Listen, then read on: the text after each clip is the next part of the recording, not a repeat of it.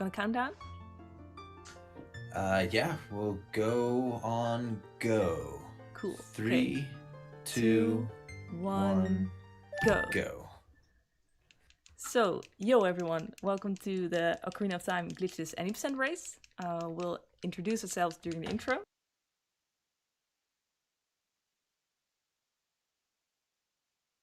But since then I've been mainly focusing on this category and had a lot of fun with it. Yeah. And what's up, guys? My name is CoffeePot, formerly known as Coffee Runner. I too am exclusively a Legend of Zelda Ocarina of Time streamer.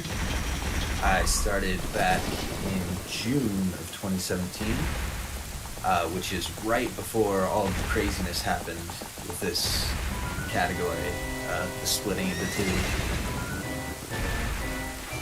And so I got to see really the evolution of the category over the past 9 months, although the category itself is as old as the game.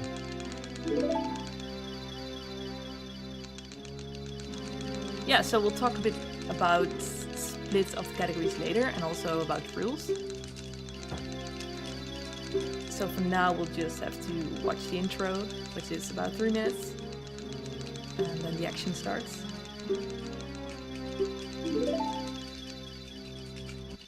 So what I can say for now is that this is the most restricted glitches category that we have, so you're not going to find it more glitches than this in Ocarina of Time. And this is one of the longer categories too. This game is broken on so many levels that different rule sets exist for different routes through the game, and they're all equally enjoyable, I would say, as a player. And this is one of the longer ones. Glitchless rivals 100%, which is beating the entire game and collecting all of the collectibles. Doing that using glitches takes about as much time as beating the game without using glitches and collecting as little as possible.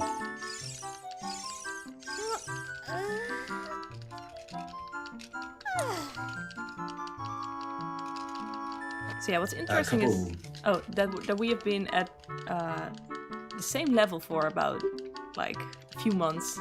We've been like trading PBs the whole time. Like then I was 1 minute ahead, and then Coffee was ahead. So that should make for an interesting race. I hope it's gonna be close again today.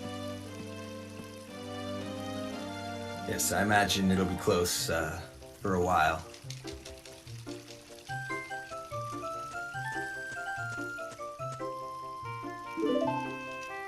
So there we go.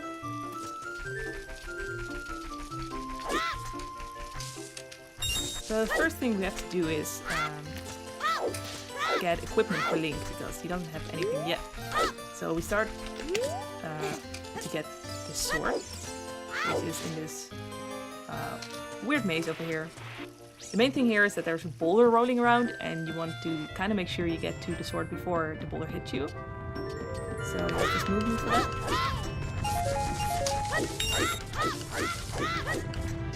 Also, you might notice already that we're backwalking a lot, and backwalking is the fastest way of movement in the game, if you're not using glitches. So you'll see that a lot. It's only faster though for a longer movement period of time, because turning around takes a little bit of time before it. So if you can do only like 5 rolls, then that's faster.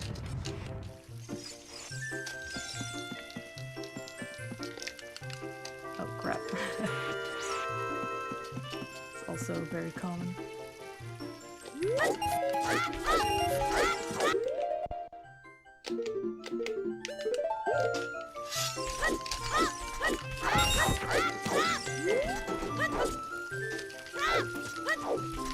So now we have the sword. The next thing that we need to get is the shield. And the shield you can just buy in the shop. It costs 40 rupees, so you gotta make sure you get them before you enter the shop. I'm 35 now, and there's one more hidden here on the side.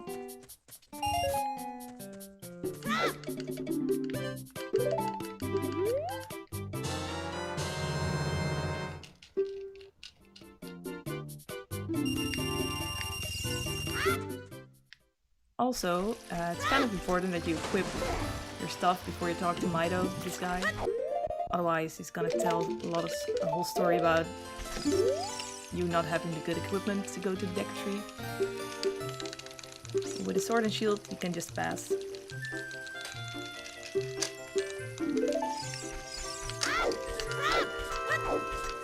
Now we're on the way to the first dungeon. There are 3 child dungeons that you have to beat before you can go adult. And, well, this is glitches, so we'll definitely have to do all of them.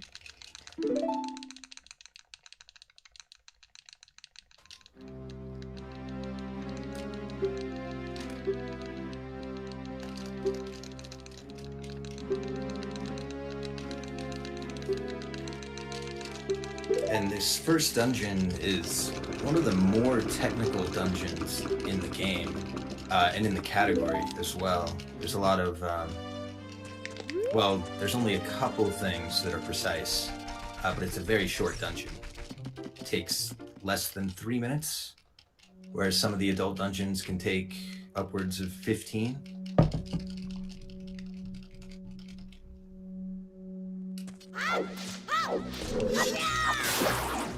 So the first difference with bug limit you'll see immediately here. You can use weapon swapping to keep Link busy, and that will not activate the Navi trigger you just saw, but that's not allowed in this version. So we'll just have to talk to Navi, which is like, I don't know, 1 second. There's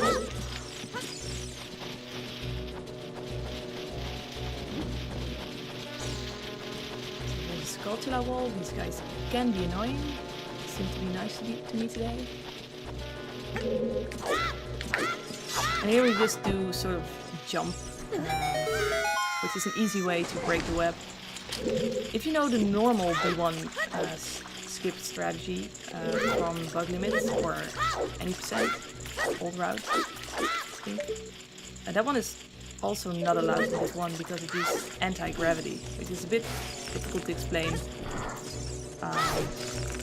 It has something to do with Link's head being stuck under a ceiling and him like sort of floating for a moment.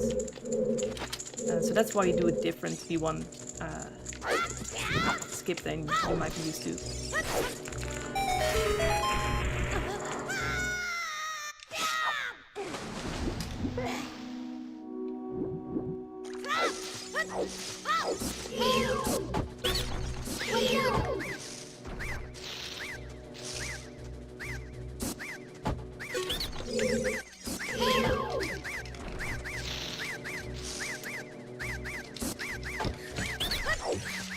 I managed to die inside the Deku Tree. You managed to die?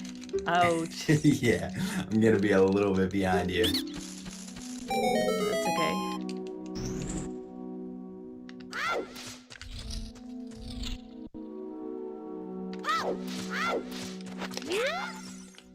So I'm jump slashing into this fight with a Deku stick, and that's because of power crouch stemming. So there's this one sword technique, crouch stabbing, and the game developers kind of forgot to give a value to it. So it's gonna take the value of the attack you do before it, and that's very important because that means you can do like quick, powerful attacks and beat bosses very quick. And it looks something like this, very much. What I also did was keeping her down with Deku Nut. Usually you would use the slingshot for that. You can also use the Deku Nut. But she'll be down shorter, so you really gotta be quick with your stabs to make it work. And that brings me to something else. Fairy slingshot. We didn't get a slingshot, we skipped it.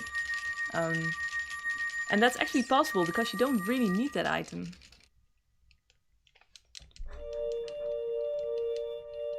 I'll put the game audio down a little bit. Hope it's better. You don't really need the slingshot There are a few places where it's intended to use, but you can work around that, and you'll see that later in this run.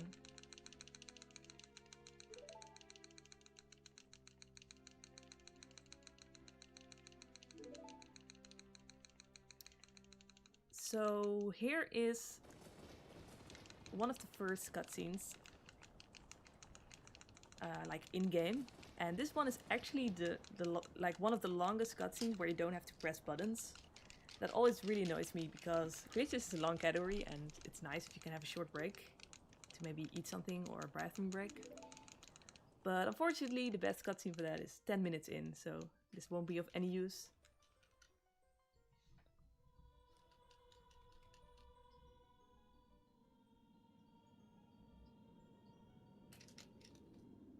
So Coffee, maybe you can explain something about the split between bug limit and glitches?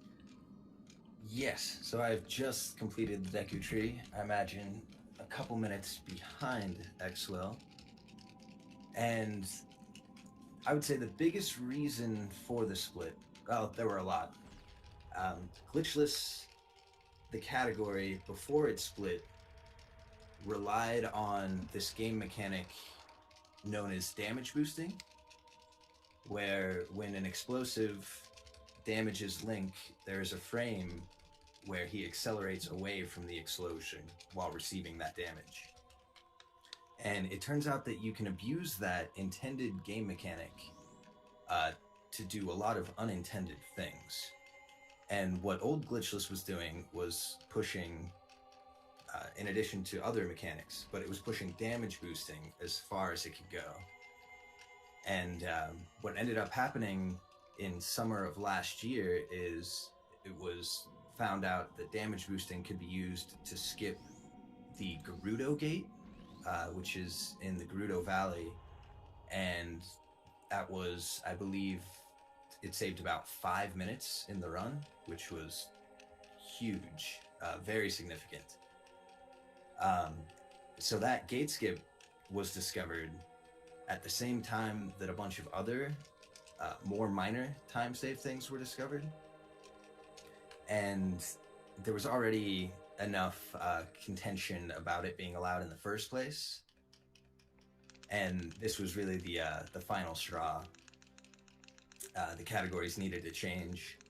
One of the things that used to exist with Glitchless, used to be able to skip a couple of items that are essentially required, but you could use the damage boosting to avoid picking them up. Hover boots is the one in particular. But damage boosting was very difficult, so old Glitchless was not beginner friendly if you wanted to run the most optimal route, whereas Glitchless Squared is beginner friendly and anybody can pick it up and do it. Yeah, so I actually started speedrunning just when this new category came out. So when I saw the leaderboards, there were like only 2 people on it when I started practicing this category, including Coffee, by the way. So it's kind of fun that I got to experience all the beginning phase of this new category. And like at this moment, it seems that the leaderboard seems to slowly fill up and more people start to discover this version of glitches. So now that we finished the Deku Tree, we're gonna head out of Kokiri Forest and we're going to meet Zelda. That's the goal. So we're heading to Hyrule Castle. First, there's another short cutscene, a bit nostalgic about our childhood friend Saria, who's gonna give us the Ocarina.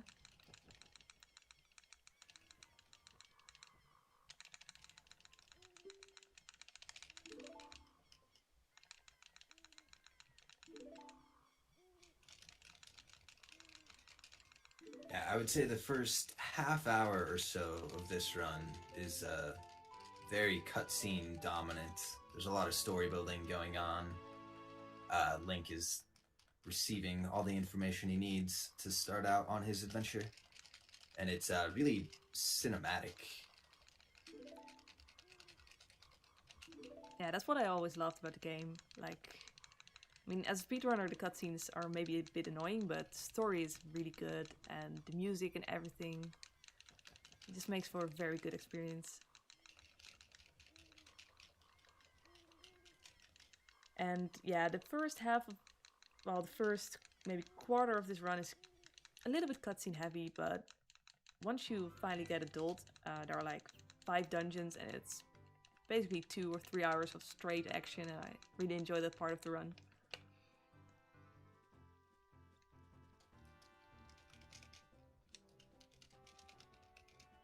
So now I'm entering Hyrule Field, and here the thing is that it's gonna be night soon, and you need to reach the castle before it gets night, otherwise the drawbridge is gonna close, you cannot enter, and you have to wait outside, and that's really slow. But also we want some rupees because we want to buy the Hylian shield in the market. It's not necessary to buy it right now, but it's gonna be very useful in the second child dungeon.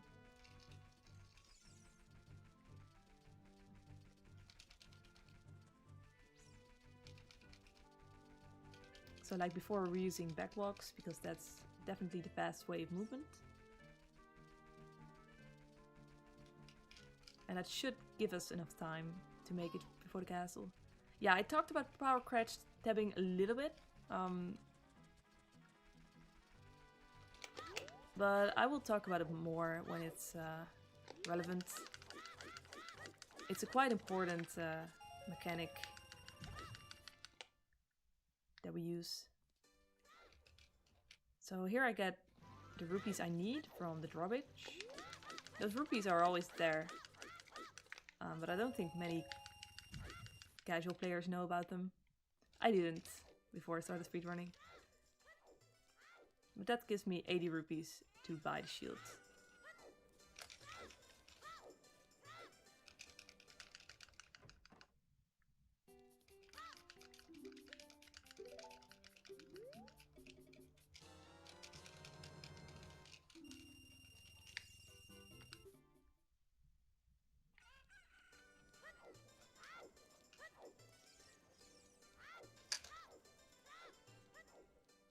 So yeah, about Japanese, we actually play the game on Japanese, as you've probably noticed before.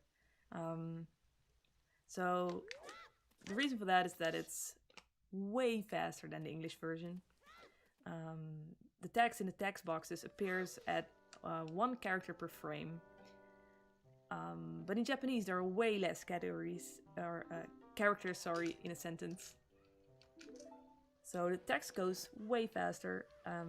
And the difference is huge. I think in a category like this, if you play in English, you're gonna lose about 20 minutes. So basically everyone that wants to go fast plays on Japanese.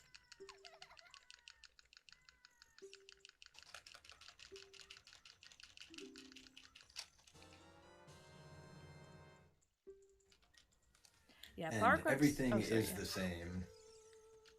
The Japanese version is exactly the same as the English version. So that is the only difference. The minor game differences are there's version 1.0, 1.1, and 1.2. And that can be important if you're running glitched categories. But the differences between those versions have basically no effect in this glitchless run.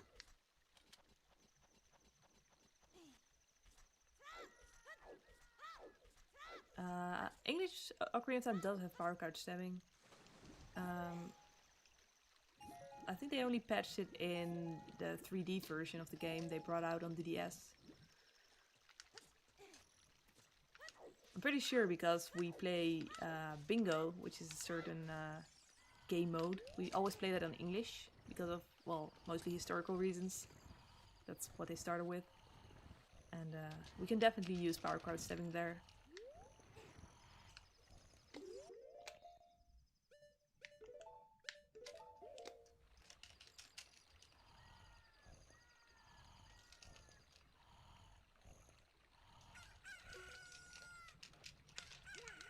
what intonation? That's what this guy says in English. We have to wake this guy up because he's in our way.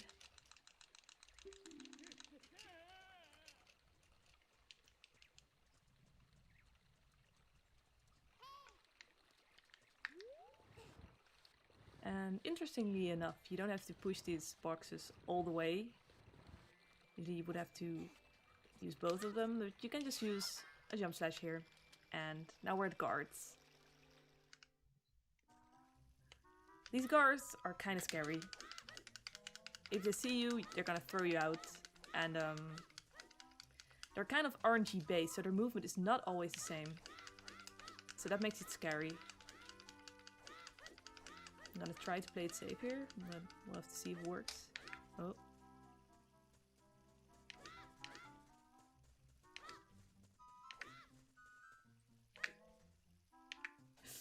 I almost moved, but it's fine.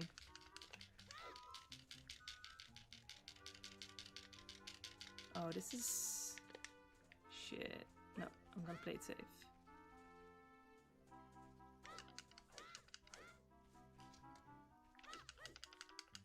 That was a very weird cycle. You don't usually see it like that.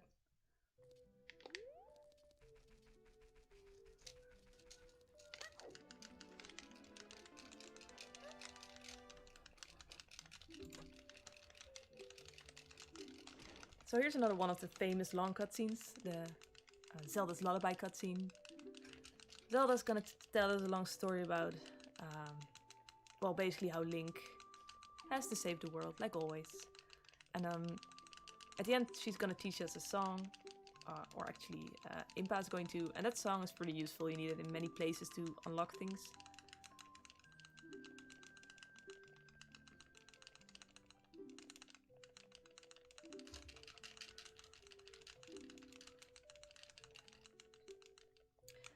So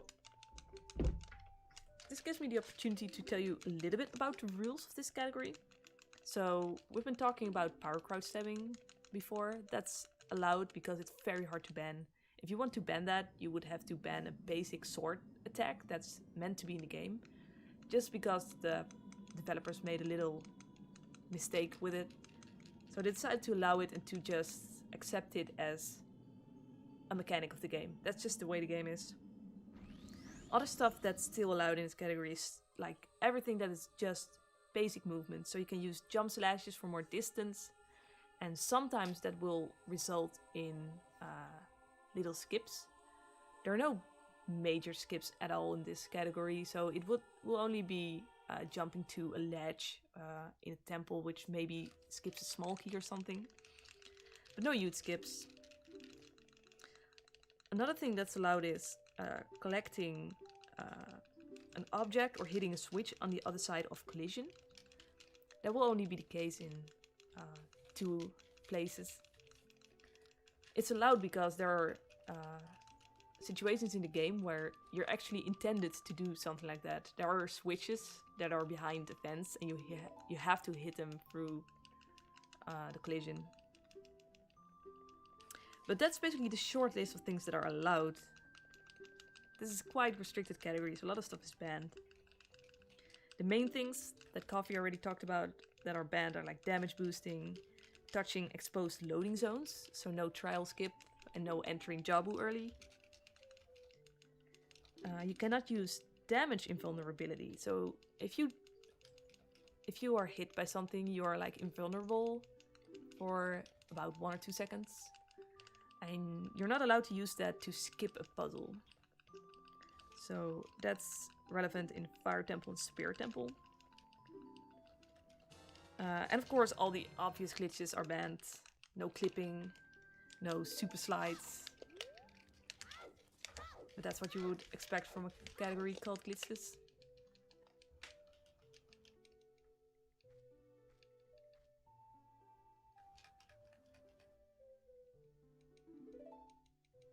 Yeah, so with all of these glitches that we can't do, we're obviously still trying to go as fast as possible. And so what glitchless relies on for speed is taking advantage of the level design as well as the intended mechanics. So you'll see that in a lot of places, particularly in the adult dungeons, and we'll point those out before we get to them. Things that might look a little bit glitchy and look like we're perhaps cheating a little bit, but as long as we're just using intended movements and taking advantage of level design, it fits within the rule set that was laid out for this category.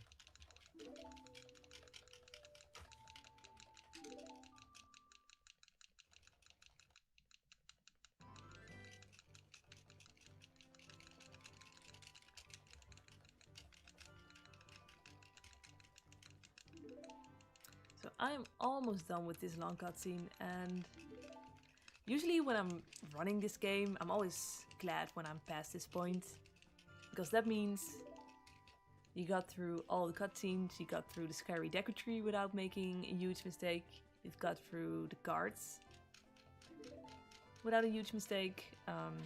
So it always feels, if I make it up until here in a run, it can actually start.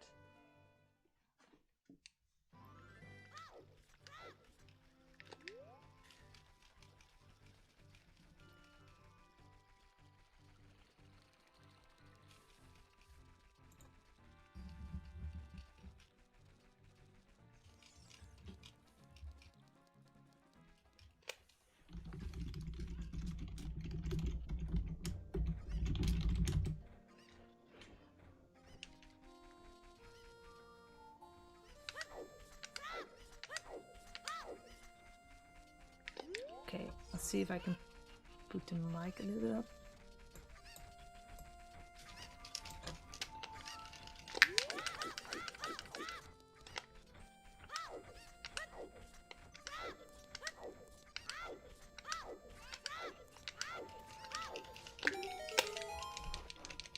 I can't make the sound any louder than this, so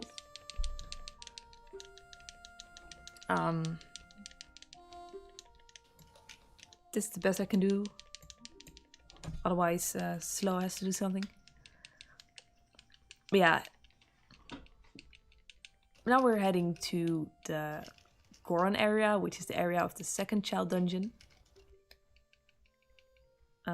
First, we have to collect a few things.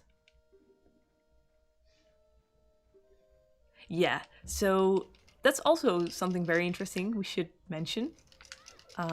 We're not playing on the same console. So I'm playing on the Wii Virtual Console, which is the fastest option for this category, basically because it has a bit more computational power than the original console, the N64 that Coffee is running on.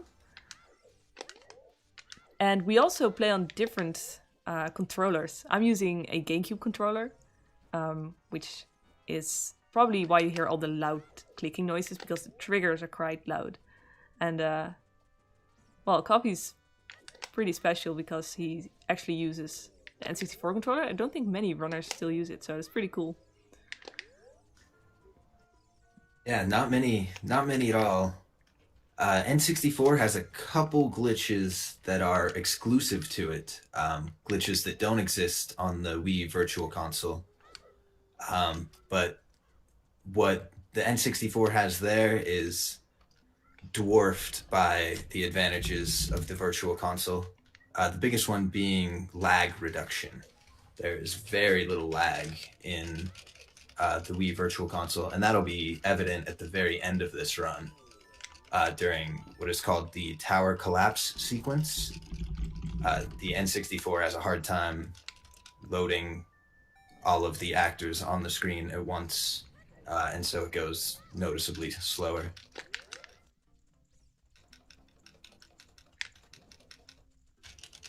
So yeah, if I don't beat Coffee by at least 3 minutes, he might actually be the winner. But it must be said that the Wii does have disadvantages. The main one being the dead zone that has not been translated well. So aiming with weapons like a bow is a bit harder for me. That's the main disadvantage, I would say. I don't think there are many others in this category. Oh yeah, I would say that's the only save one. warping. Save warping is a bit slower because we have longer text when we save and quit to move Link's position. It's just about 4 seconds each time you say warp, I think.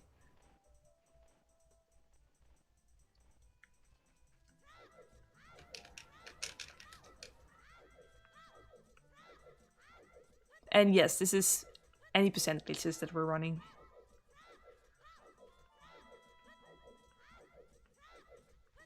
I would say that if there is an any percent glitchless, that title doesn't.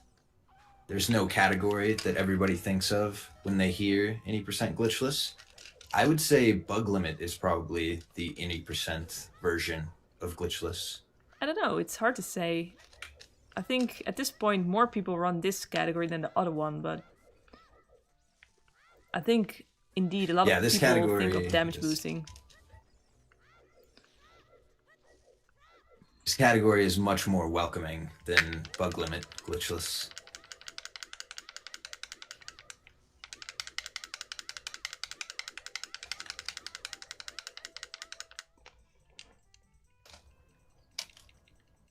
Yeah, that's true. Bug limit is the fastest glitches we have. Well, we explained a little bit about bug limit before, but that's the other glitches category that allows a bit more. It allows mostly damage boosting and touching exposed loading zones to enter a few areas earlier.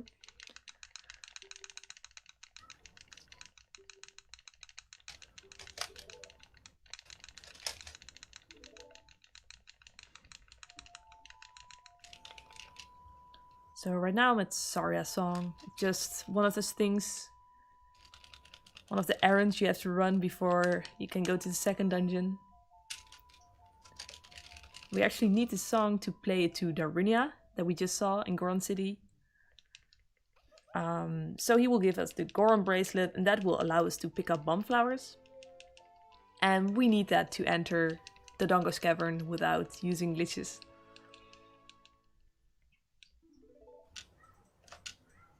So here you're gonna see a save warp that I just talked about.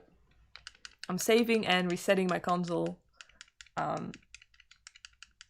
to reset Link's position because that will allow me to enter Goron City without having to talk to the owl again.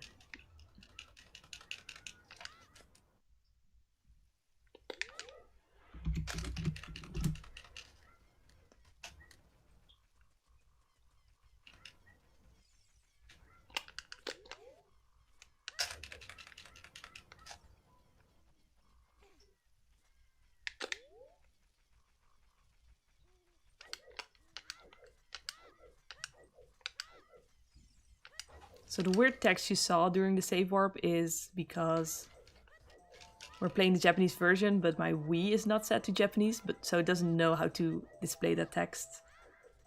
You're gonna see that you're gonna see that more in this run. We'll do more save warps.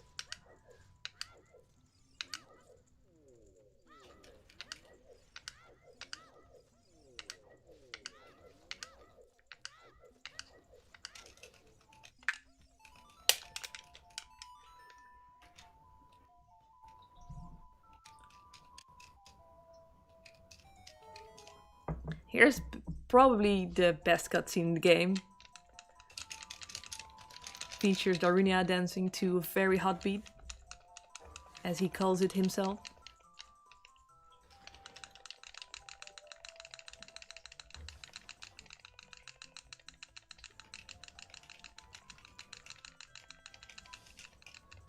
Always enjoyed this cutscene very much. As a child I would play the song multiple times just to see this again. But as a speedrunner it's probably not a very good idea.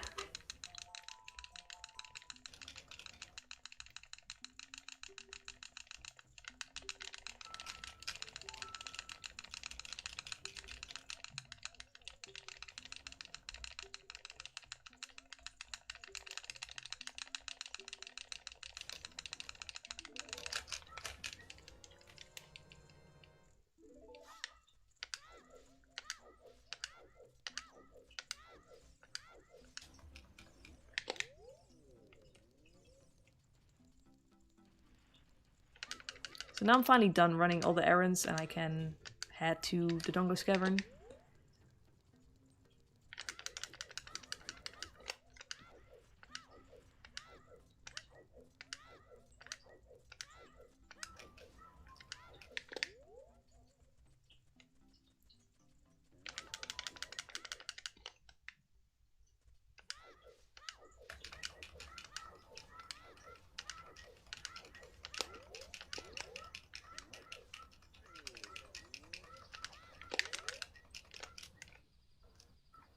So if you're fast, you can actually backflip here during the cutscene of the rock exploding, but today I missed it. So I'll just backflip now.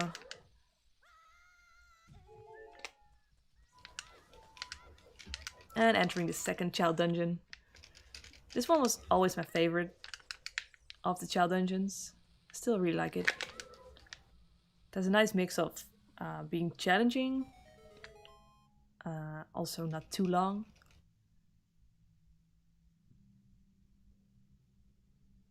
There's a difference in this dungeon between glitchless, and bug limit glitchless. Using something very similar to a damage boost, you can actually skip the first section of Dodongo's Cavern and just hit the switch that Will's gonna hit after about 3 rooms. Yeah, that would be over here. You can do a way to hit this bit. That track is very difficult, by the way. So another reason why Yes. bug limit's not too beginner friendly.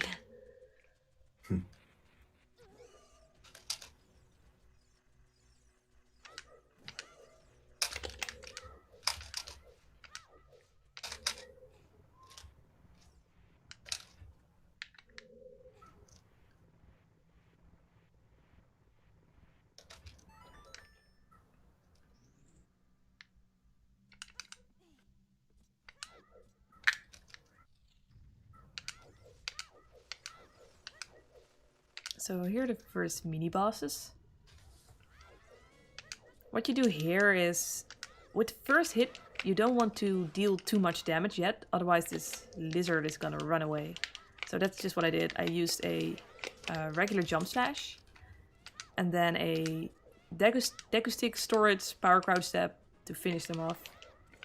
Like this.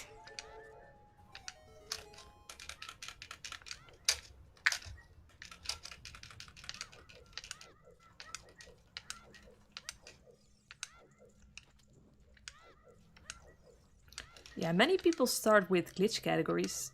So as I mentioned before, I started with this one, and personally I really enjoy starting with glitchless as a first category because it really gives you the basis to build on later. It teaches you good movement, which is very important in each category.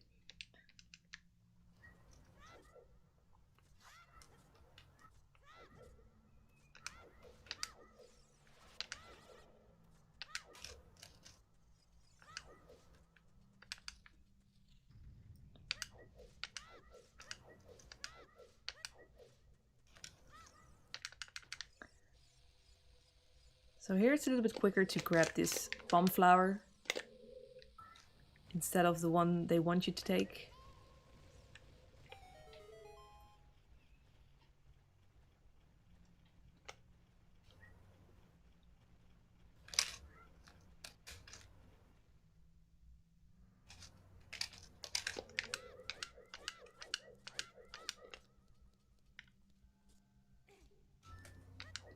And here we're grabbing 20 rupees. We'll need those later in Zor's domain.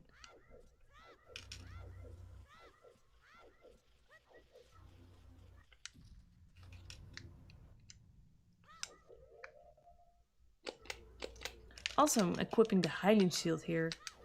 That's because we have burning keys over here. And if they touch you and you wear the Deku shield, it's gonna burn and you lose it.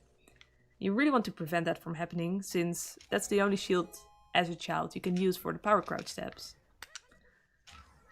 So one way is using Deku nuts to get the keys to leave you alone. But it's a little bit safer to use this shield. So that's definitely what we'll do in the marathon race.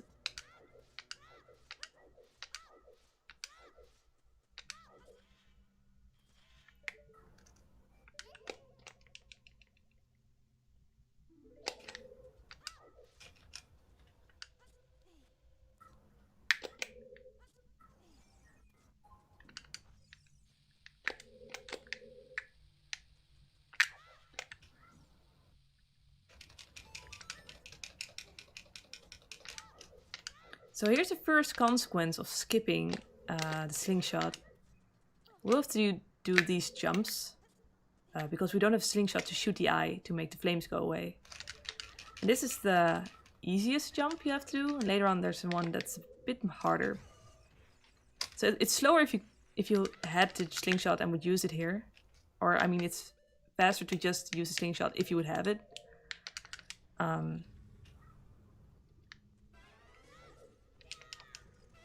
But skipping it altogether is even better. And this fight is very similar to the one we did previously.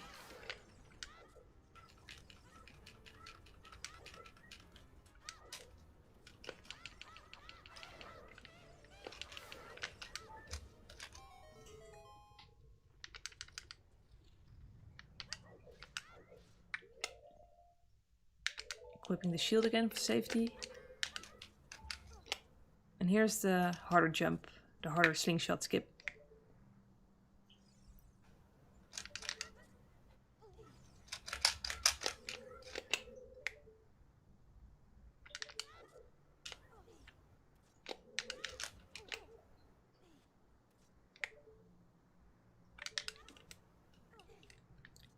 You can do it a little bit faster if you don't use C up like I just did, but that's my safe strat for marathon.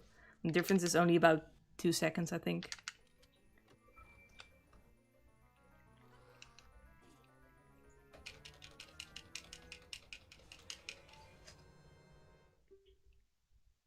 So now I got bombs, very important item. Not as important though as in all the glitch categories. There it's very important. Here's just one of the items you use.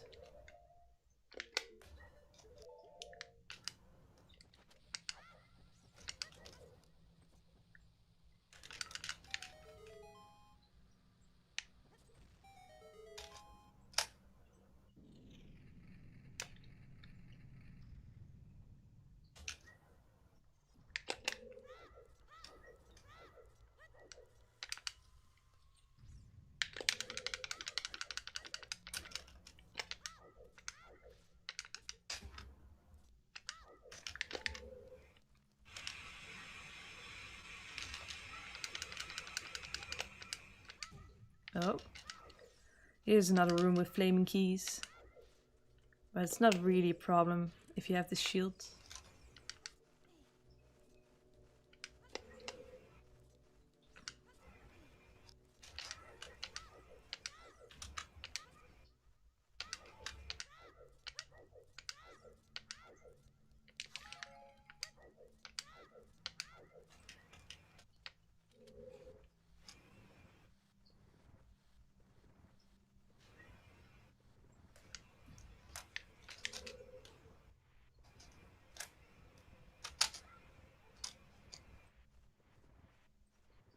So yeah, now I just have to push this block as intended. There's not much we can do about this. It's kind of slow.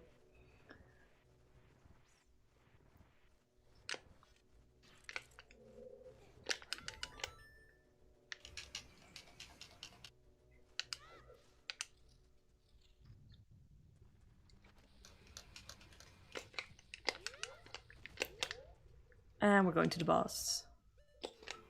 I would personally say this is the easiest boss in the game.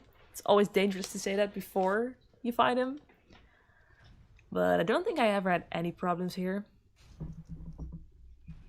Once again, we used power crouch stabbing, so I did a deku stick jump slash, which is the most powerful attack as a child, to store that damage value.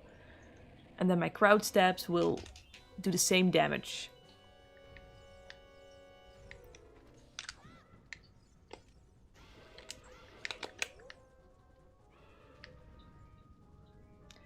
And to save one bomb, I'll use this bomb flower instead of the bombs I have in my inventory.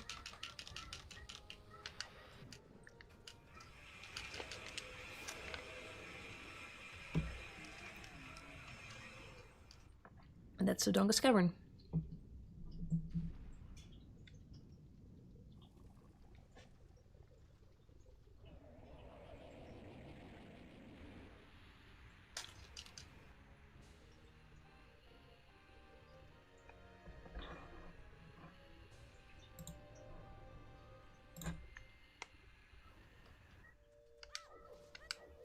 So up until now, we've grabbed all of the heart containers. Of course, you don't need to. It's definitely not a restriction or something that you have to get all of them.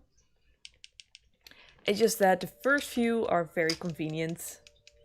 It doesn't take long to grab them. And 3 hearts is not a lot, so it's nice to at least get the first 3, I would say. And in a race like this, we'll probably get some more in the adult dungeons. I think the top level runners of this category they'll grab 2. The very lowest number they'll grab is 2, giving them 5 hearts total. Yeah, nobody's crazy enough to skip all of them. Not yet, anyway. Not yet. Even though it's optimal in theory.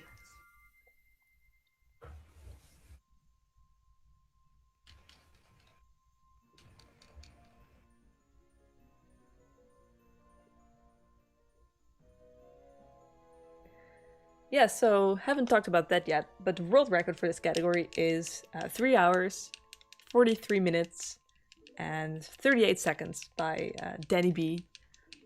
And he actually has the world record for both categories, so both bug limit and glitchless that we're running now. So that's pretty neat. He definitely dominates the glitchless categories of this game, and is also very, very good all-round player. Also very good at a lot of glitch categories. So I think this record will stand for quite a while. At this moment, there doesn't seem to be a contender that's gonna beat that soon.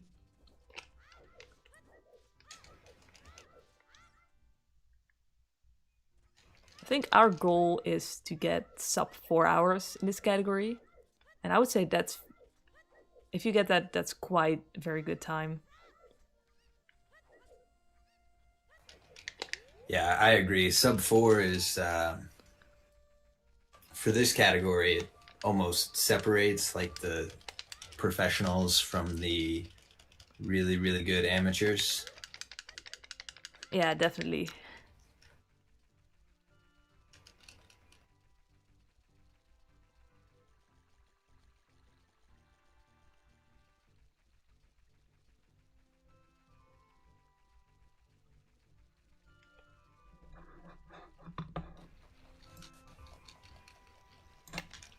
So I'm on my way to the 3rd and last child dungeon, which is in the Zora area. So first we'll do a few Zora side quests.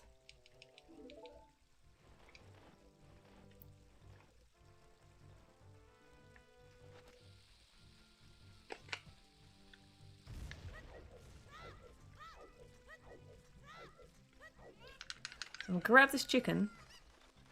It's not, you don't necessarily need it, but with the chicken you can enter Zora's domain without having to play Zelda's Lullaby, and that saves about 15 seconds. So I hope this chicken will stay with me, because if you drop him and he runs into the river, he's kind of gone. So then you will have to play the song and take the time loss.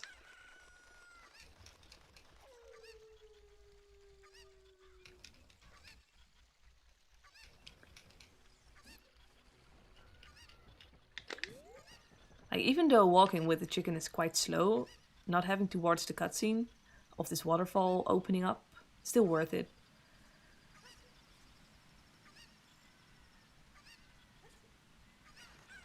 So you enter it like this.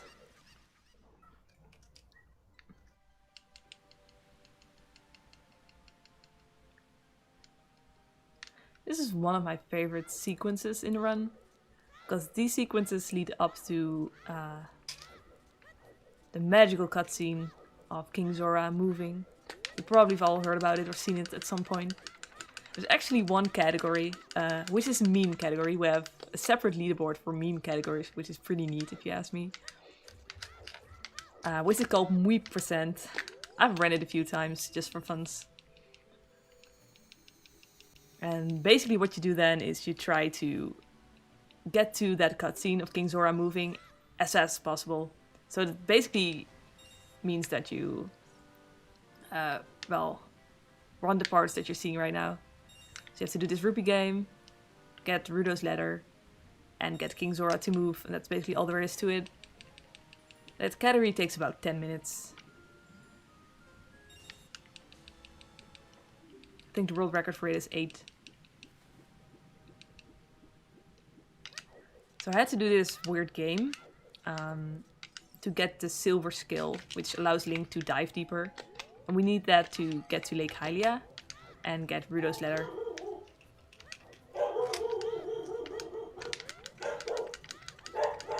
Ooh, is Riley okay? There's a squirrel outside. Oh, poor Riley. Oh wait, it sounds like a dog actually outside the window.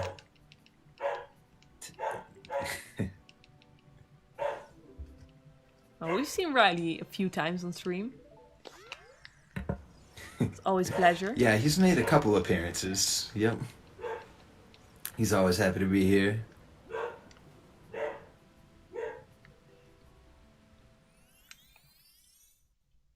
Oh yeah, he's got a bunch of friends outside. Nice. They're taunting him.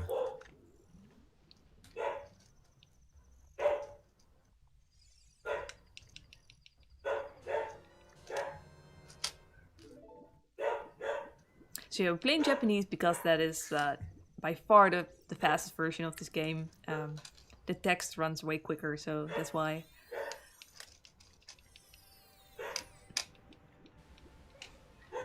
There's no other differences, really.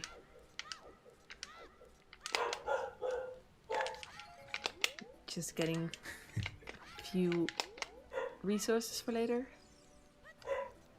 And then the magical moment almost arrives. I did miss that Cuckoo jump. Oh. By the way. It's So I think the gap between us is growing larger.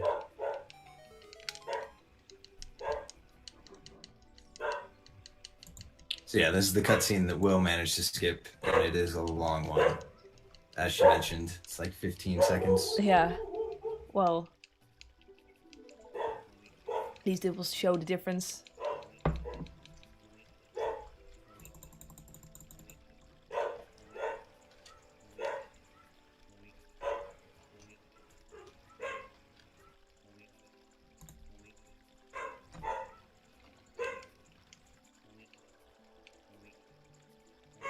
So there he goes, very slowly.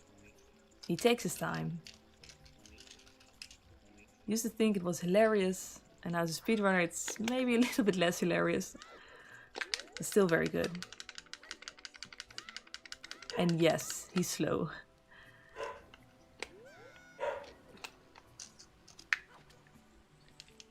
Now we gotta grab a fish to actually enter Jabu. So in Bug Limit you could skip this and use touch the exposed loading zone. You can enter Jabu without actually getting the fish. You should jump at a certain angle, like near his mouth from the outside. The loading zone to enter Jabu extends until there, and you can touch that and enter. But they decided to not allow that in this more restricted category.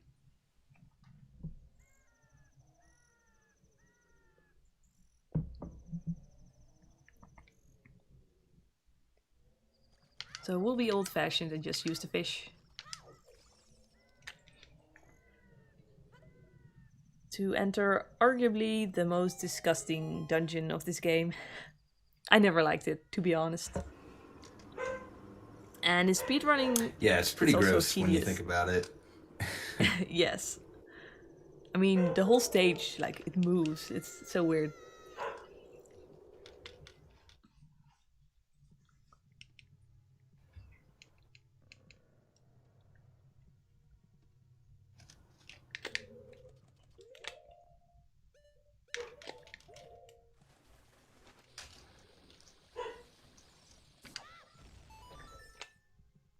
So here I had to use a bomb to hit that switch there on top. Normally you would use the slingshot for that, but we skipped that. So that's why you see me using a bomb for that switch.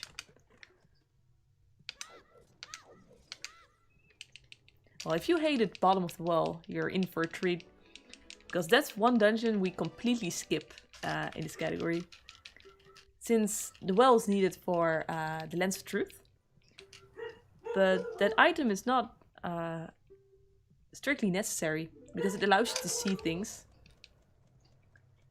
that are hidden or invisible. But if you remember the game and memorize it, you can do everything without the Lens of Truth. And yeah, I relate with you. I was terribly afraid of re-deaths when I was younger and I played this game. I actually played this from when I was 6 years old. And re-deaths have always scared me, and they, to be honest, they kind of still do. Just that I know where to expect them now, so that really helps.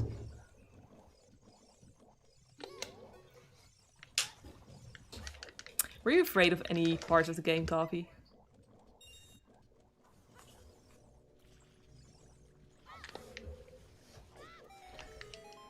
Or are you helping us to closing the door or something?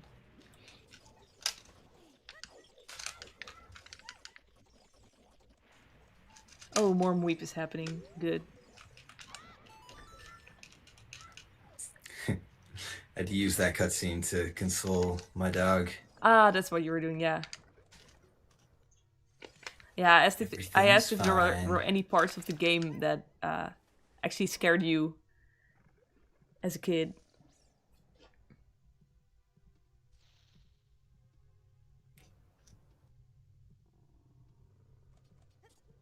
Oh, the connection seems to be a bit fragile.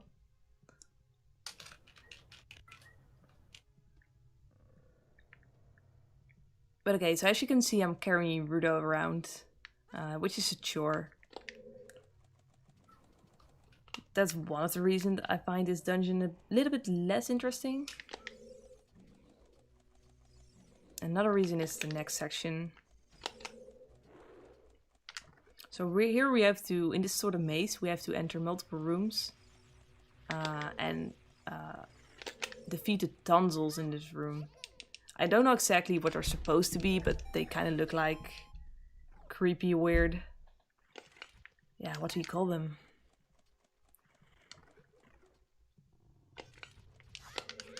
You'll see them in a minute. No, I don't need anything from the past screen.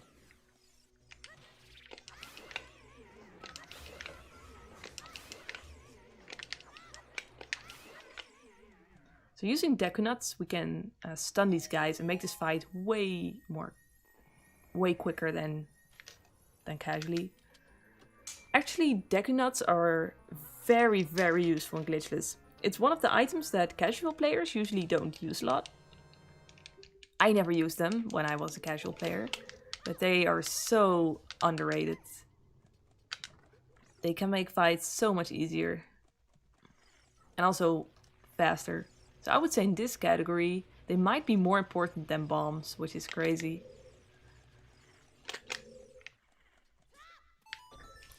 Yeah, I never would have guessed how useful they were playing casually.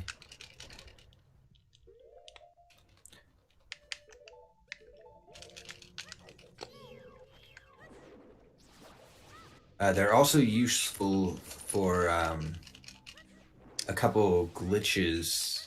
Well, one glitch in particular that I'm very fond of, which is Ganondorf. Ooh, a glitch Ganondorf. that allows you to go from the beginning of the game to the end of the game in less than 20 minutes. And you use a Deku Nut there to... I can't remember. It serves a bunch of purposes there. It lets a bunch of frames pass, which you need, and it allows you to target while those frames are passing to give you a precise angle, which you also need. Yeah, that's the main glitch for regular any percent. And allows you, if you're really, really, really fast, to beat this game in about 17 minutes. But that's the world record.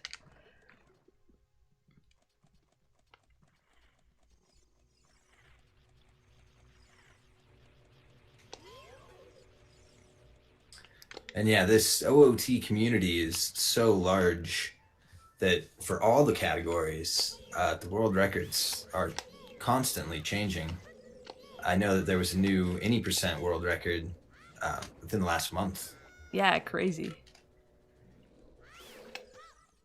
And then as new glitches get found, routes get faster, people play more.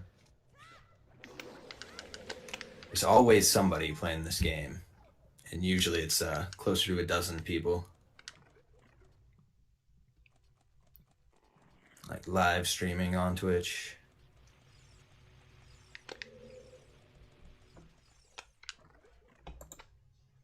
Yes, this is any percent glitchless.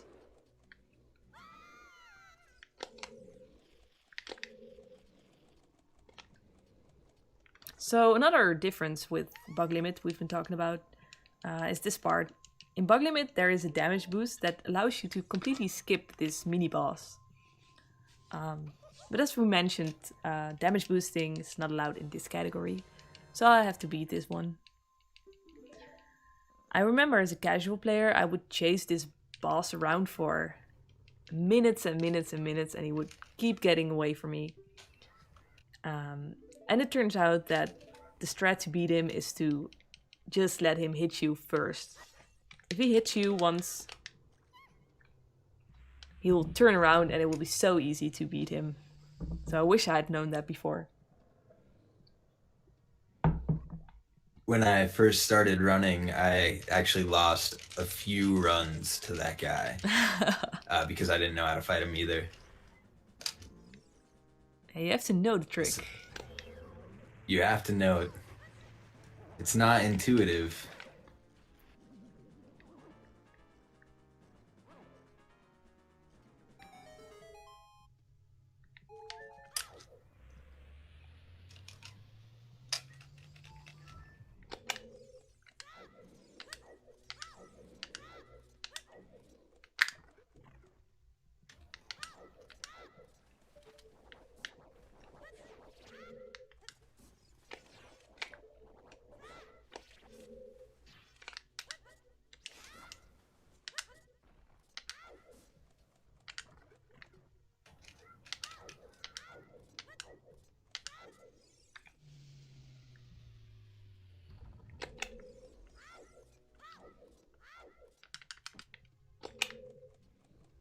So now that this platform is lowered, I can head to the actual boss of this dungeon.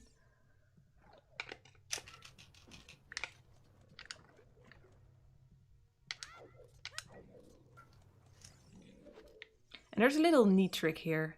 So maybe you remember the switch all the way up there.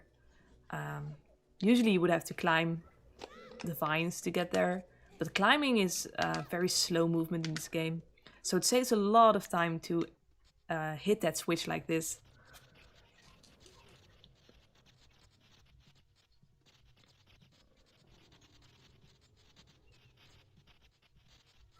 So yeah, I really love that we can run this game glitchless. And it still feels like the game I used to play as a child. But there are all these little neat tricks that make it a little bit faster or a little bit more interesting. So for me it's the perfect balance.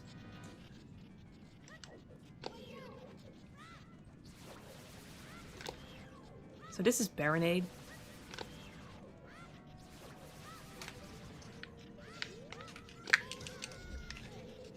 And she can be hard to beat fast.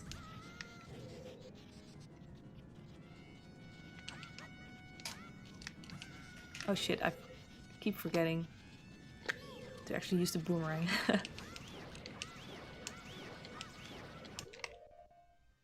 No need Deku Nuts, of course.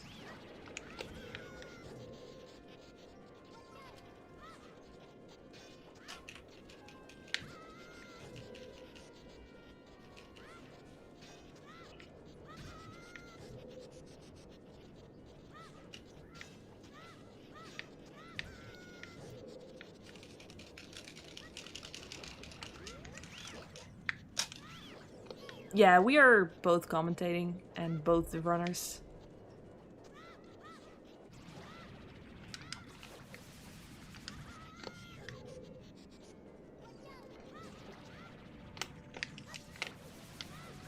So this Baronade, if you're wondering, is very slow. You can do this way faster. But it requires a quite precise timing at the beginning of the fight. And if you miss that, you just have to keep throwing the boomerang and hoping for an opening. But it's over now.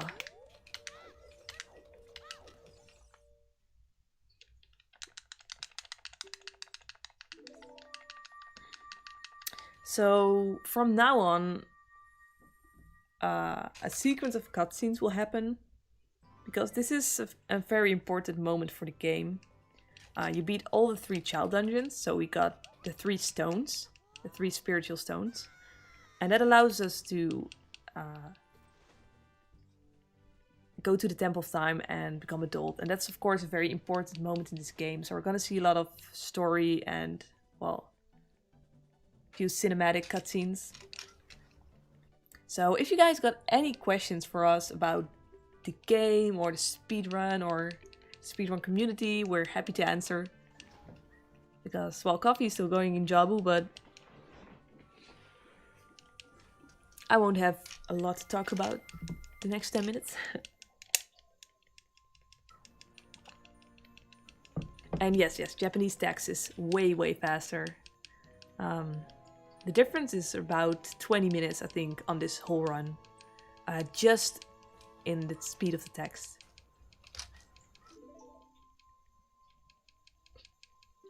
Yeah, we can use Deku Nut to get rid of those squids around Baronade.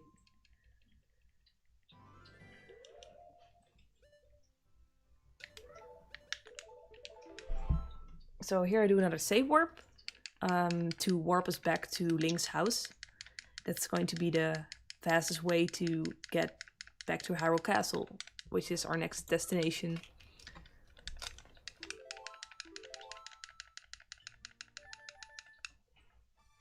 Yeah, it's basically because this game lets text appear one character at a time. So the amount of characters in a sentence decides the speed of the text. And obviously, Japanese has way less characters than English.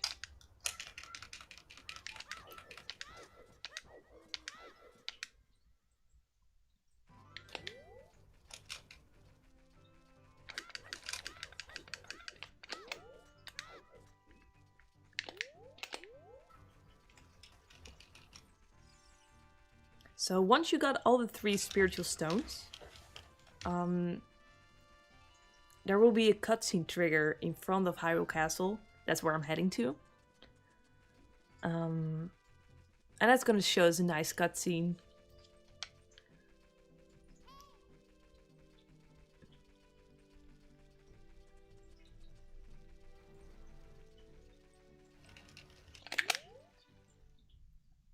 Right here.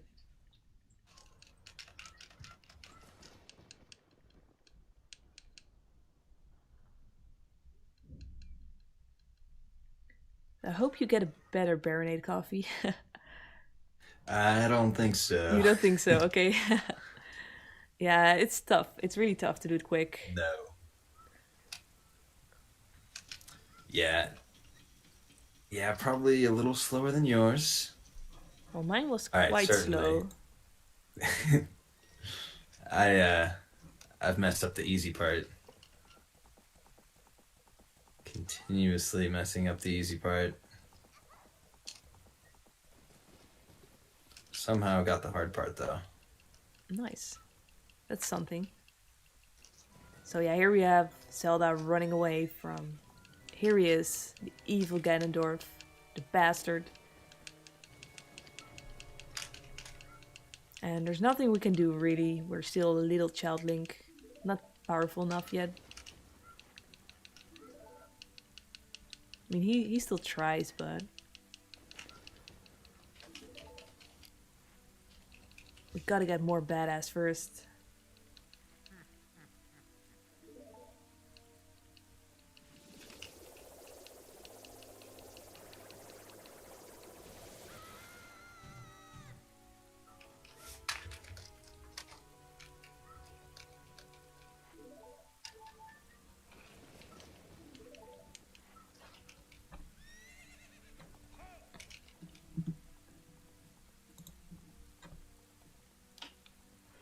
So I actually maybe saw Zelda threw a Ocarina into the moat here.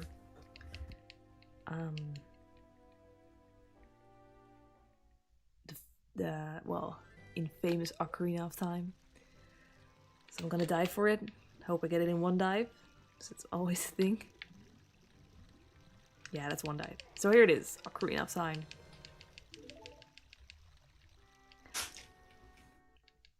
This is where the child dungeons would end if you run that category. There are multiple child dungeons category. You can do them with glitches. So child dungeons any percent. There's child dungeons glitchless. There's also child dungeons as adult. So with glitches, it's possible to enter all the child dungeons and beat them. So there's also a sort of meme category for that.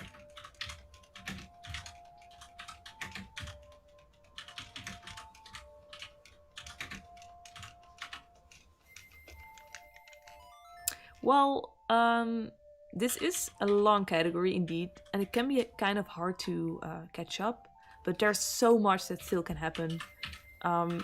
We've got 5 adult temples to go, and it's so easy to, like, if you die in the temple, you're like warped back to the beginning, so that can be very dangerous, and it could happen to both of us.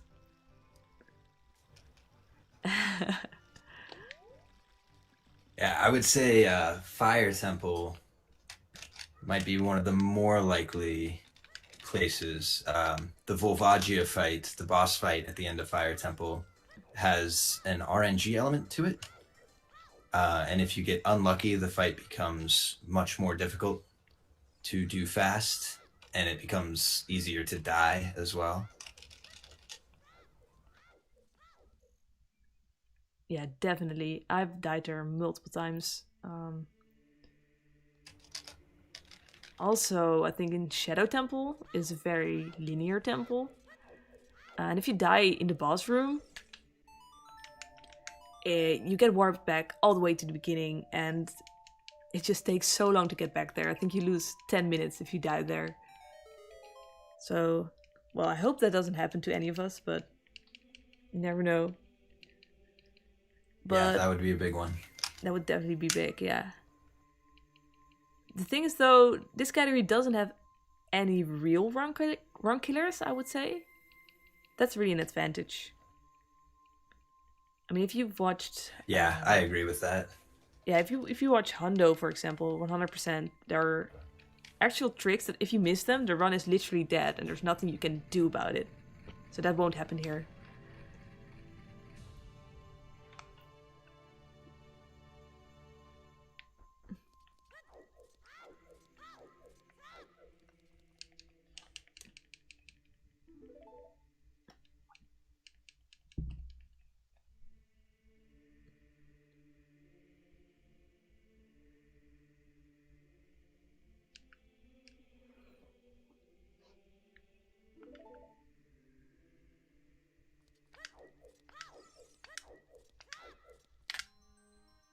So here's the Master Sword. Man, I always loved this moment so much as a child. I would be so hyped when I finally collected all the 3 stones to get to this part.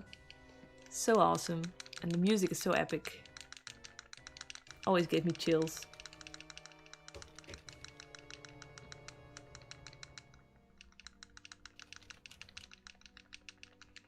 And I always liked the movement of Adult Link a little bit better.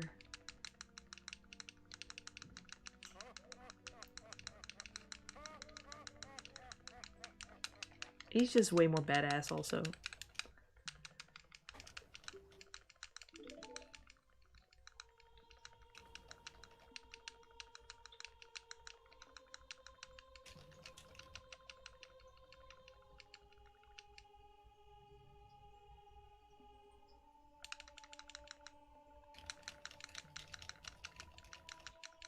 So yeah, this cutscene is pretty long. It's basically this weird old guy saying like, yo, dude, you're 7 years older now and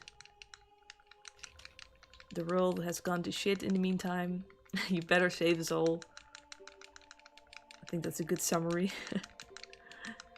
It sounds exactly right. And Link is like, yo, what the heck? I'm suddenly adult. Must be pretty creepy. And the world has indeed changed a little bit.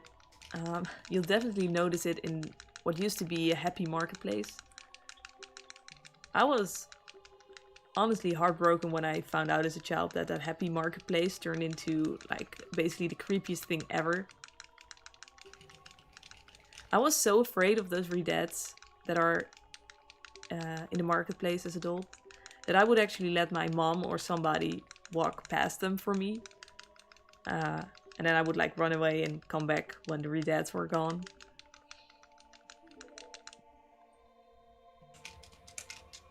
But yeah, I was pretty young then. I mean, this game came out in 98. I think we both played it from the beginning. You as well? From the beginning, yep. Yeah. I got it for Christmas that year, I think. Yeah, me too. I remember it lying under the Christmas tree. Yep.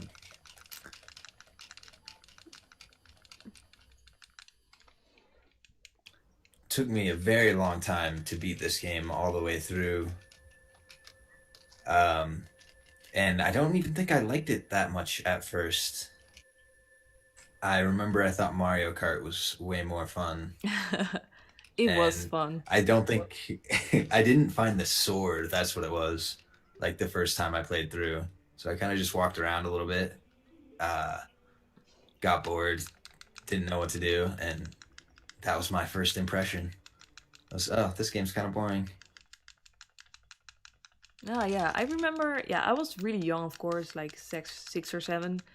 And at first, I would mostly enjoy just walking around the game, running around Hyrule Field, just exploring the areas. And like actually doing dungeons was a bit too much work for me. But I was so impressed by everything, by, yeah, like you said, how cinematic everything was, the music. It really left a huge impression. And through the years, I actually got a bit better and could actually beat dungeons and stuff. Yeah, the music has stuck with me for a very long time. It's still my go-to if I have to study or be focused for a couple hours. I'll pick either the Spirit Temple music or the Zora's Domain music and just play it on loop. Oh man, yeah, so good.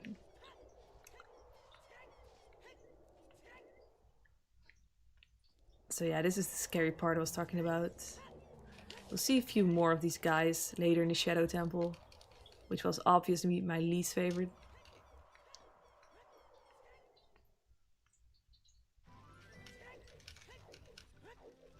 So yeah, now I'm Adult Link. I gotta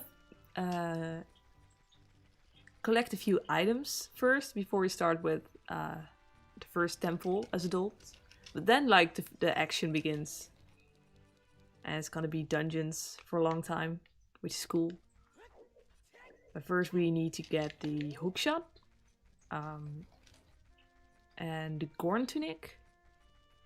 And we'll get the first warp song and Forest Wind, which is a spell which allows you to warp around in dungeons. And that will help us a lot in mostly Water Temple. But to get to hookshot, we'll need someone you might be familiar with, especially if you watched Hundo sometime. It won't be as fun as Hundo. We won't be digging for any hard pieces here. We'll be racing this guy. And he knows how to be an asshole here as well.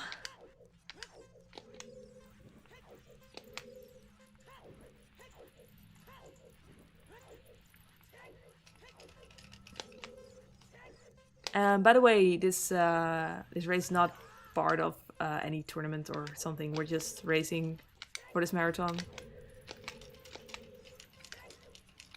And we've raced before just for fun, because we're both really invested in this category and are kind of on the same level, so it's a lot of fun for us to race and to keep each other sharp. Yeah, it's got a different dynamic to it, racing for a marathon versus playing to beat your own personal best time.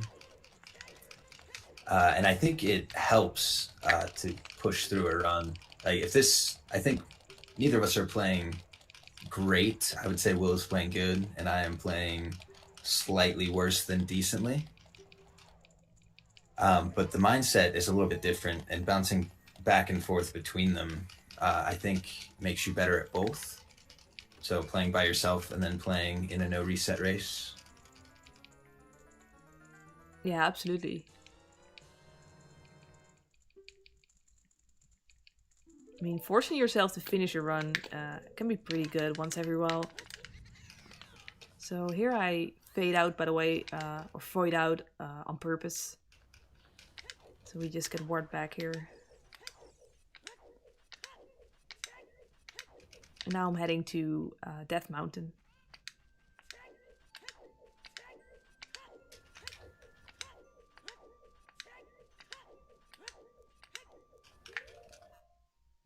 I always call this the weirdest equip because you have to go all the way around the screen to actually equip the hookshot. Oh yeah, speaking of equips, on this game you have to pause every once in a while to change the items that are equipped. And obviously you don't want to spend too much time on that. Each time you press pause and unpause, it costs you about 2 seconds. So most runners have like an ideal route in their mind, including when they're going to equip what, because ideally you want to equip multiple items at once. So yeah, I've got it routed out as well. And sometimes you make a minor error in that and you have to adjust later, but... So that's why you'll see us equip multiple items at once usually.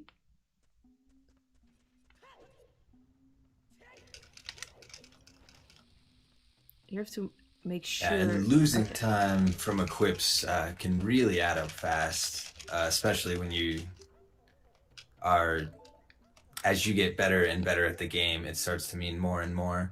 So you've got to think really far ahead.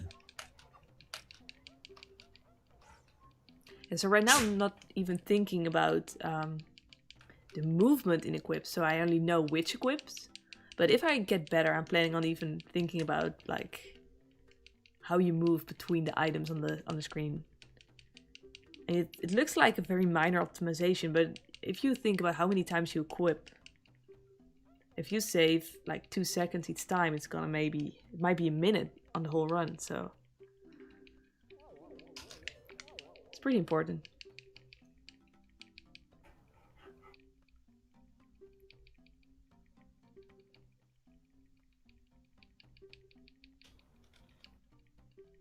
So yeah, this Goron talks a lot, but in the end he gives you this tunic, which allows you to be in hot areas without having a timer that will eventually kill you.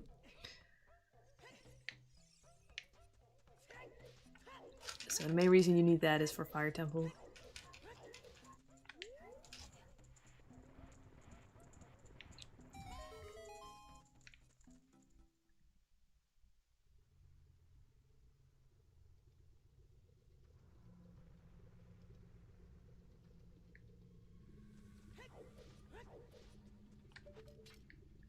So now I'm getting the first warp song of the game. I think there are 6 warp songs. And yeah, they're quite useful. But I think there's no way to skip a warp song because you'll always run into the cutscenes. The only way to skip them is with glitches. So you don't even have a choice. You'll learn them anyway. But it's Bolero Fire and that will warp you to the Fire Temple, of course.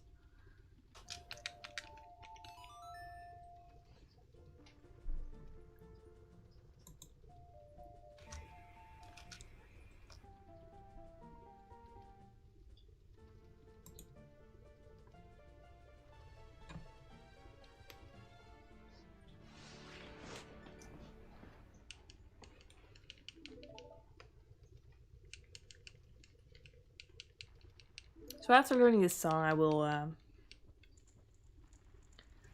void out on purpose, because that's a little bit faster.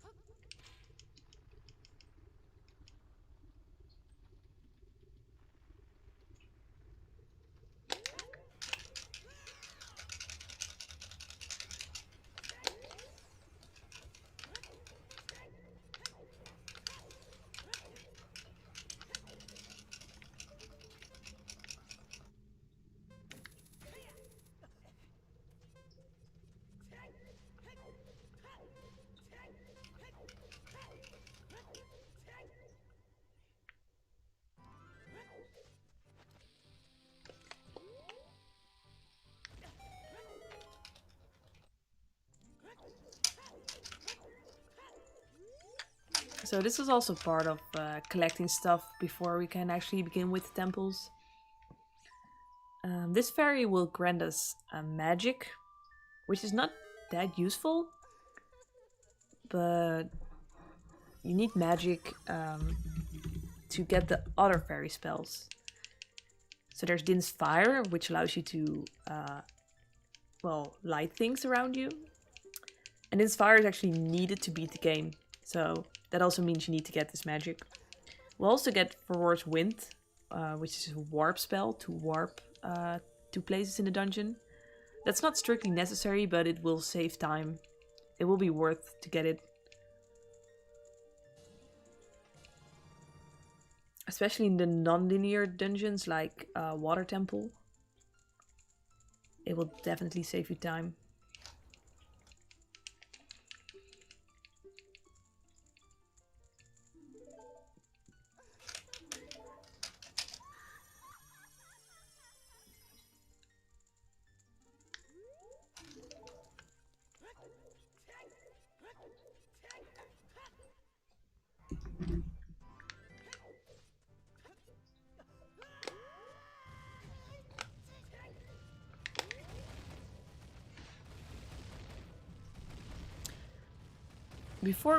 Before I start with the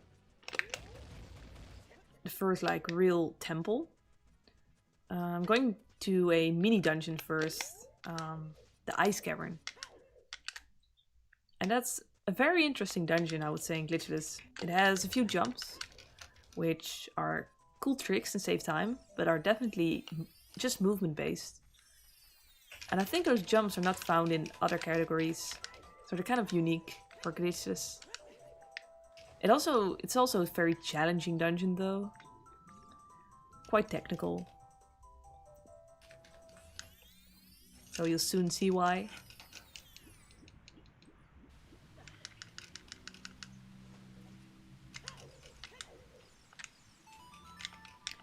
This time there's no Kako around, so I'll just play Zelda's Lullaby to enter Zor's domain. Which as adult looks a little bit different. It's frozen now. But it won't really change anything for the run.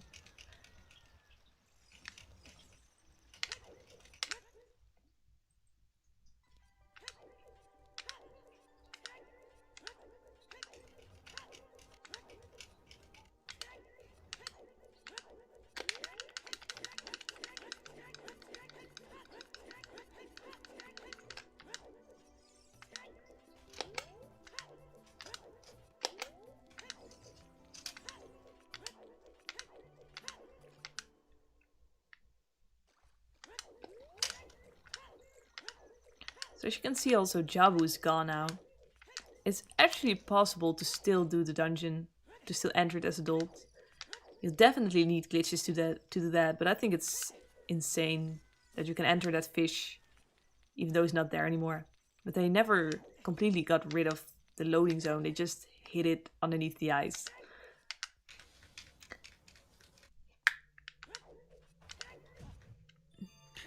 And the way that you can contact that loading zone requires basically have to stack a bunch of glitches on top of precise movement. And there's just one, I've only seen the one setup that everybody has switched to that works consistently. But it's really incredible. Yeah, I've learned a trick recently. It's really cool. Yeah, I think I saw that. I only learned how to enter him though. And the thing is, you kind of need the boomerang, which is a child item to do stuff there. And I don't know how to equip that as adult. There's another glitch for that. So I cannot really use my new trick yet. But it's cool.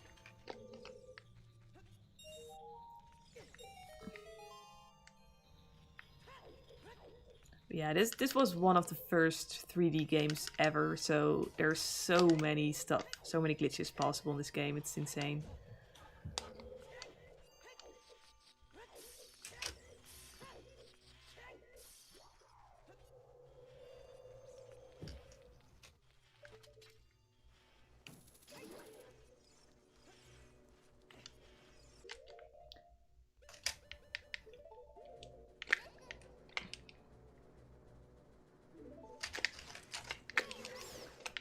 So those ice keys that you see are very annoying. When they freeze you, it takes like, well, maybe 2 seconds to unfreeze. It can be really slow, and they always try to bug you. I think those make Ice Cavern really hard.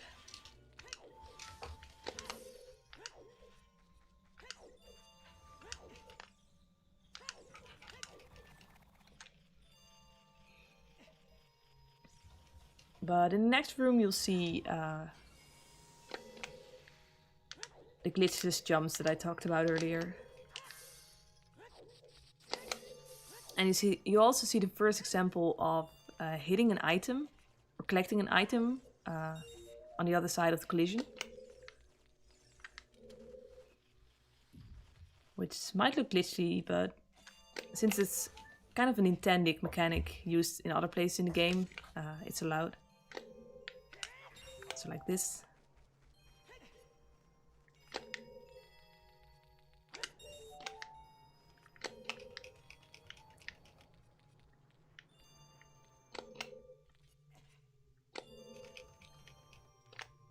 So I need a little jump here.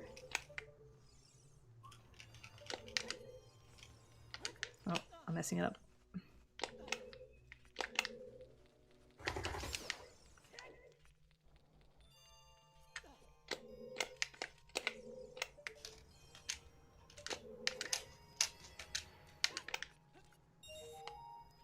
That's better.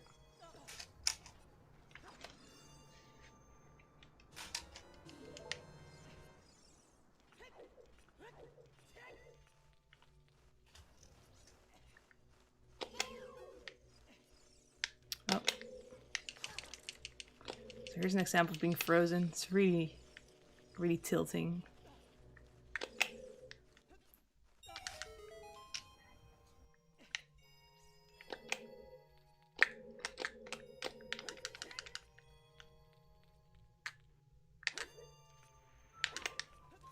And here's the second jump. I think this one is pretty cool. Setup is really nice and consistent. Once you got it down, you'll almost always will get this.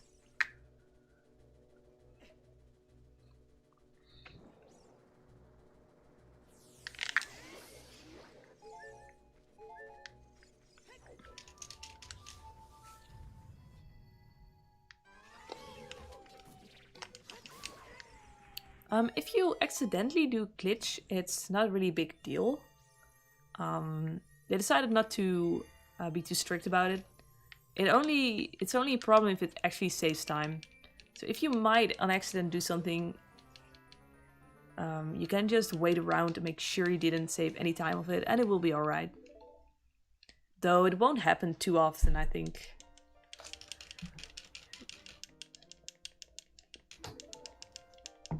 I think there's that one ceiling inside Shadow Temple after the really long block puzzle that you kind of have to go out of your way to avoid doing a glitch there. Oh yeah, the anti-gravity. Yeah, your head will just get stuck to the ceiling if you jump down heading into the direction you're supposed to go. So other than that though, I don't think there's anything you could do too easily on accident. I don't think the mods care about that too much because we all know it's, it doesn't even save time. It's just something that happens. There's maybe one example like if you stab the Gerudo guards in a certain rhythm, you might do crowd stab the exact moment they leave the key when you pick it up, and then you get Ice G, Infinite Sword Glitch. But you can cancel that immediately, and then it's also not a big deal at all. It happened to me a few times.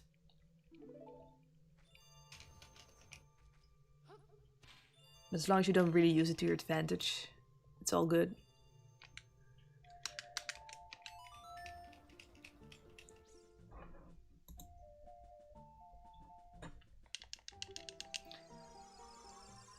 So now I'm finally heading to the Fire Temple, which is the first temple, the first real adult temple.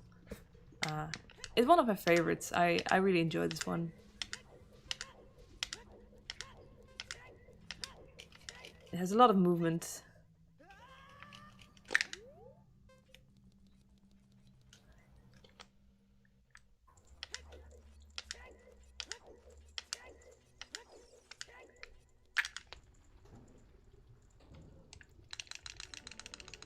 So here's Darunia again. Maybe you remember him from the heartbeat from 1 hour ago. If you don't, I'll just say that he's a really good dancer.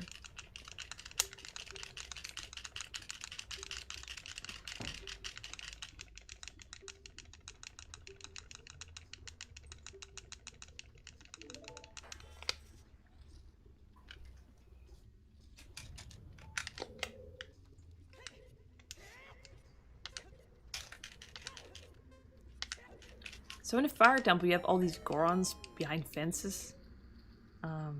You have to free a lot of them to basically get small keys. What a lot of people don't know is that you don't actually have to talk to them. I mean, if you talk to them, a short cutscene plays of them running to freedom. But it's not needed for anything, so of course we won't do that in a speedrun. Also, we don't have to free all of them. We use a route that skips, I think, 1 small key.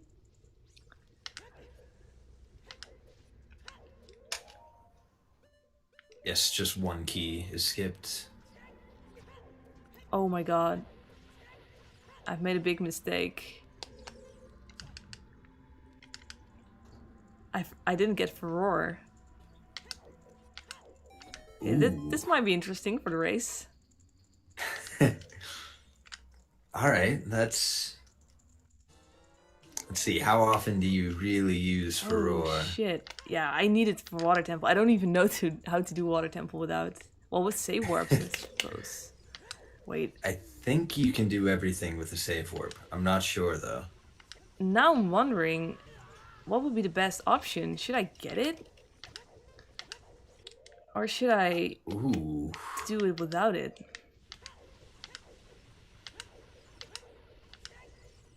Man, I don't know. What a question. You can definitely do fire without it. That's only a couple seconds.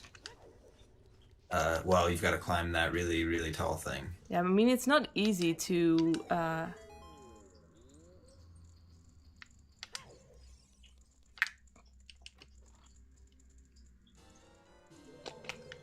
Let me think.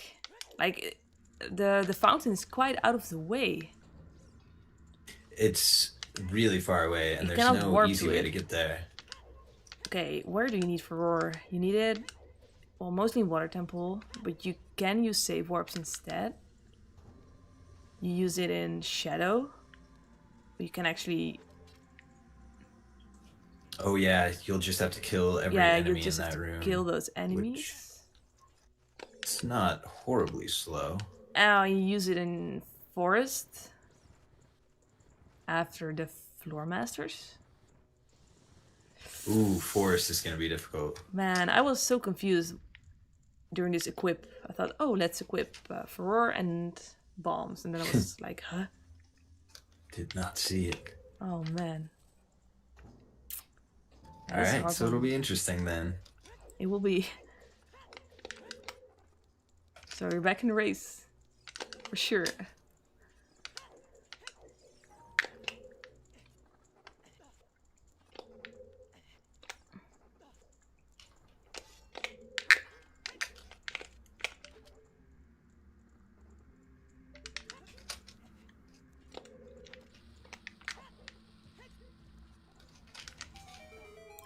be happy.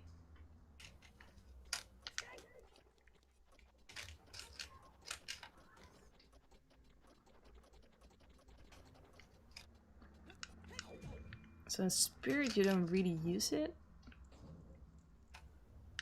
That's possible, though it saves 2 seconds at most.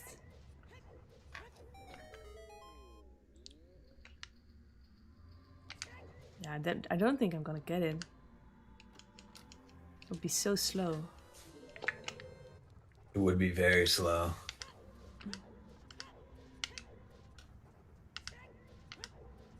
Okay, but for now, Fire Temple.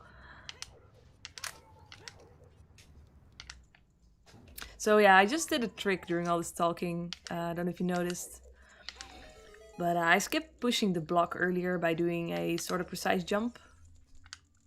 And it might maybe look a bit sketchy, but like all the hookshot stuff is just to line up the angle. There's nothing weird going on.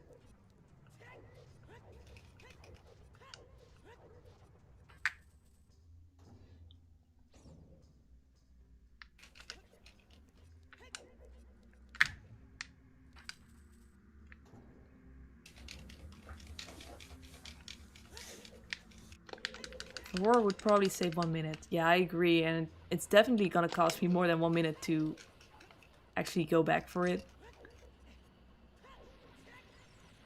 So I think I'm gonna leave it.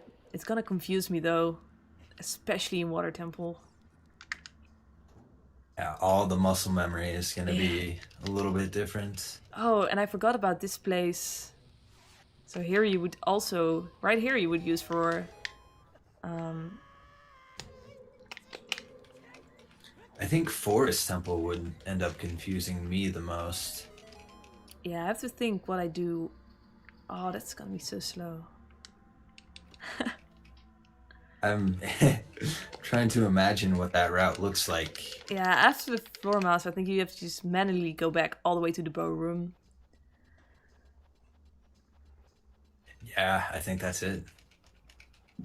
And also, so I need to climb this this fence here. Usually you would use Force Wind to warp back to the entrance. But you'll see all those badass threats with Coffee later. Who actually got Force Wind. Yeah. I am just about to enter Fire Temple, by the way. Ooh, yeah, and yours. So I'm a little bit fake ahead right now. pretty far. Yeah, just the difference between us is smaller than it seems. Yeah.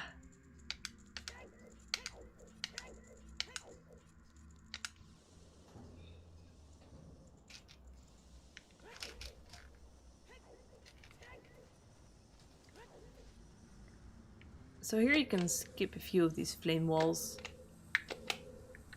by doing a nice roll.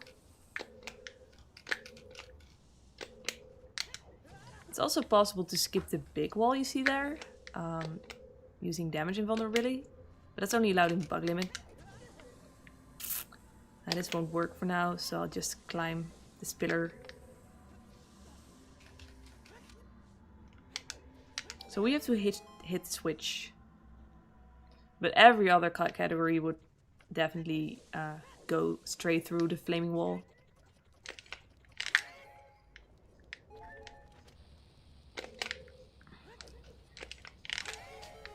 So I'm stocking up on bombs here and on hearts to make sure I have enough.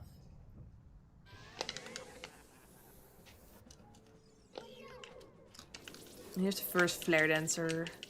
They're quite silly, I would say.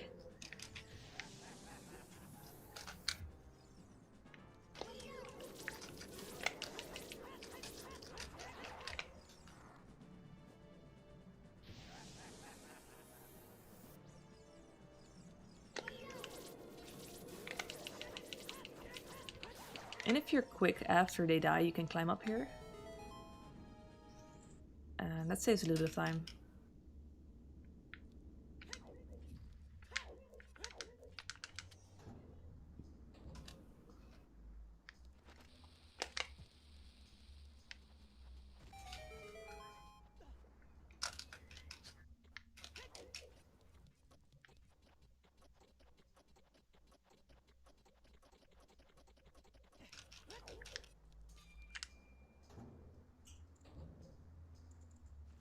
Here's the room where you get the main item in Fire Temple, the hammer.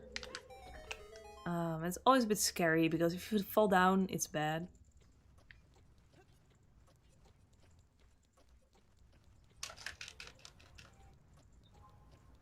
And I didn't want to say it before I actually got to the hammer, but because I brought Furor's Wind, it would have been way, way, way, way more bad if I if I had fallen down here, but it's okay.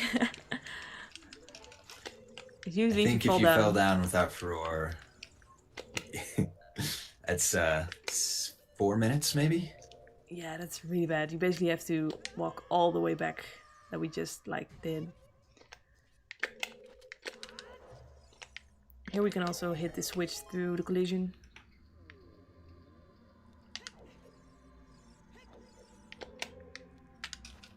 And after this key, we warp back to the beginning with a save warp. So it's interesting. You can actually, if you save, the moment you hear that sound, the save jingle, you can already reset. It's fine. As long as you hear like a tiny bit of the sound, you're definitely safe and the game has actually saved. So we always try to do it as fast as possible, but of course not too fast. Too fast is a mistake you'll only make once, hopefully. Yeah.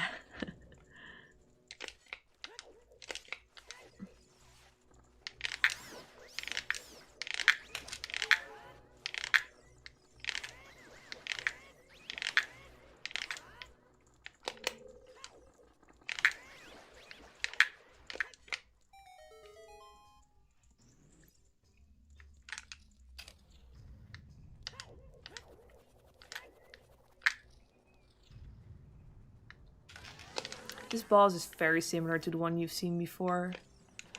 But this time we have the hammer. And it makes it a bit more easy to defeat this one.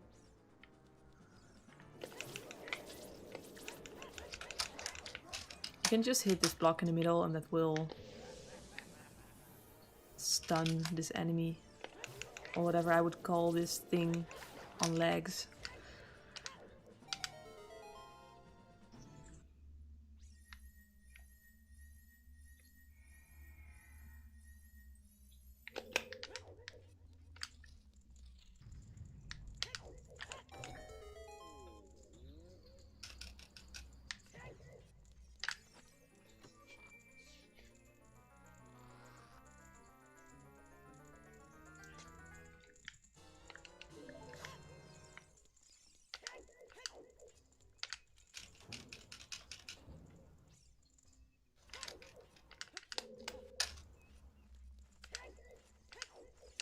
So I'm heading towards the first scary boss in the game, I would say. So that's why I'm saving. It's Volvagia, the big dragon.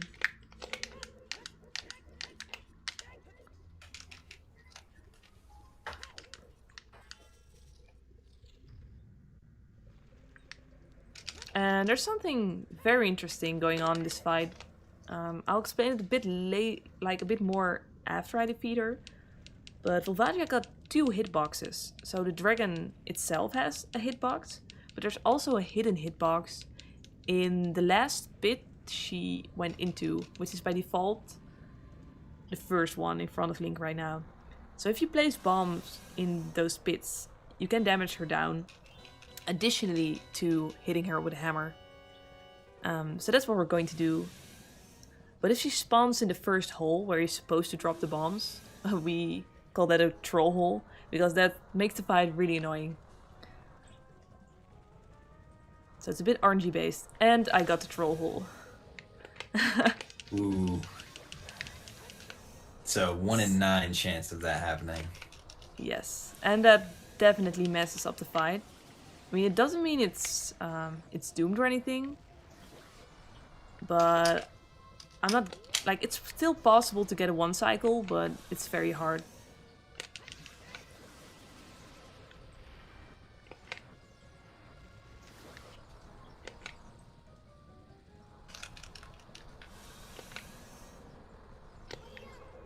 So right now you just have to wait for her to go back into a pit.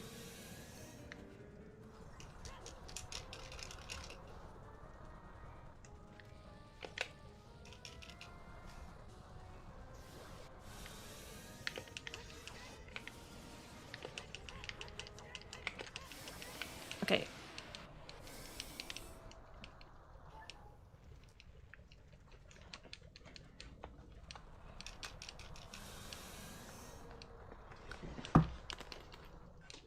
So I'll be gone for a very short time. I need a short break, and then I'll be back.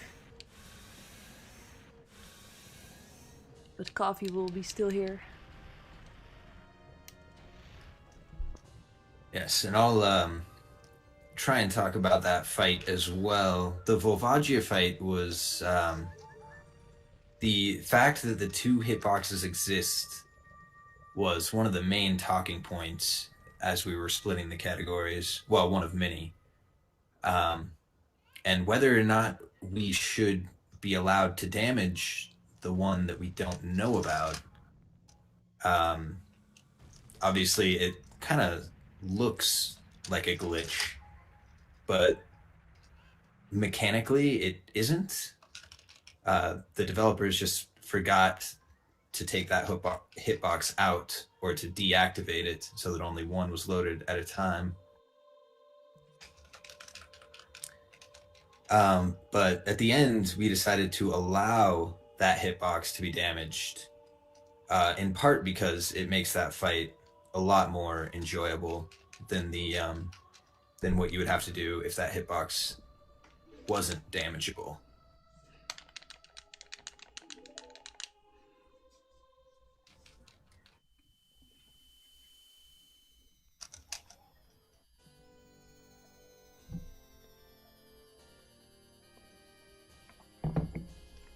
So right now I'm getting the medallion of the first temple we defeated. We've got 4 more to go.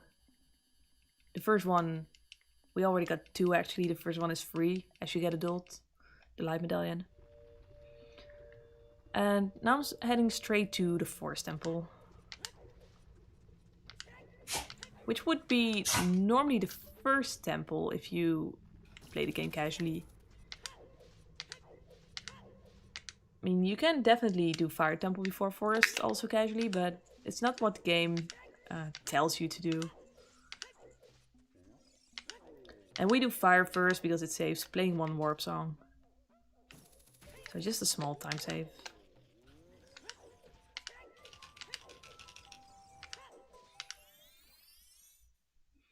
So what I'm going to do here now might look a little bit glitchy. I'll explain it afterwards. And I'm gonna backflip over this guy.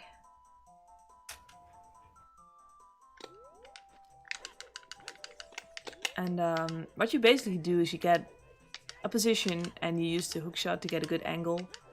And all you do is a backflip. You're not actually clipping through him or anything, so that's why it's not seen as a glitch. And the same goes for this trick. One of the cooler glitches tricks. Though I need to do the reset up. So I use the hookshot to line up the angle, and you do this jump, and then you can basically skip this maze with all the moblims. I always really enjoy this trick.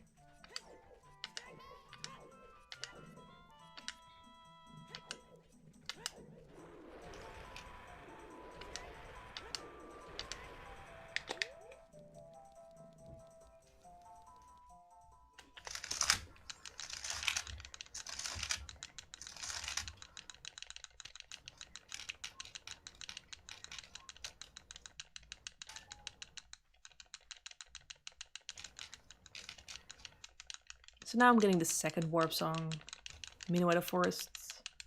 There's no way to enter Forest Temple without this cutscene. Again, without glitches, I mean. You can skip many cutscenes by making sure you die on the same frame the cutscene starts. So I use that in a lot of glitch categories.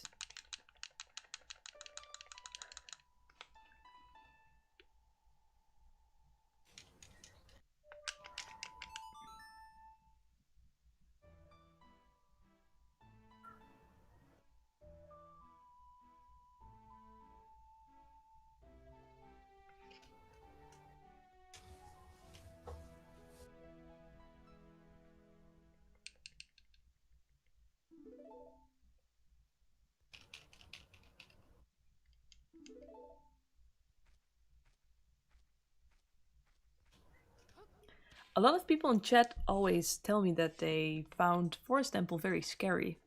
I think I can kind of imagine why. The music is very haunting. And there are like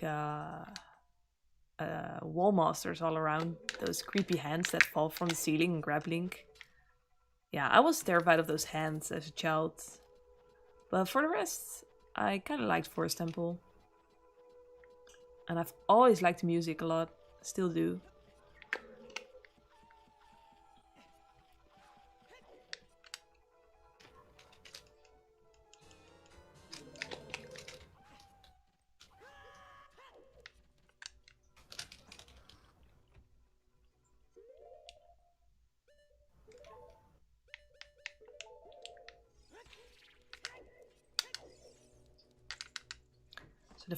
To beat Forest Temple, you have to go down that elevator there. But to activate it again, we need to defeat all the poses you see here. They're gonna disappear, unfortunately. So that's the goal in the Forest Temple. If you use glitches, you can get from this room straight to the boss. With a quite simple hookshot trick.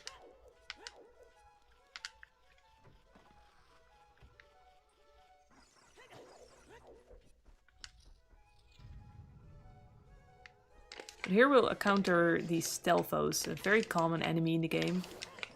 They're quite tough to beat. The timing is always a bit different. It can be a bit icky sometimes.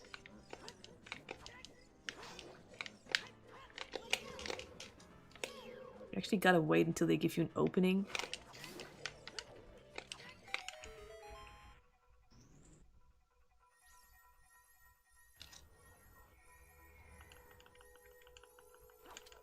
And I'm getting this ferry for safety purposes.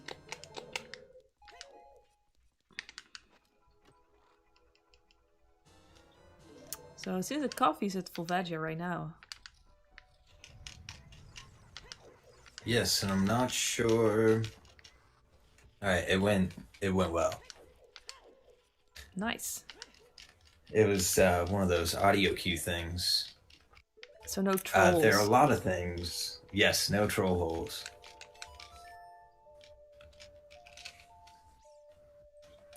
One of the things to note between Will and myself, I think I'd put us both in the beginner category. And that means that we follow basically the exact same route throughout the game. Obviously, it's glitchless, so there's really only the one route that you can take from beginning to end. But the world record runs and all the runs that are in the 340s end up getting an explosive item earlier than we will. They get bomb shoes inside the Spirit Temple and then use them over and over again in the Shadow Temple. And that's not something that we do. Yeah, not right now. Other than the Furor's Wind thing, we're doing the exact same things. Well, there's also a slightly different route in Forest Temple that I'm not doing right now. That saves about 12 seconds if you execute it optimally. But in a race, I'm not taking the risk yet. But I think I'm gonna incorporate it in runs soon. Just like that early explosive things.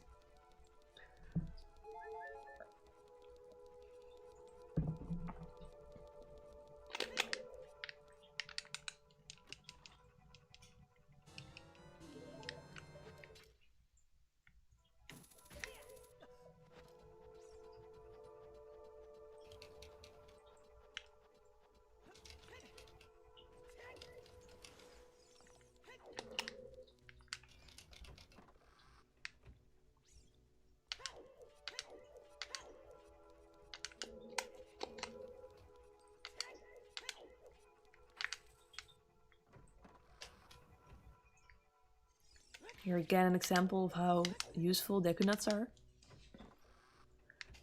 This temple, they're really important. I think I use them the most in Forest. You want to use them on basically every Poe you defeat. And they're also very useful at the TLoZ fight. This part is kind of boring though. The block puzzle in the tower. You just have to push these blocks. There's not really a way around it without using glitches. You could use ground jumps to get on top of them, and then hover boots to skip this part. But that would also, of course, require getting hover boots early, which is an item found in the Shadow Temple. So it's basically, it's definitely also a glitch.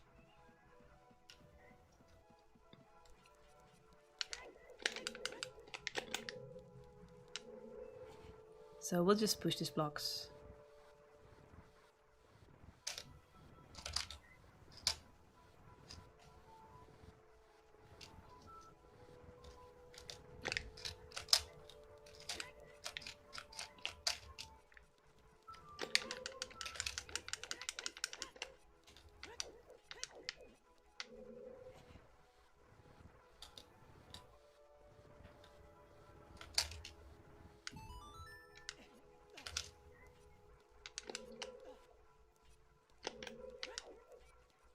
So this is the last block I have to push.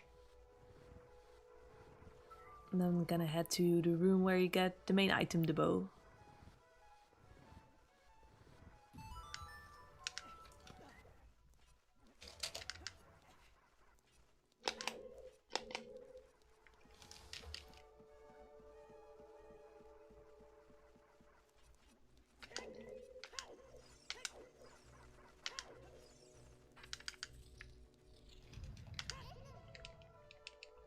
There are a few text triggers by Navi here. It's possible to skip them, but you'd have to skip them twice, on the way here and on the way back. So don't skip all of them yet. And it's a very minor time save, of course.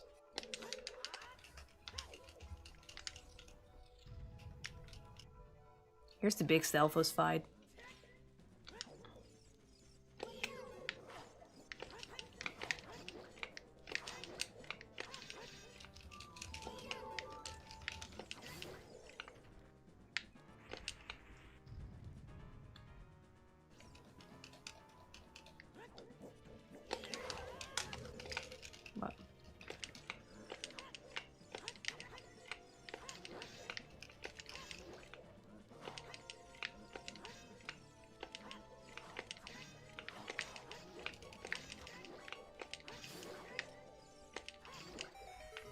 So these guys damaged me down for real. That's why I got the fairy.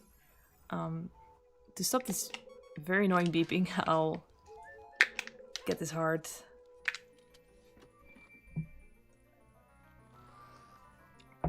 I kind of wish they hadn't put that beeping sound in the game when you are at low health.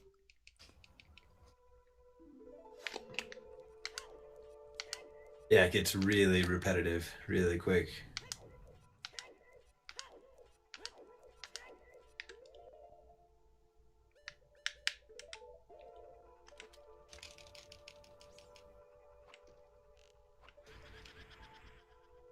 So I never knew that would be so easy to hit these paintings. I always struggled a bit with it, but you can just stand here in the middle of the staircase and it's just easy to hit all of them.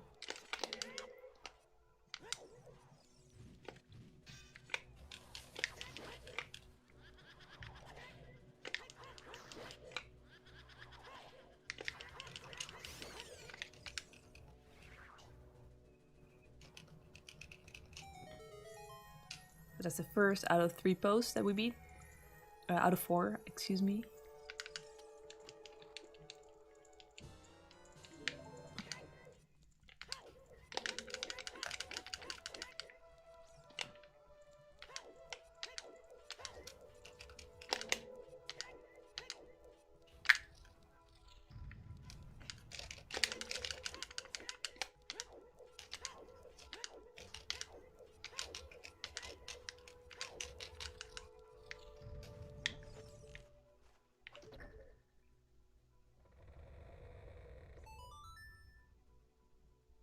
So we're kind of in the same area now. That's cool. And I think there's one point where I should use Furore to warp back, but I cannot do that because I forgot that item.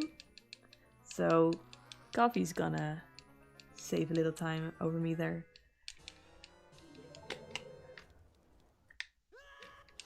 Yeah, I think this will be the big Coffee catch-up spot. Well, I actually do hope so. It'll make it more exciting. This water shouldn't be too big of a deal.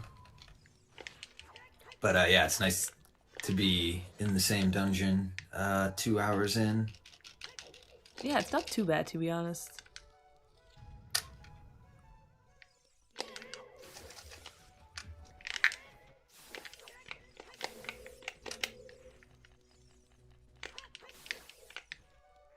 So normally you would set Furore in the Furore's Wind in the room where I got the bow and warp back, because otherwise you have to walk back.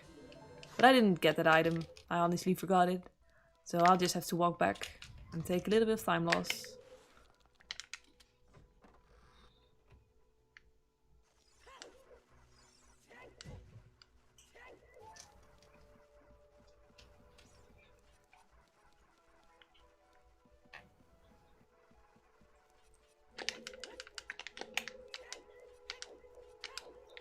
You can climb up here, I think it's quicker. Oh no, I'm not sure. Wow, I don't even know how to navigate this room when the blocks are all pushed. Yeah, this seems good.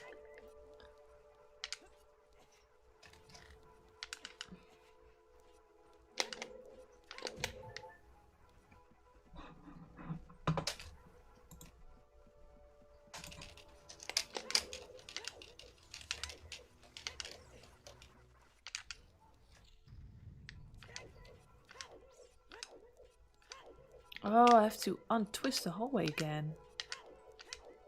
What?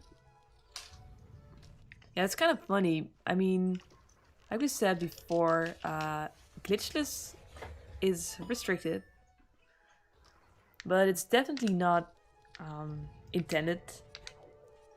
So sometimes I forget what the pure intended routes were. They're slightly different, as you see here.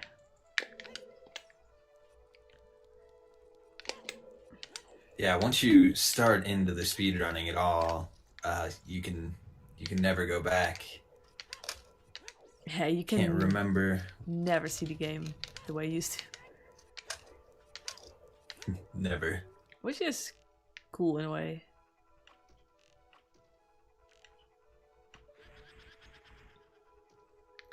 It's kind of the reason why I'm kind of hesitant about speedrunning Majora's Mask as well, which is a game I also really love. It's kind of nice to keep one game as sort of casual favorite.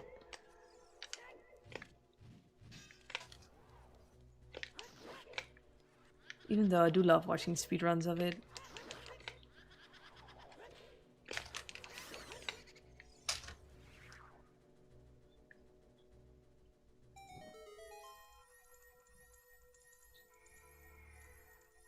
So this chest I can ignore, it just has the dungeon map.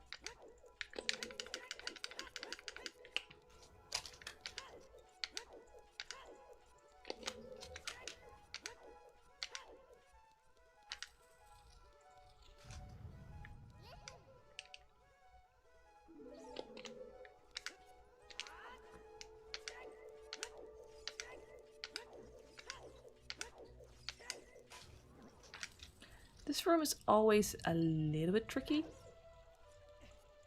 have to be quick and hit this switch through the fire. Requires some aiming. It's always a challenge on the Wii, but it worked out fine, as you can see.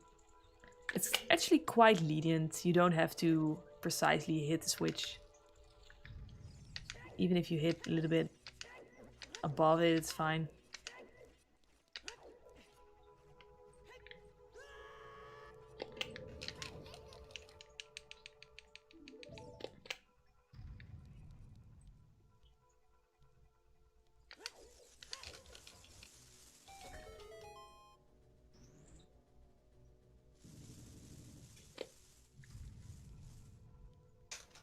Here you can see how fast backwalking actually is. From the angle view, I always like that.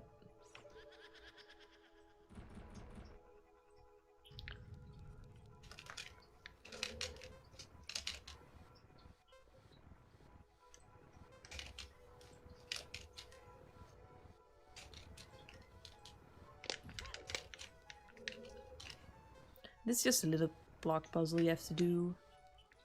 For the third po, a little bit tedious.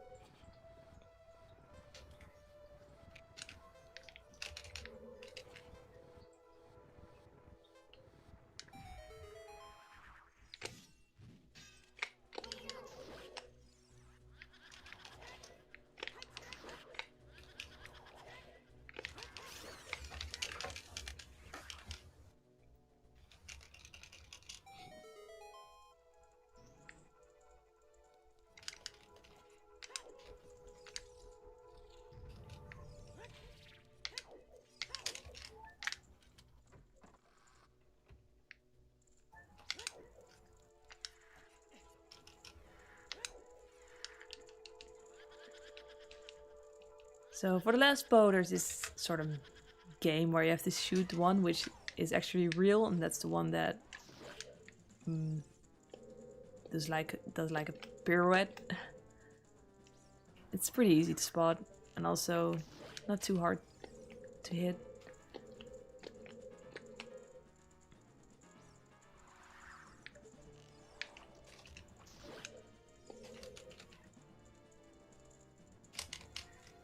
I'm noticing that I should watch my arrow count. It's a little bit low.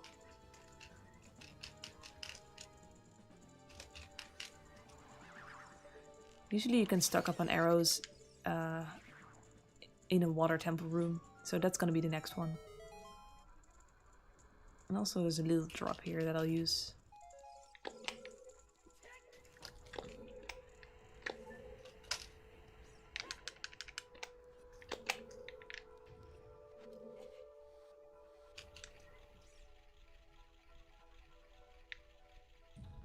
Here there is a set pattern in which you have to push these things to make them remove and hit the right switches. It's no RNG, it's just always the same. I would say that this game is not too RNG heavy, by the way, especially in this category. There are definitely few RNG parts. And I think the main thing would be where Volvagia spawns and the Trimrova fight. But it's not too bad, I would say. Not bad at all for a 4.5 hour run. Yeah, definitely. We can't complain. And I think a little bit of RNG always spices up a run a little bit. Not too much, but just a pinch. It's kind of part of speedrunning. Just enough. Just enough for the salt.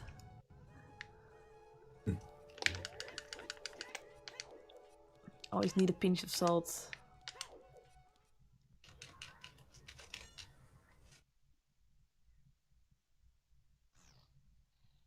So here we have Phantom Ganon.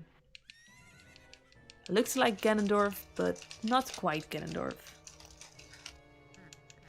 And the first phase is you have to identify which one is the real one. And you can see that the real one is a bit brighter, but you can also use audio cues, but I usually don't do that.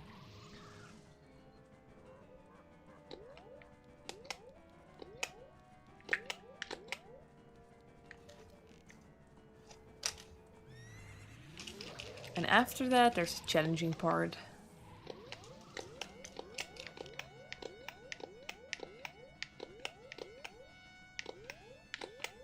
Yeah, that's the real one.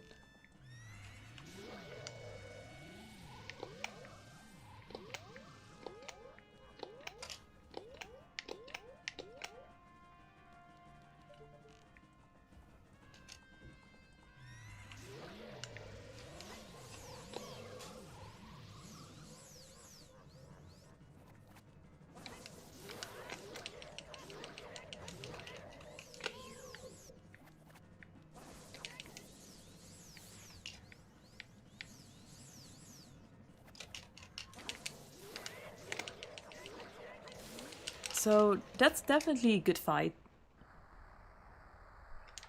If you just hit him twice with the light ball and then do a jump slash and 2 crowd steps, that's the ideal way to defeat him. If you miss one hit, he can be very annoying. Then he gets in a sort of low health, super powerful state. And he gets way better at hitting back those light balls. And you really want to avoid that. So I'm always glad if I just defeat him the easy way and get it over with. So that's actually good.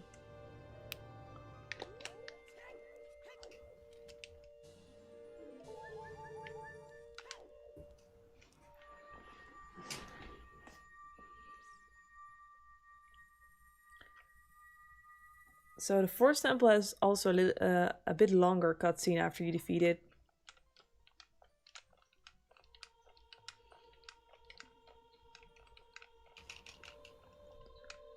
So how's Forest going for you, Coffee? It's kind of slowly, but all right. Okay, good. On my way to Block Puzzle Poe.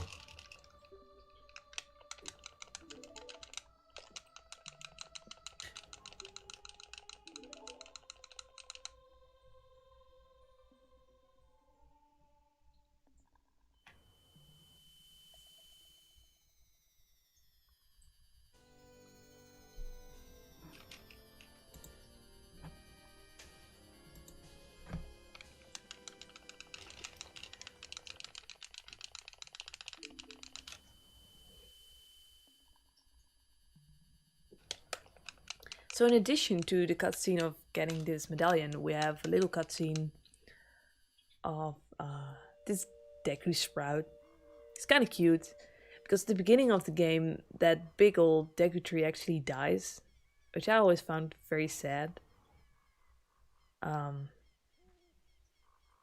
then the tale gets a happy ending with this new sprout that's probably going to grow into a big Deku tree one day. Even though it's kind of weird that it sprouted so close to the old tree, I wonder how he's going to manage that when he grows.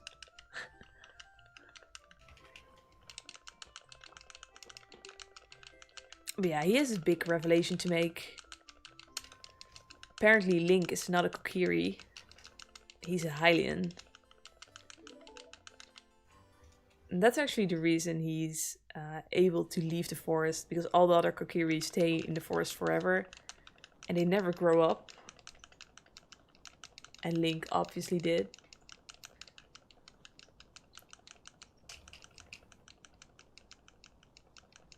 And it's also probably why his fate is not in Kokiri Forest.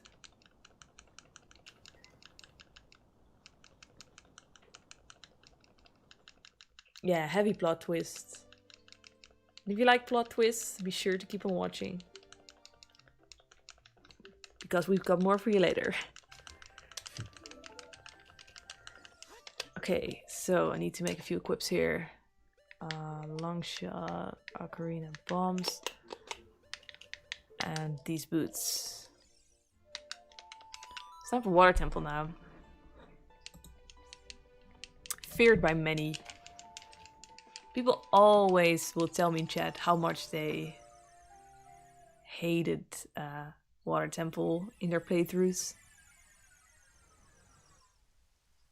It can be quite challenging, but if you know the way,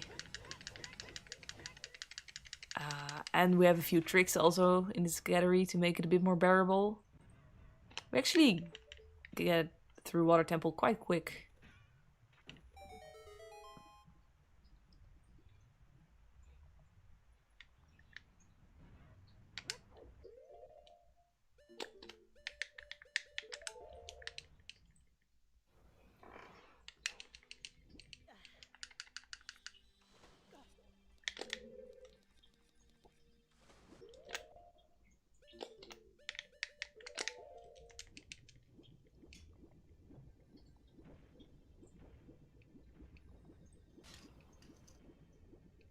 So a trick you see here is iron boot swimming. Somehow how. I don't even know how it works. But if you hold target before equipping iron boots and keep holding it, you can swim around while having the hover boots on. It saves a little bit of time. And apparently not considered a glitch.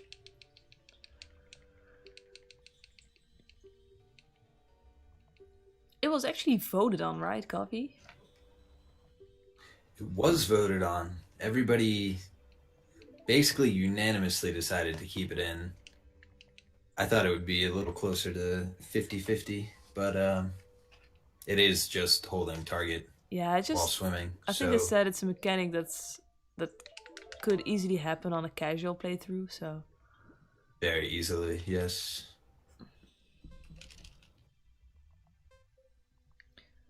So here's gonna be an interesting jump I'm gonna make to actually skip getting... lowering the water a lot of times to get a small key. And it's always a bit challenging, so I save before it. So if I fail it, I don't have to watch the Rudo cutscene again.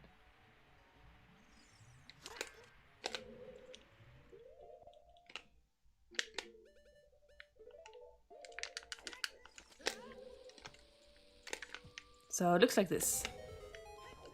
Usually I would set Furore here, but as I said before, I forgot it. So I have to use a save warp to go back to the beginning of the temple. After this. This actually means I think I have to save warp 3 times.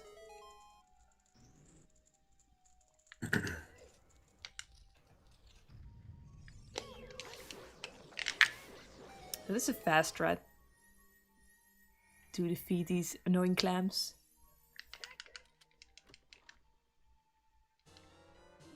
And I'm glad with the arrow drops, because I needed those.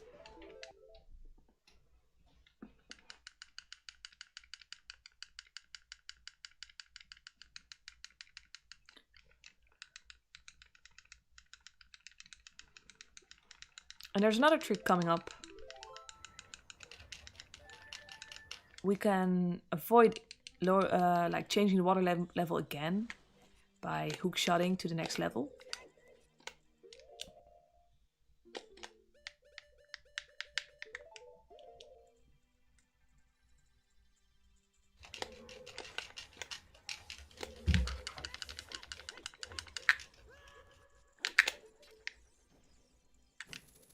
Like this, and that setup was just to get a good angle so you can actually hit the target.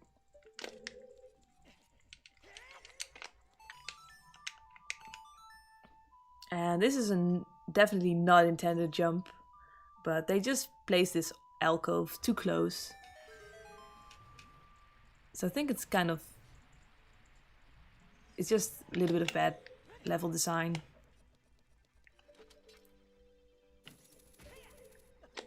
At that point they couldn't know that people would be so eager one day to beat the game as quick as possible.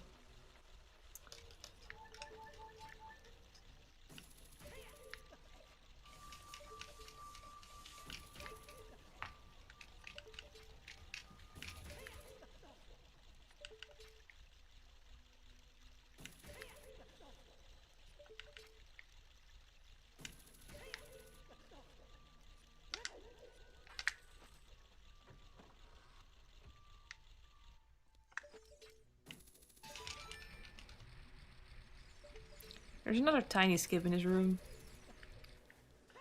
And it looks like this.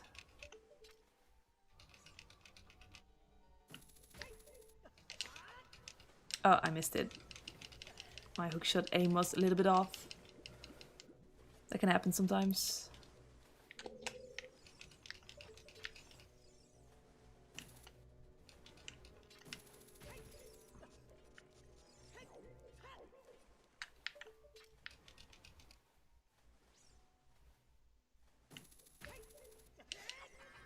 That's better. Yes, I'm definitely reading chat, so if you've got any questions for me about the run, about the game, we're both very willing to answer.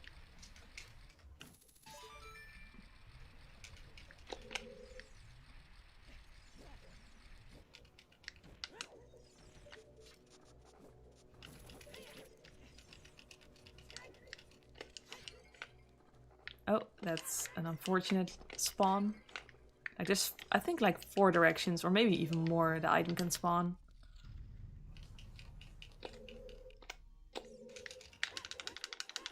And there's one direction there where you cannot easily get it.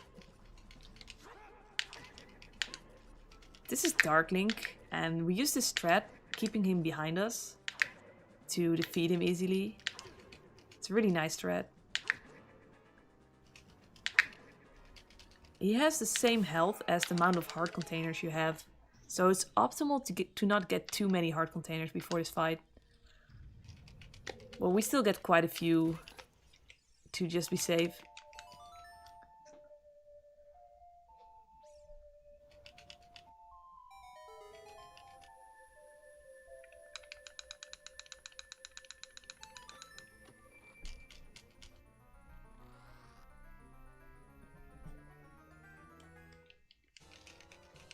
So here's the long shot, the longer version of the hook shot. Quite valuable.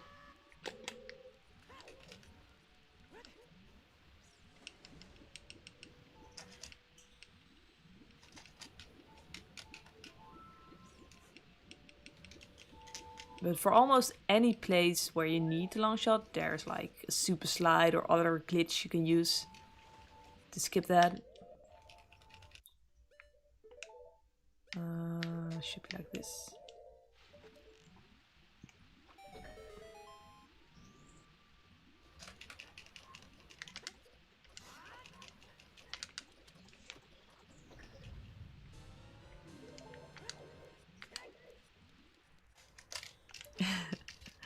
Missing E's in the B. Yeah, there's no way we'll finish in 40 minutes, unfortunately. I really wish I could. That would be a new world record.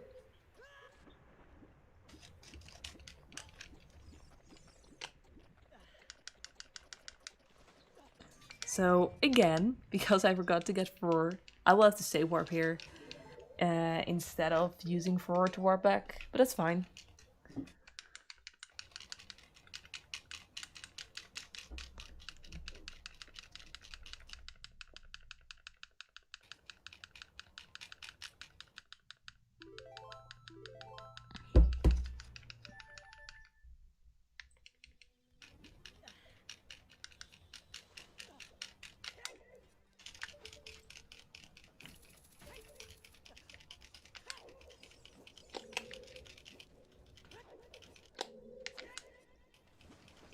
I would definitely recommend glitches any percent to beginner, but of course only if you're willing to learn a long category.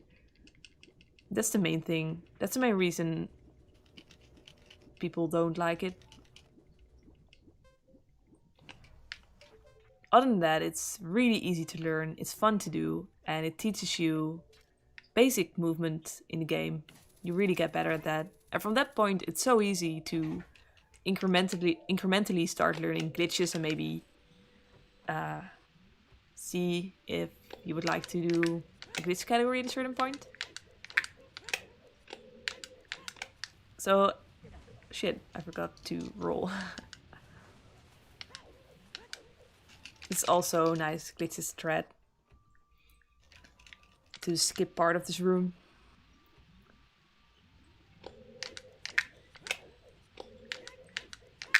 I honestly don't remember what's through the door at the end of this room.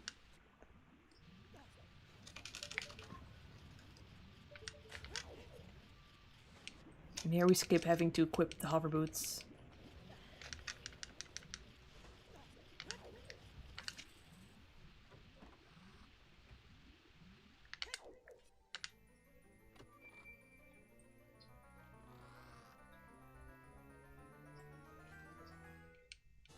Oh, you asked if there's a specific route I would suggest to beginners.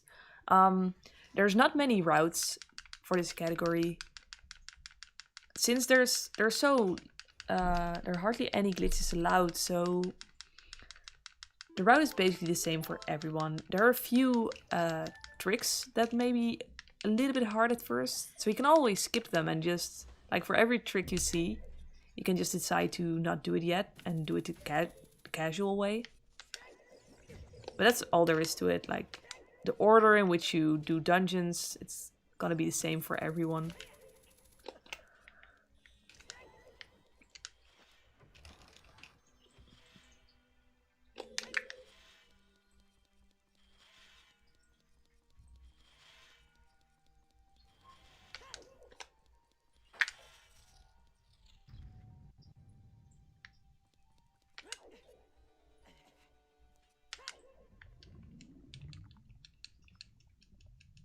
So here's Morpha, the boss of the water temple.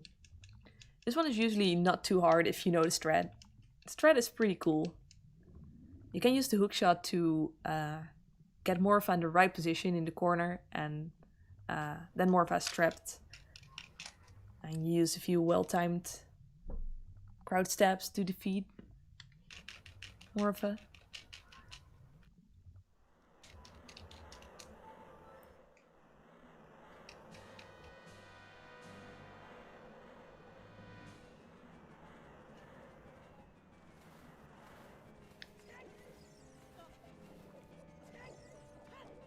And it seems that I'm getting a good spawn.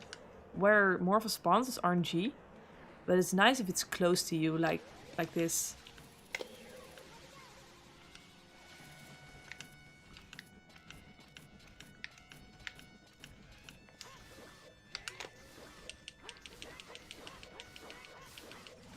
So that's all there is to the fight. I think that's pretty cool.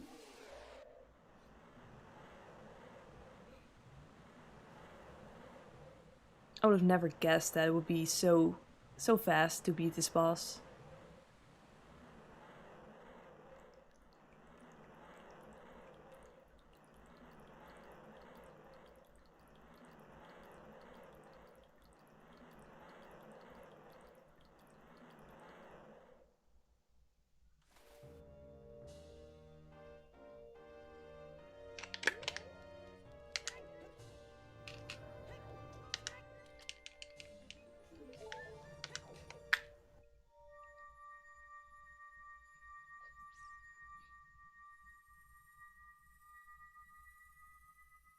So that's the third adult temple, and that's actually a thing. There's this flag in the game that once you've beaten the first 3 temples, it doesn't matter in which order, and you go to Kakariko, the cutscene for Nocturne of Shadow will play, and that will allow you to enter the Shadow Temple area. And Water Temple also gives you long shot, so that allows you to go to the Spirit area. So usually you would not go to those 2 temples before you beat the first 3.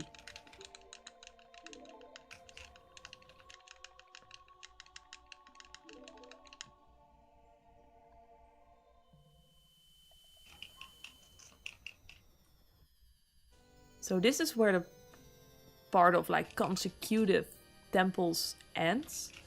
And we have a short sort of break where we collect a few things again. Soon we're going to Gerudo Valley to get a Gerudo card. And we have to acquire a few items. And then we start with the last 2 dungeons.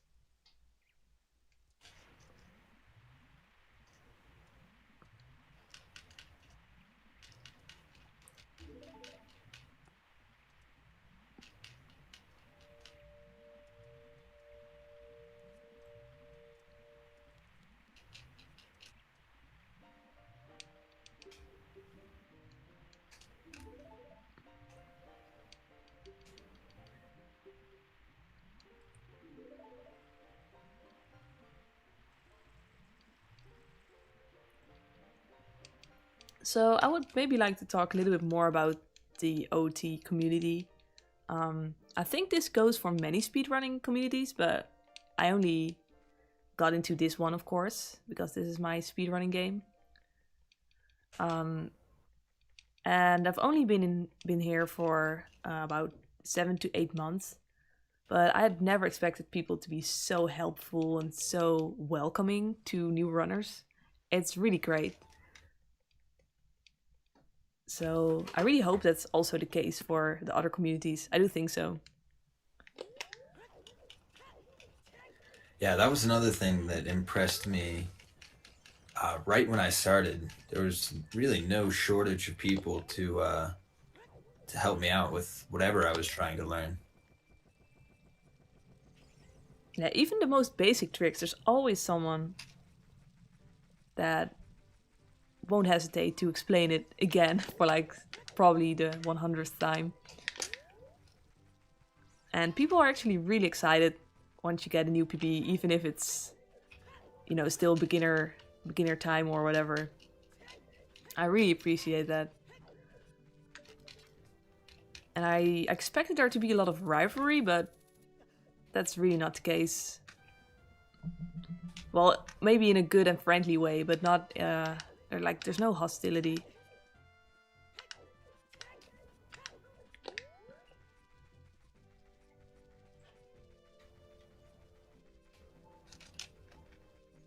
And I think this community is quite large and very active, like you said before. Like every week, people are definitely still hunting for new things to find, and new discoveries are still being made.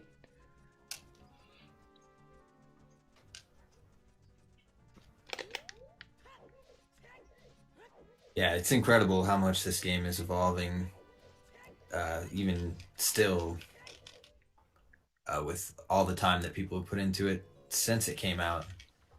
It's incredible how many new things are still left undiscovered that'll be found in the future.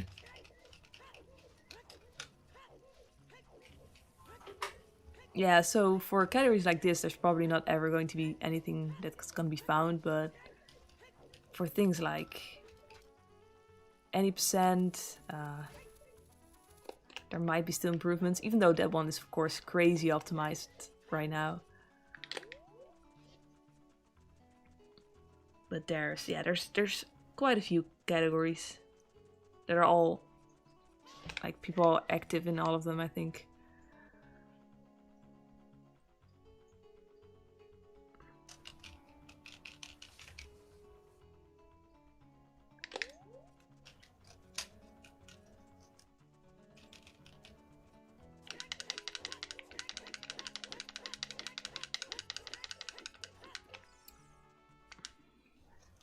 Oh, especially Hundo, yeah, for sure. Like that category is so complicated to route, and there's so many possibilities. The route just keeps changing.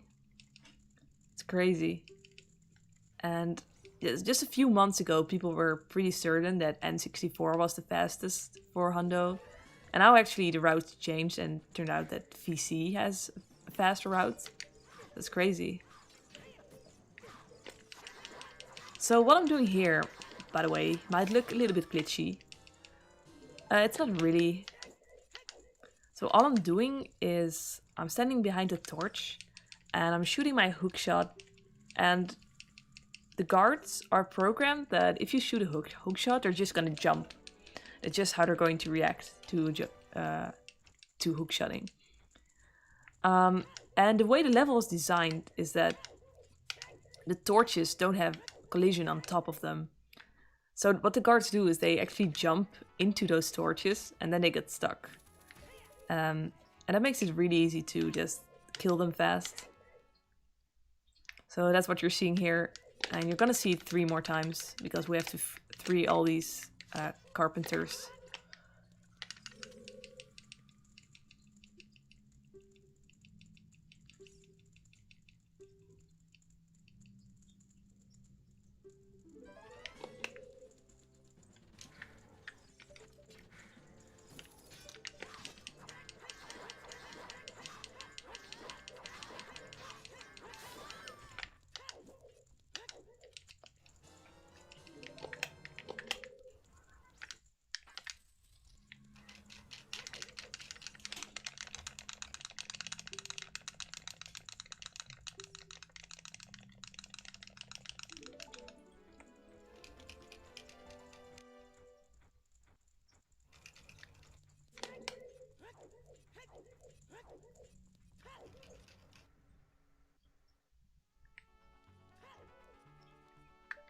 And here's a little jump to skip a part of well, movement through the inside of the fortress.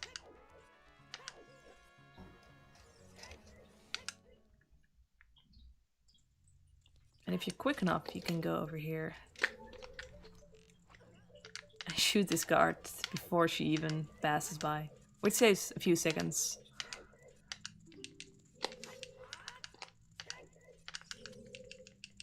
And of course you'll see me jump slash before every guard to store the damage.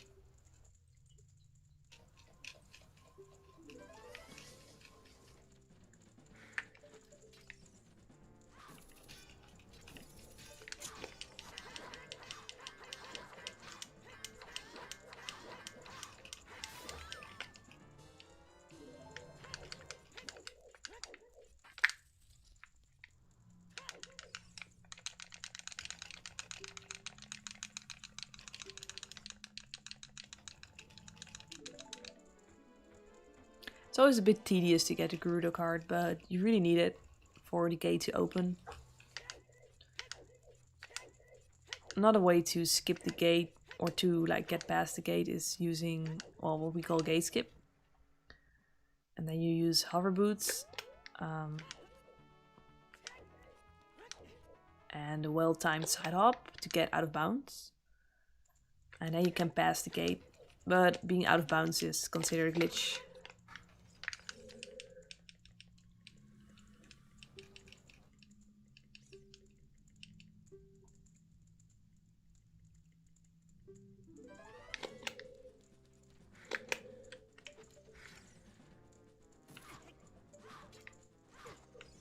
Oh. Guard is bothering me a bit. I'll just defeat her regularly.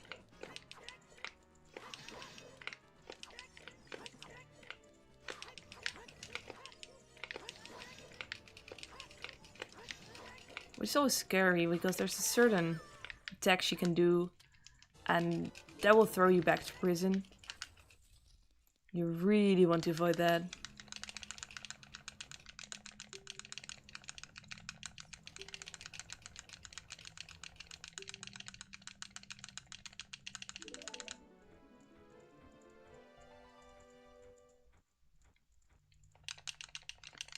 So I must say, apart from forgetting to get Furore, which is just, yeah, literally forgetting something, I didn't make any major mistakes. So I think pace is relatively good. And of course there are always tiny things here and there, but I can't complain.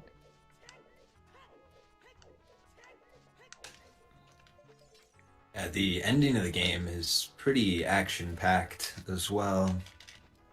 Definitely. Once you get past the Gerudo card stuff, it's fun. Yep, only dungeons from there on out.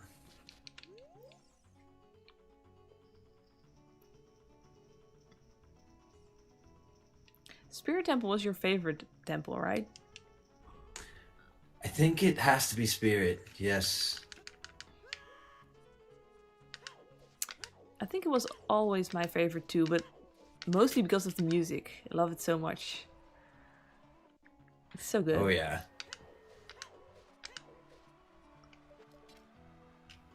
I remember enjoying it a lot casually because I didn't get there the first time casually. I got stuck in the water temple and gave up on the game for years after that. Ah, yeah. And I eventually needed the walkthrough to get through water, and then it was a whole different game that I got to play at this point when I was like 13 or something.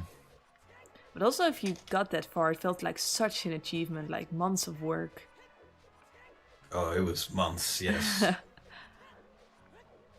Oh, by the way, I have to explain this a little bit. So here I'm navigating through the haunted wasteland, and it's intended that you use the lens of truth to follow an invisible ghost that will show you the way through this.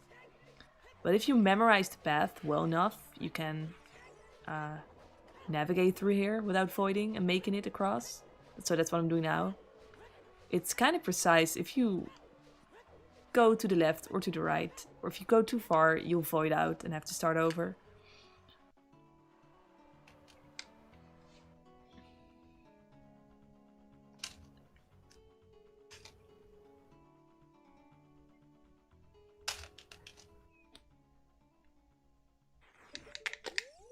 And there I use C up to avoid targeting these levers, because you want to do a backwalk here.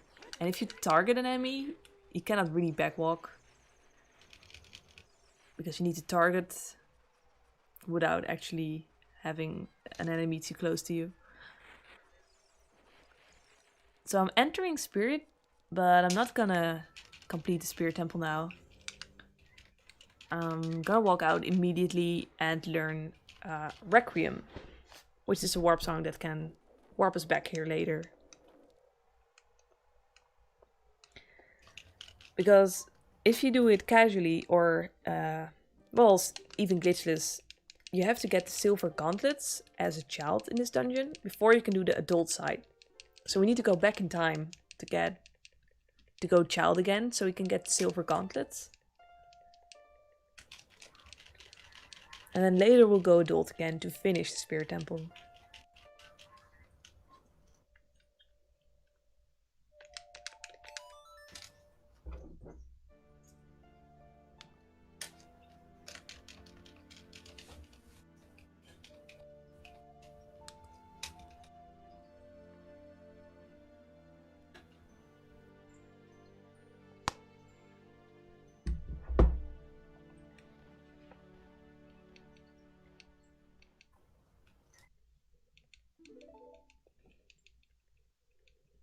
And as adult Link, a save warp will not bring you to Link's house in Kokiri Forest, but it will bring you back to the Temple of Time. Which is quite a convenient place, I think. So that's what I'll do right now.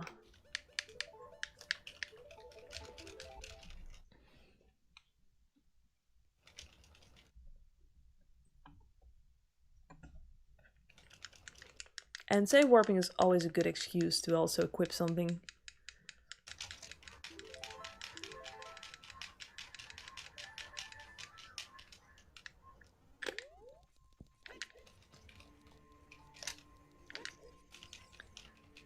Before we become child, we meet Sheik again, who's going to teach us yet another warp song.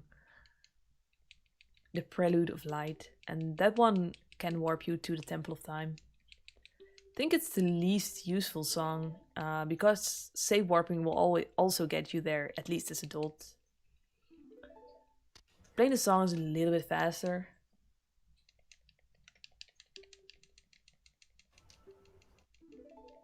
But yeah, we cannot skip learning it. Sheik is in the way. You have to learn it if you want to put your sword back in the pedestal and go back into time.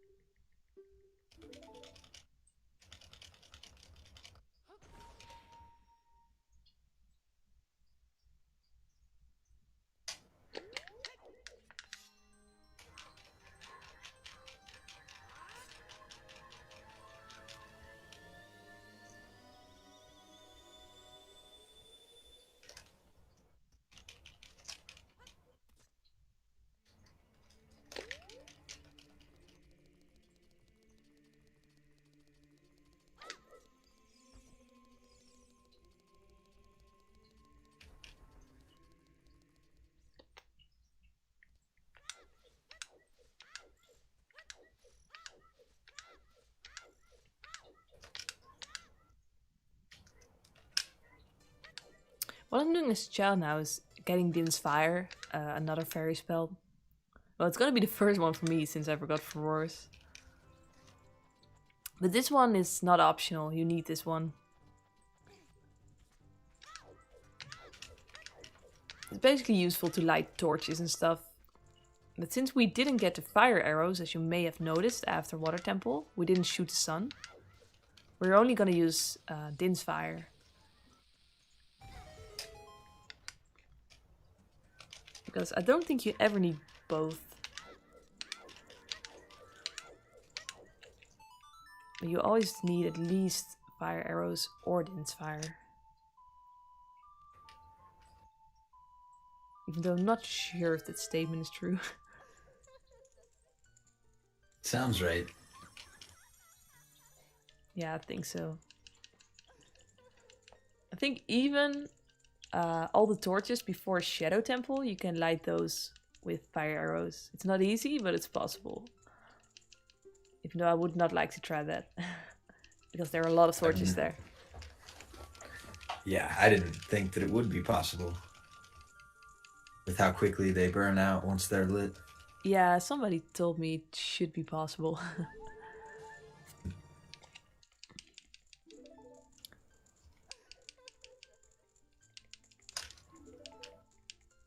So now I've got Din's fire. I can warp back to the Spirit Temple where we just were and start on that temple. And I think it has the most badass music in the game. Agreed.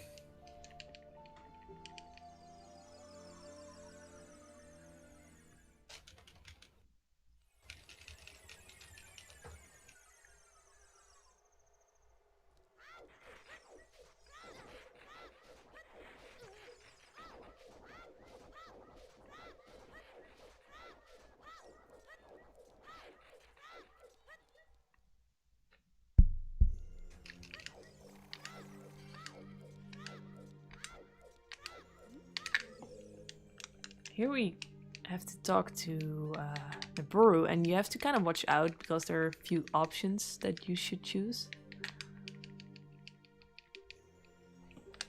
After these two options, you can just mash through, and she's got a lot to say. But if you pick the wrong option, the text box can disappear, and then you have to talk to her again, and that's slow, of course. But there's a lot of mashing in this game. I always wonder how many seconds I lose on, like, not mashing perfectly. I think a lot. So many text boxes in the game.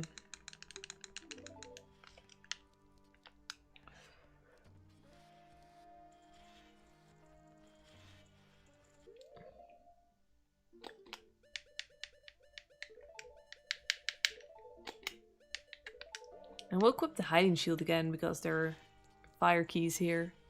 And we don't want to burn our shield.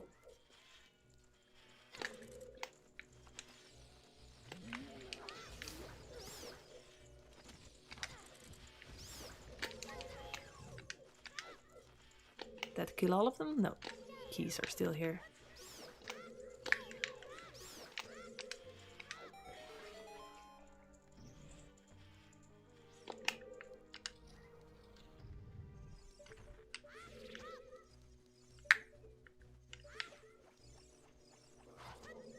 Wow, that went right through the switch, but it didn't hit somehow.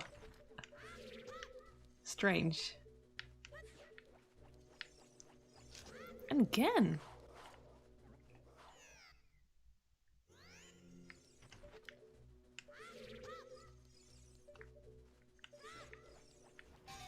Okay, that's better. Yeah, this room can be a pain. Oh my god, I'm voiding out again. I'm glad I still have a fairy.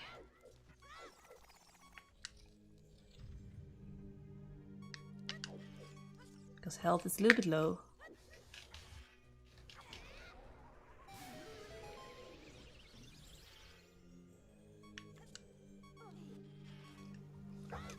So apologize for the beat percent.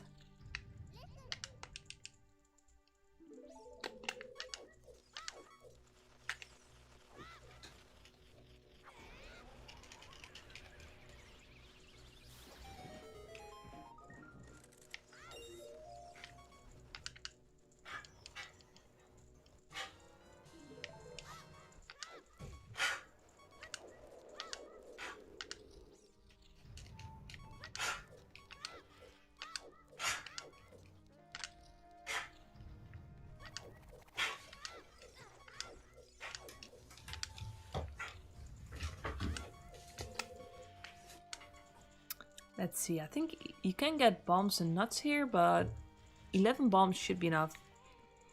In the later part of the game, you don't need that many anymore.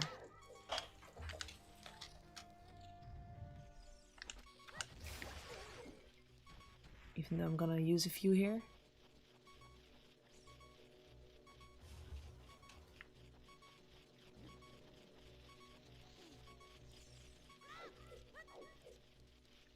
Oh shit. I accidentally pressed Din's fire here instead of the bomb I wanted to use. Which is kind of inconvenient because then I have to actually time this bomb. Okay, but that worked. So now I have to watch my my magic.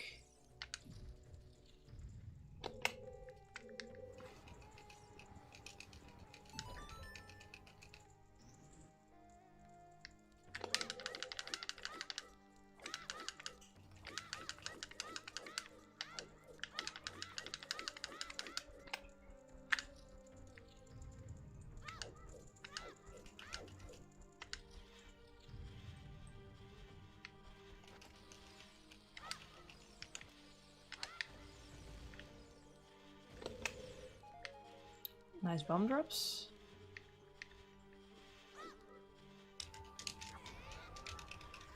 There are 50-50 chances of bomb drops from those BMOs.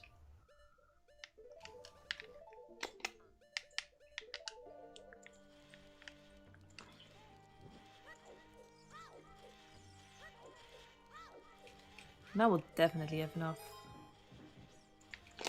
It's kind of funny. This is another silver rupee room. But you don't need to collect these rupees. All you have to do is make sure this sun is under the light. And that will open the door for you.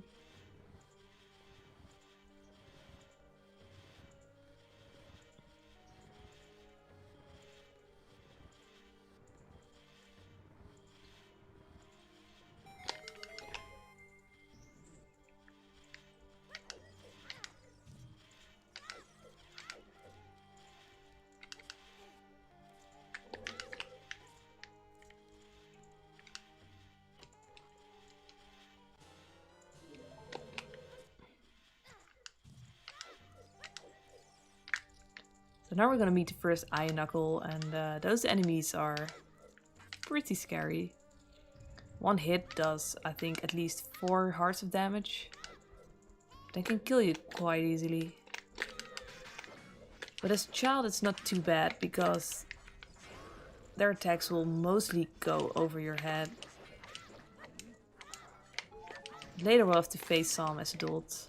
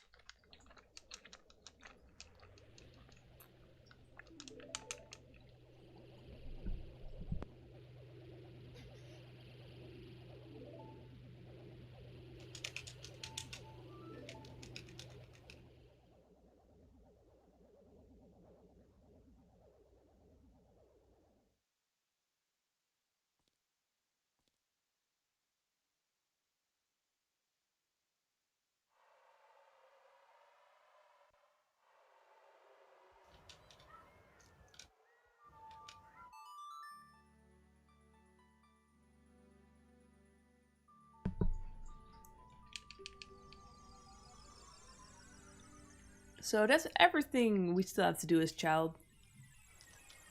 Now we can just go adult.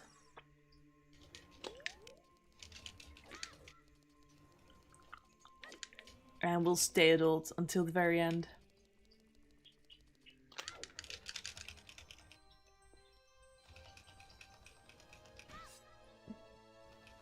Unlike any percent, for example, where they even never go adult to beat the game.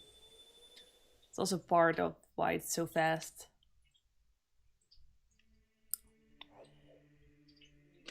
Before I go immediately back to the Spirit Temple, it's faster to get Nocturne of Shadow now. It saves you playing a warp song.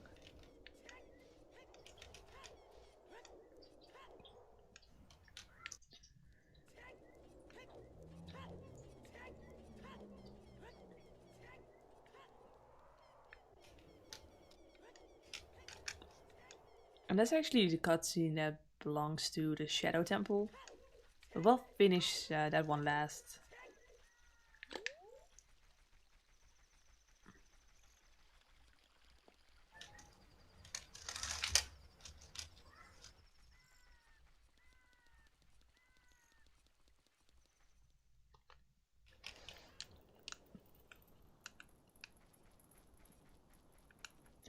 Is there any particular reason, by the way, do you know, if why we do after Nocturne we go to Spirit and not to Shadow?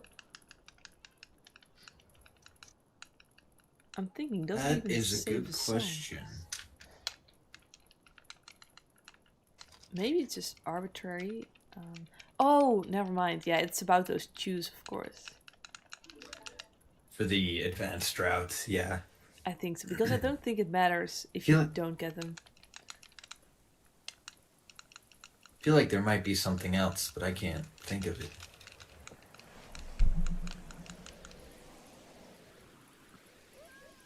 Well, I'm not gonna YOLO and see by doing in another order. I'll just trust her out.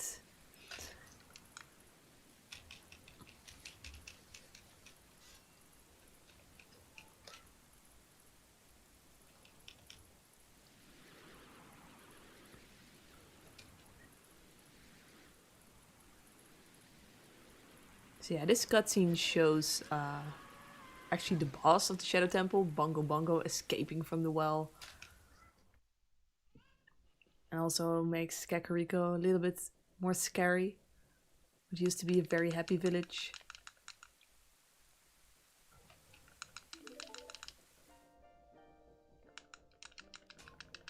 This is also a bathroom break friendly cutscene if you go at the right time and be fast. You have something like a full minute there.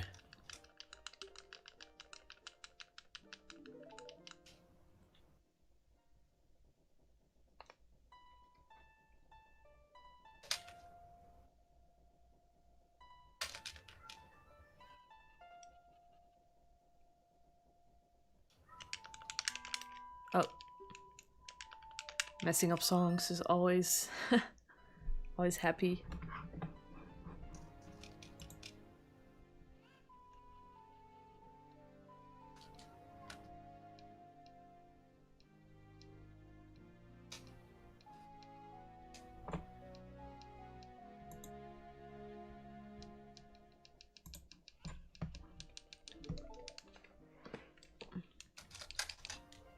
So now we're done with this cutscene and straight back to dungeon action.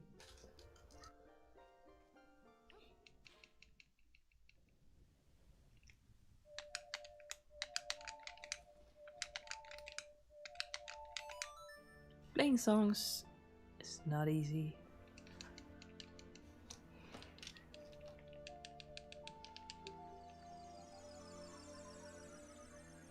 Always a trade-off between, are you going to try it as fast as possible and take the risk of messing it up? Well, I think that balance is there in a lot of parts of speedrunning.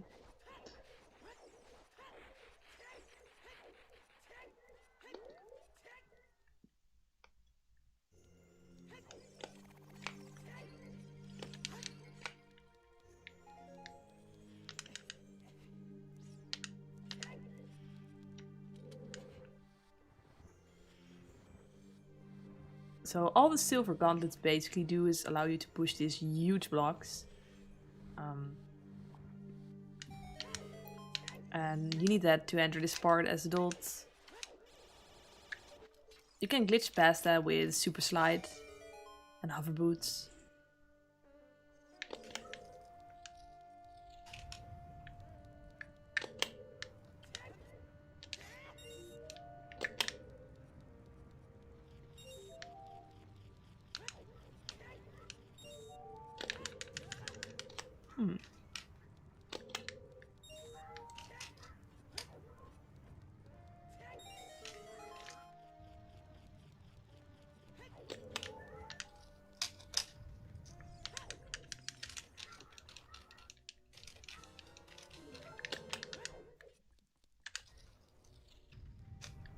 Because you have the long shot, you can shoot all the way back to here.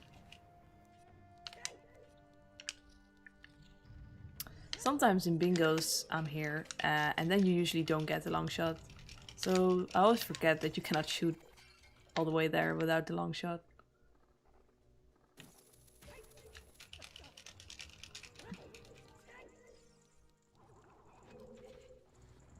There's an invisible floor master in this room.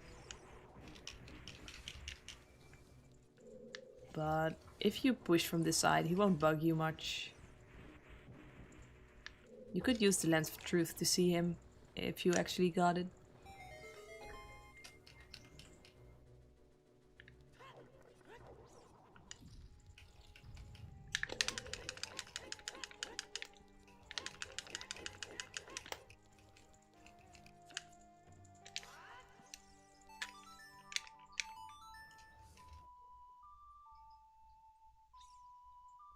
Ah, you got the gauntlets? I think I'm a little bit behind. Oh shit, the cutscene was already over.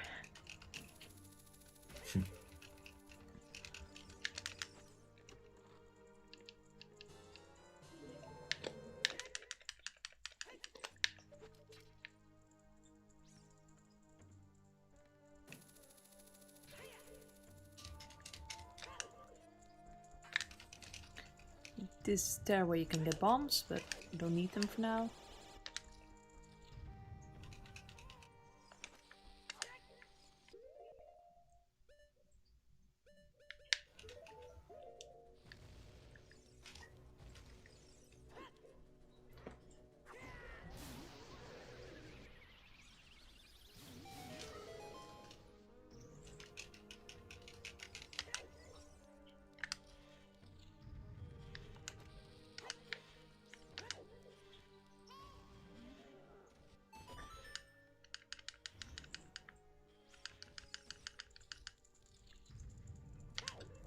So here's the adult eye knuckle.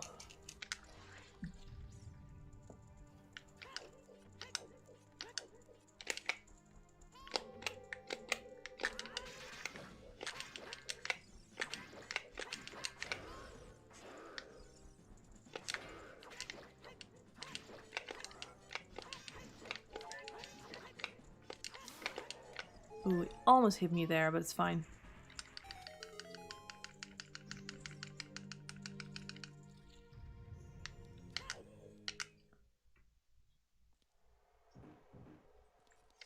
So here's the main item of this temple, the mirror shield. It's not really that useful, to be honest. It's mostly an item you use in this temple to defeat it, to beat it, and yeah, I think you also need it later in the spirit trial. So only in spirit things it's needed.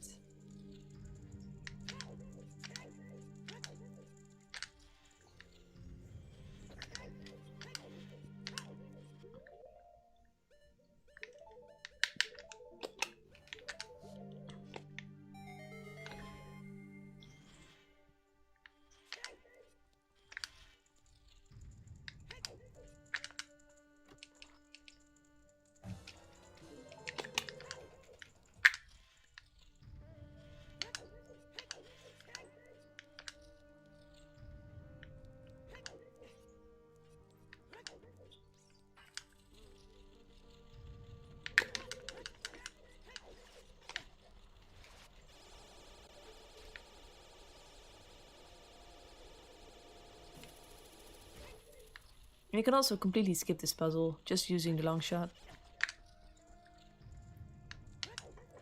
The next room is kind of interesting. In Bug Limit you can get damage and open the flaming chest immediately because Link is invincible for a few seconds after you take damage. But they decided not to allow that in Glitchless. So we'll actually do this room the way it was intended. By hitting the switch and getting rid of the flames.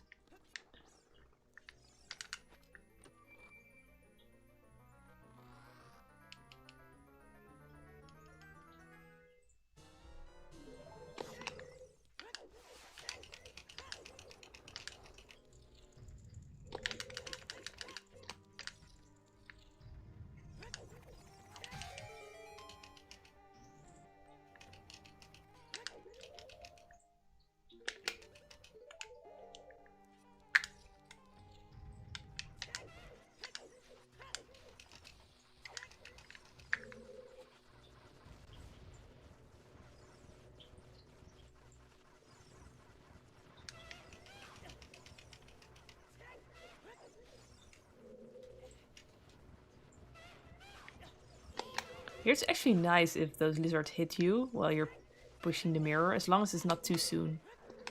Because then they'll make you stop pushing earlier and the mirror will still move.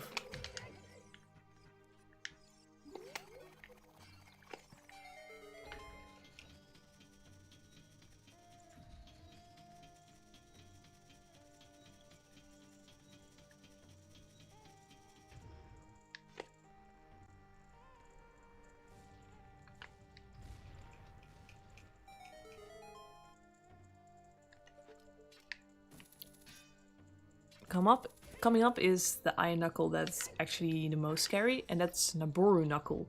And kind of a spoiler. Like, this knuckle won't retreat at a certain point. It will keep hitting you. So you gotta approach it and hit it in the left knee. And that should be a safe position, but you've always gotta watch out. If you die here, it really sucks because you get warped back to the beginning.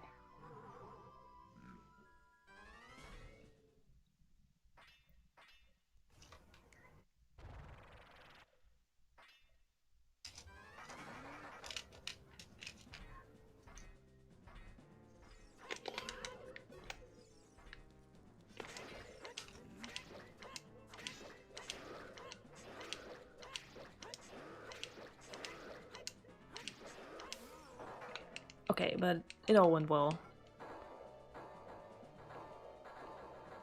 Oh yeah, don't forget magic there. Almost forgot Nocturne too. Ooh. Yeah, that's a classic. Yeah, I'm quite low on magic. I'm right now magic perfect because I think I've got just enough left for Dins. And you need to cast it at the beginning of Shadow.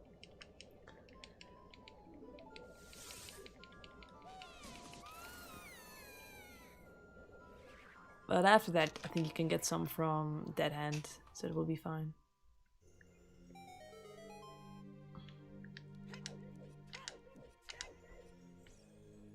Oh.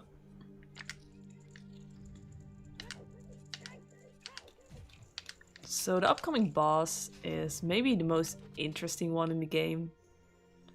I think the mechanic is pretty cool, and casually it's probably a lot of fun. But this one is heavy RNG based. The way they're going to fly and which position they're going to take is random. And so you have to reflect the attacks of one witch to the other one. So they have to be both on screen to actually hit damage.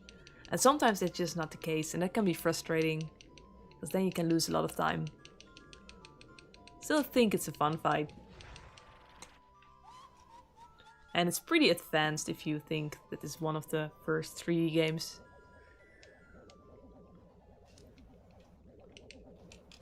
You can use a little trick here. If you shoot the hookshot at a witch, she'll stay in a position, and that can help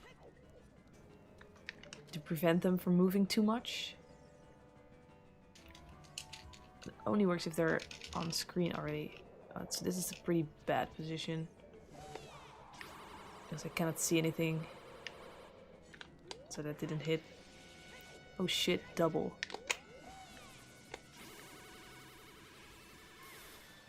Wow, can't believe that hit.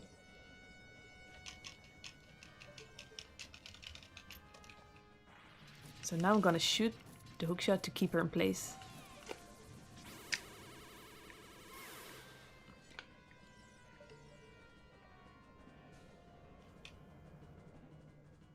I have to see where they're going. This is good. So you have to hit them 4 times to get to the next phase.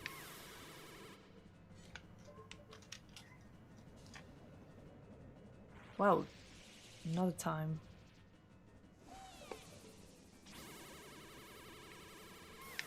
Whoa, just in time. Okay, so the first phase was pretty good. We only missed 1 hit. I think that's decent for Trimrova.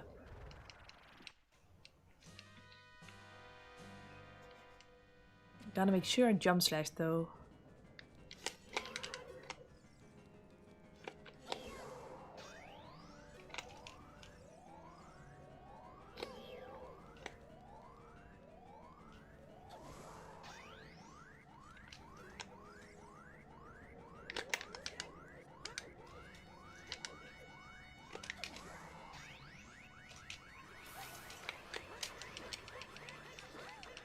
Second phase is hard to miss if you always do the same thing. It should work out.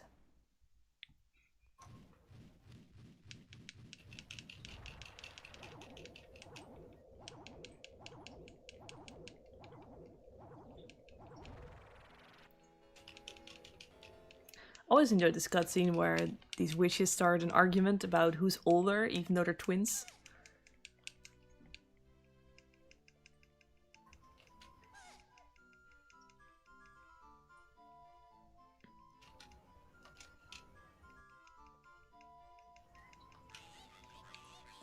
Actually use that to get a glass of water, so I'll be back.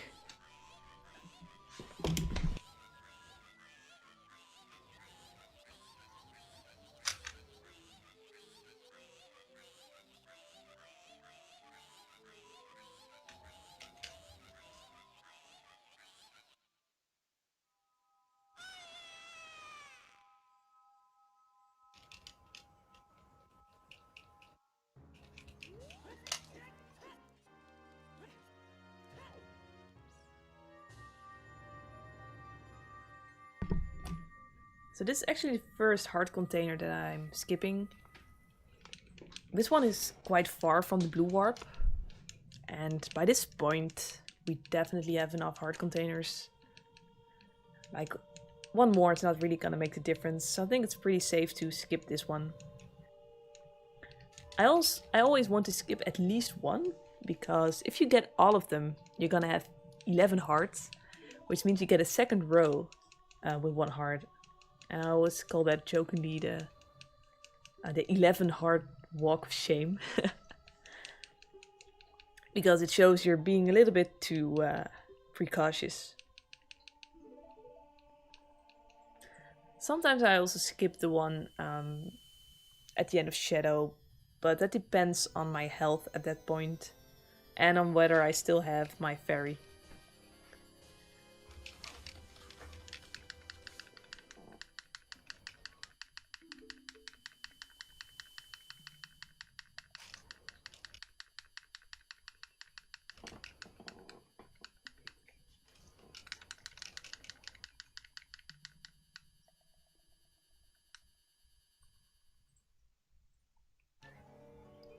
So now it's straight to the last and definitely most creepy temple.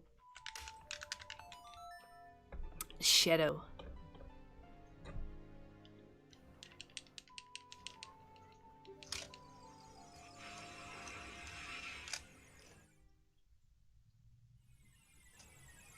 I would always postpone going to this temple as late as possible until I really had to.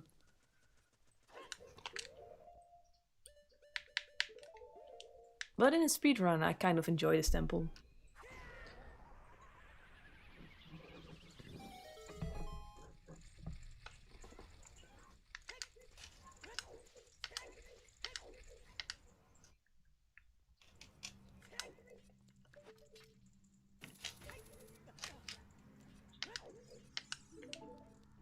I ran completely out of magic, so I should get some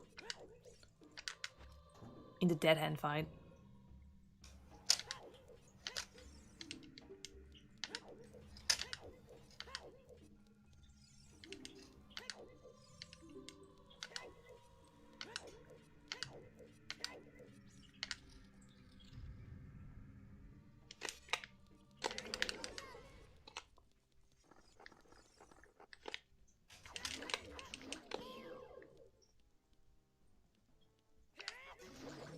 So I think I actually had some error in game here that made the music disappear. That happens sometimes. But at least we got a quick dead hand kill. If you time that jump slash I just did by looking at the movement of his arms, you can defeat him in one cycle.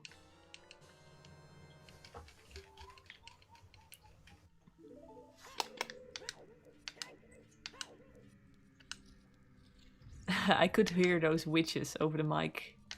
Nice.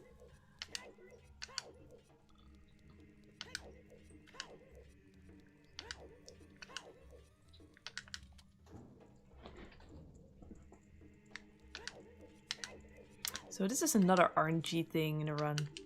This is true spinner, and you've gotta push this thing to the right skull. But you cannot see which one is the right one because we don't have the lens of truth. So there are 3 options that can be it. And the chances differ. This one has the highest chance of being it. But it's not. So that loses about 10 seconds, but there's nothing you can do about it. This one is the least likely, but I think this one has been it for me now 4 times in a row, so that's pretty funny.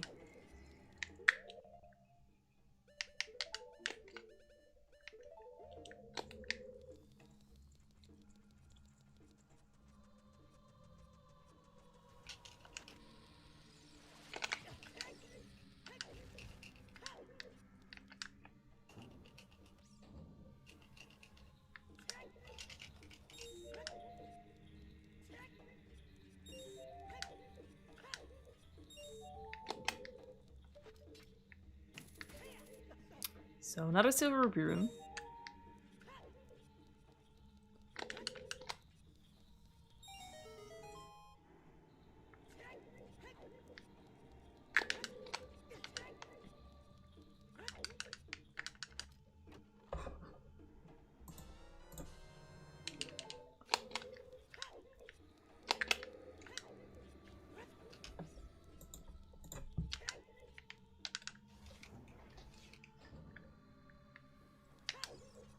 And in this room you can do nice movement to stun multiple Skulltulas at a time.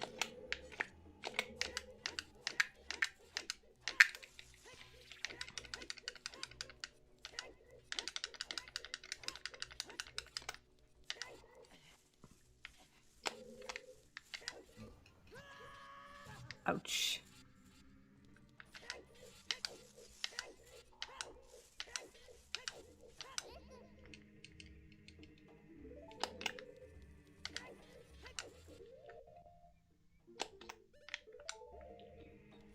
Equipping hover boots here prevents Link from jumping after each of those ramps. And jumping is kind of slow movement.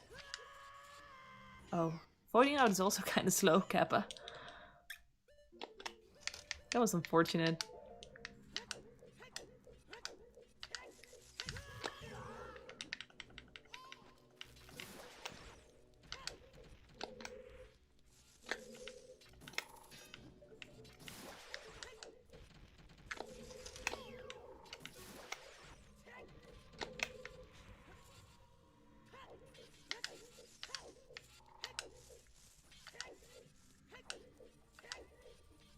We can do better.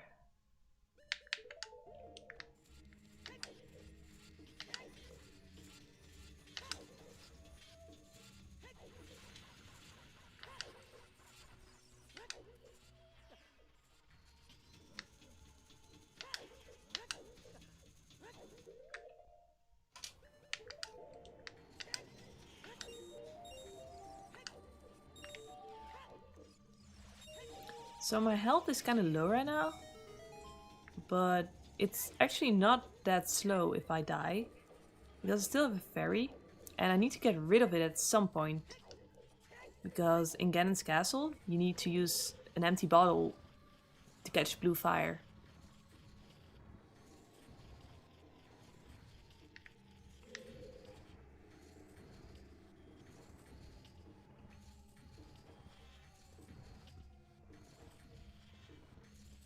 It used to be allowed to do a backflip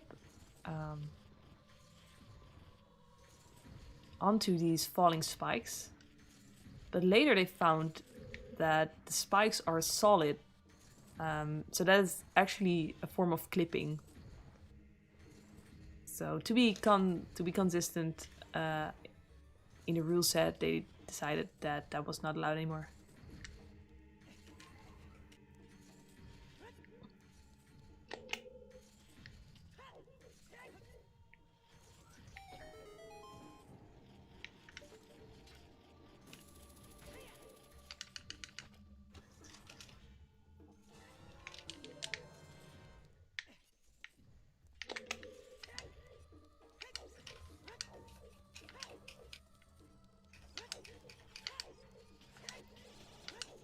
Shadow always has a lot of invisible stuff where you would kind of need the lens of truth.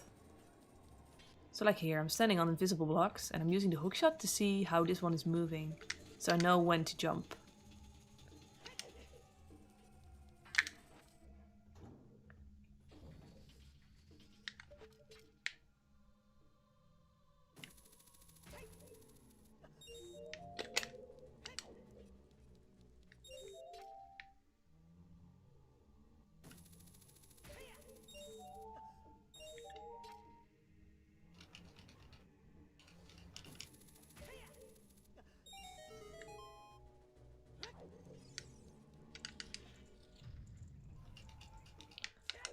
So in this room, normally you wouldn't have to defeat all of the enemies, but since I forgot to get Din's Fire, Feror's Wind, to warp out of this room, I still need to do that.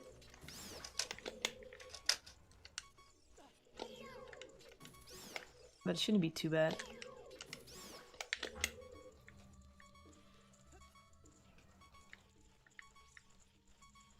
I can lure this keys and catch his attention. Usually they're always very eager to come closer.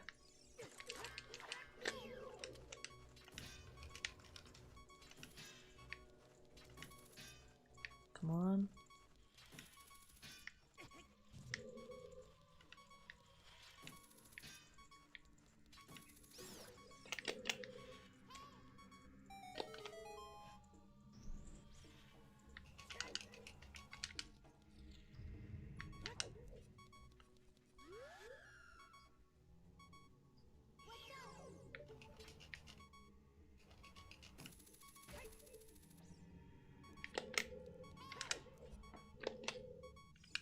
Oh, I didn't actually grab the key. That's... well, should be fine. It's a bit confusing since this route is different than it usually is for me.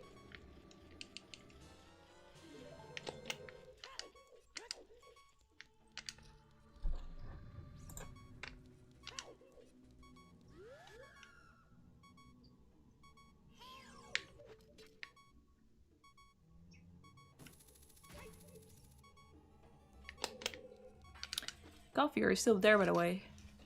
How's it going? About to enter Shadow. Cool. So, same dungeon once more. Definitely. And my shadow has been...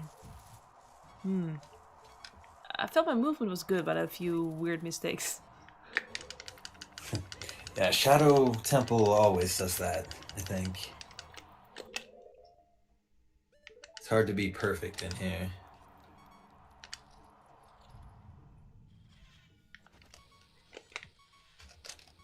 Yeah, it's also because I didn't have Forest Wind. It's really confusing if you have to do something different. Oh yeah.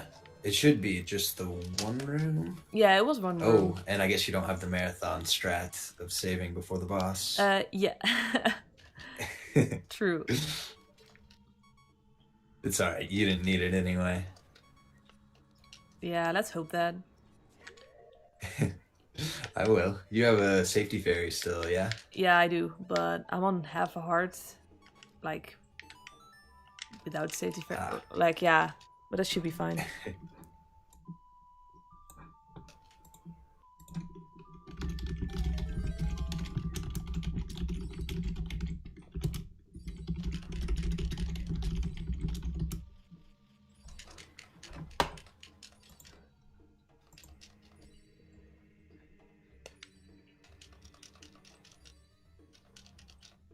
Yeah, if you do a lot of glitch categories, I hear that a lot, that people watch my streams and are like, whoa, they didn't even remember that these parts of the temples existed. So I think that's also a fun thing, like you get to see almost every dungeon.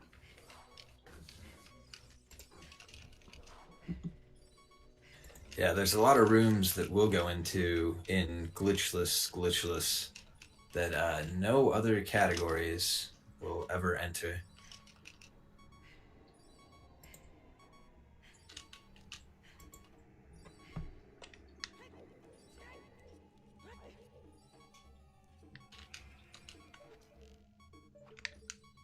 Wait, I need to be careful here.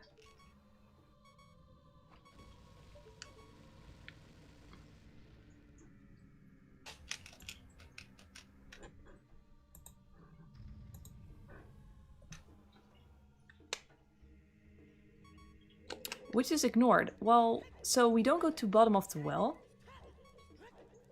where you could get the Lens of Truth, but that's not strictly necessary. Because if you memorize everything, you know where the invisible stuff is.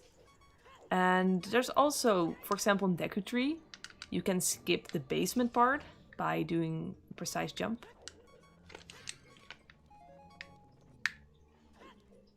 And also in Water Temple, for example, you can jump to a few ledges and skip a little bit, but still we absolutely have to do each temple, and we get to see most of it for sure. Yeah, most categories, they just want to get to the end of the temple to beat the boss. And that's their only goal. Whereas ours, we've got the same goal, but the no glitches restriction forces us into more rooms than would be necessary for other categories.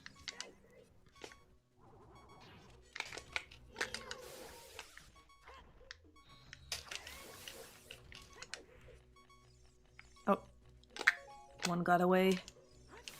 It's always a little bit dangerous because these little hands can grow back into like big hands, and you have a lot of form masters crawling around the room.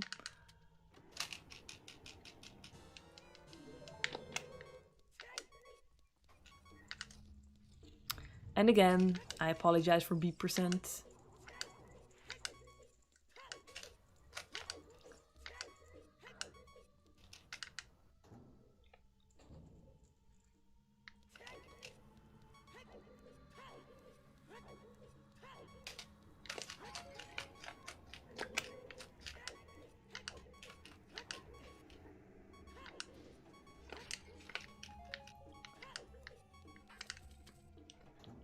So for example, this part is invisible.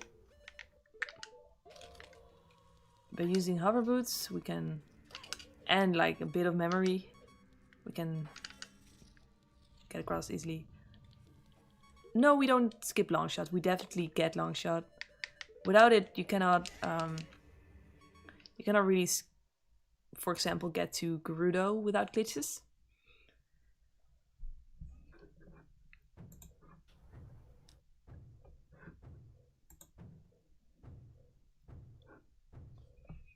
So here's Bongo Bongo, a very interesting boss. Again, we don't have the Lens of Truth, and his eye is invisible without it. So you have to shoot in the right direction.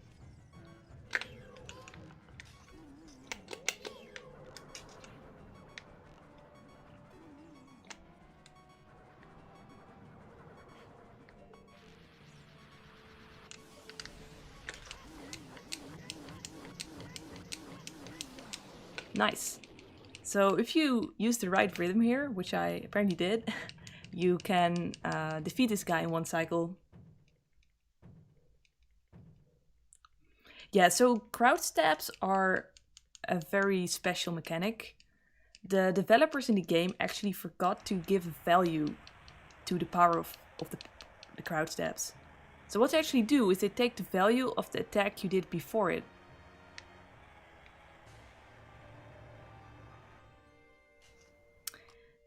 That means you can do a jump slash at the beginning of the fight.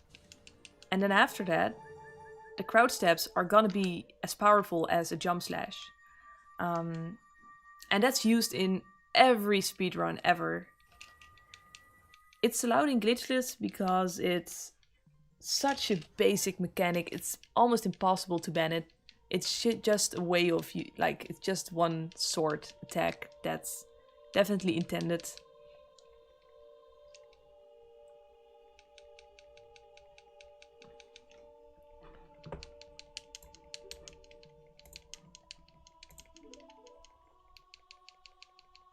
So yeah, it's a mechanic you'll see across all categories.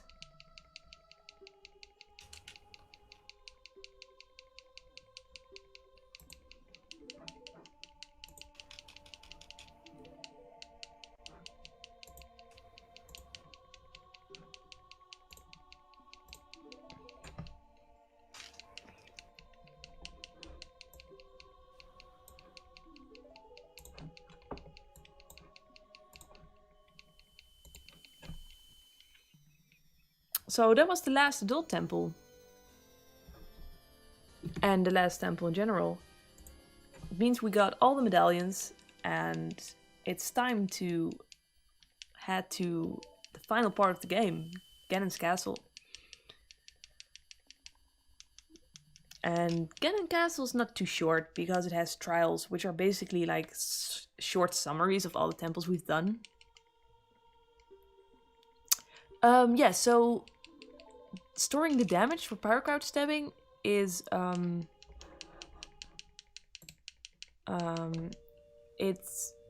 it remains as long as you don't enter a new scene, so new loading zone.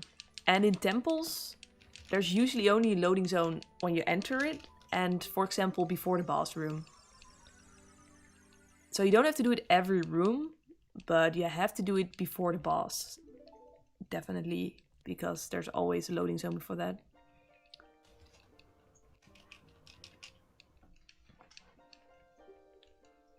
And for example, if you'd go from Hyrule Field to Kakariko, it changes like every time, basically, when the screen turns black and then everything appears again. So right now we arrived at the Light Arrow cutscene. I think this is the longest cutscene in the game, which is not like the credits or something. I'm not positive. No, Master Sword cutscene is probably longer. But yeah, it's quite long.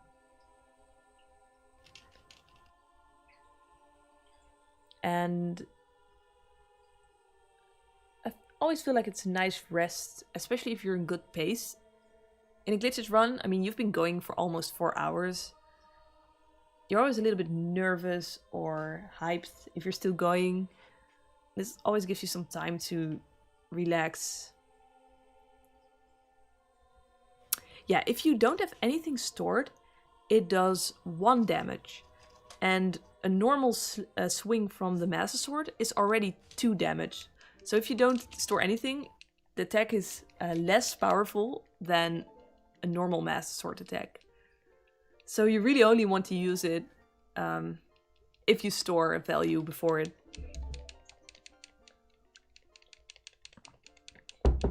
So as child, you have Deku Sticks. They can break, but they actually have the power of a Master Sword. So as a child, you always do Deku Stick jump slashes before the power crouch stab.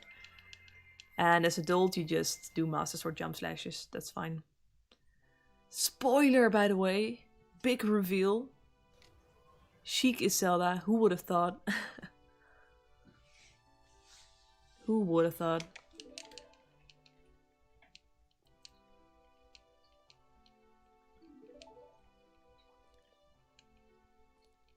Yeah, if you guys have any questions, by the way, about the category, about tricks, about us, I don't know. This is a long cutscene, so I'm willing to explain.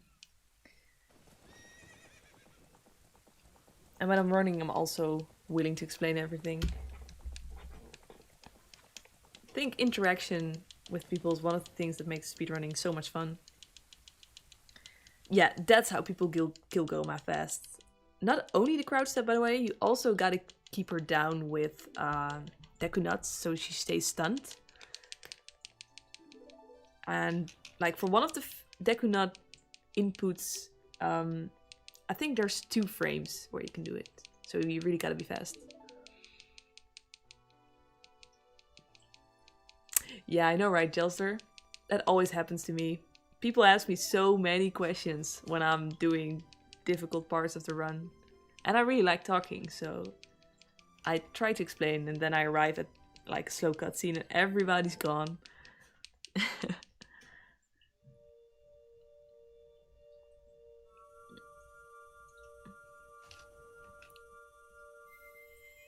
So here's Zelda gives you the light arrows. They're not of much use, it's just that they basically programmed the game like, yo, you can only hit Ganondorf with light arrows, and you can only... how do they even call it? Dispel the barriers of each trial with light arrows, so that's what they're useful for. But oh no, Zelda gets caught. We're not done yet. Yeah, that's so true. I heard it from many people. I also never used Deku Nuts in casual play. And then I learned how useful they are. They are really useful. Really OP. But they seemed so stupid in casual play.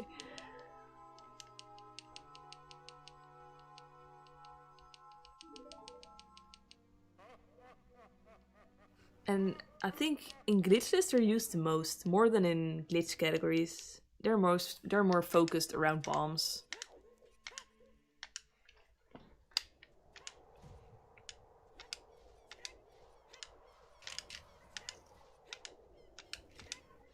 So now we're heading to Ganon's castle for the final part of the game.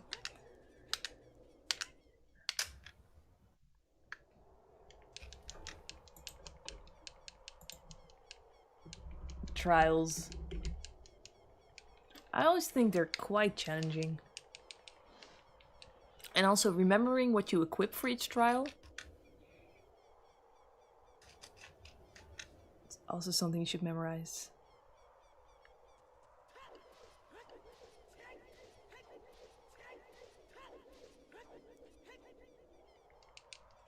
Yeah, so Bug Limit can skip trials altogether.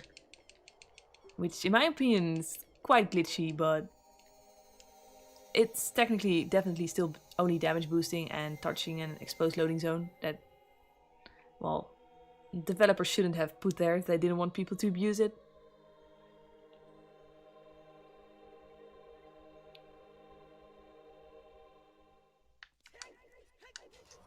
Oh, the gossip stones, you mean?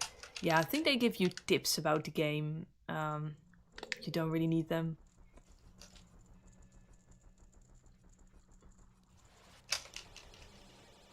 It actually says some weird stuff. We're starting with Forest Trial.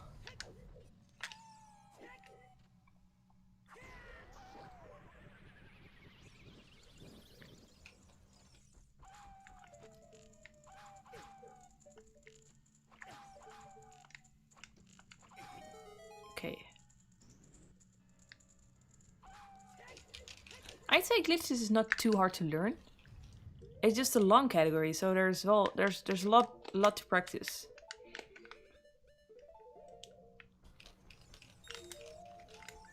But there are no tricks that are hard or anything. Just like learning the route will take some time, but it's really fun. Yeah, thought you guys would notice that.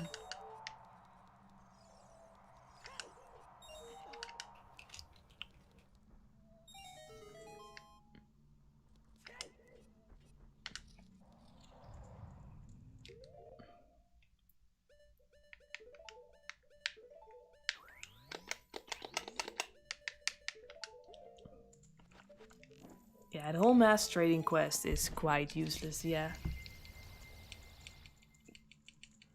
I think you need it for Deku Nut upgrade and a stick upgrade, but it's really not needed.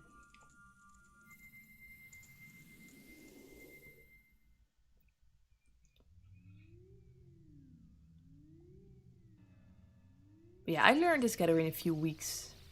And of course, at first you're not fast at it, but just knowing it in theory shouldn't be too hard. I think it's a good place to start.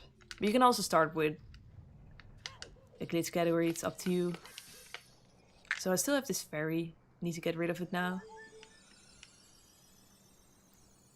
Because we need to put blue fire in this bottle.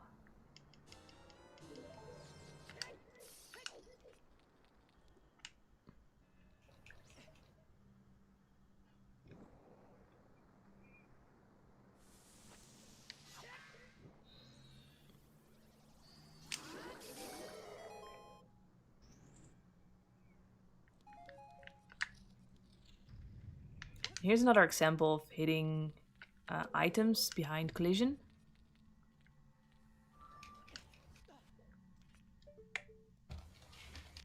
Yeah, so I really enjoyed starting with glitchless to get to know the game better and to get better at movement in general. I'm actually learning NoGA Warp now. That's gonna be my first real glitch category. I think I know all the tricks in theory.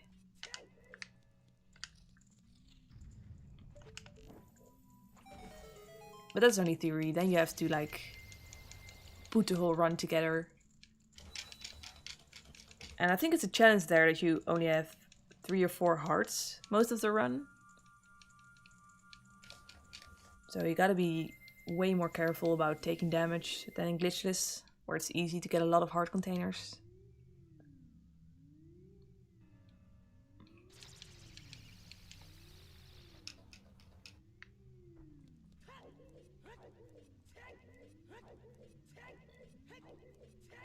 So Shadow Trial.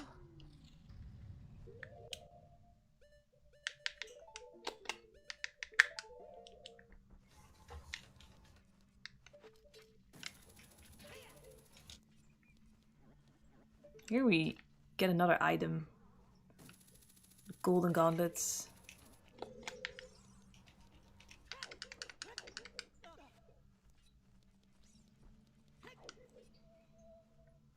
It's basically only needed to complete the trials.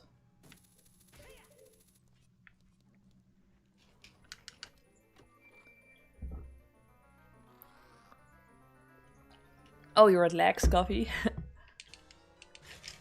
Finally relax, yes. Always a pleasure.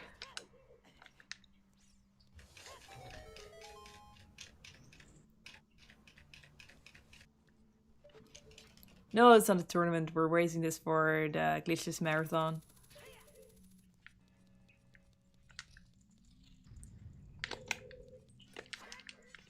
I think magic was fine, but I wanted to be sure.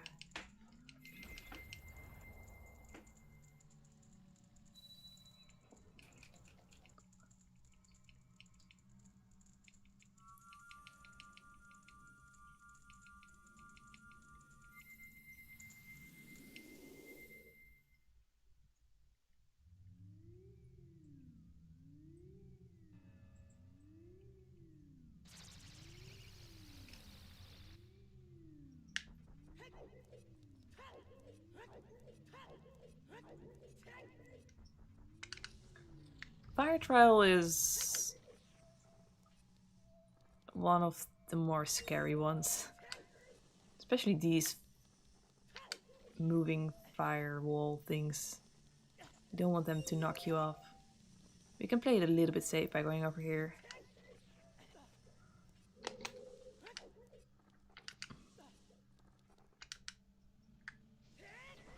Yeah, I don't think the commands were updating for that.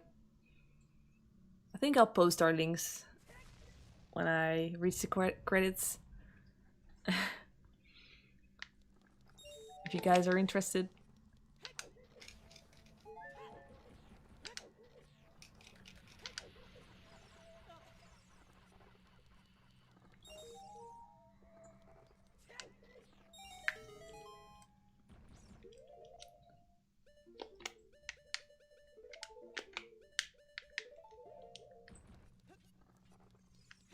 So if you're not wearing hover boots, this whole platform in the middle will slowly sink down.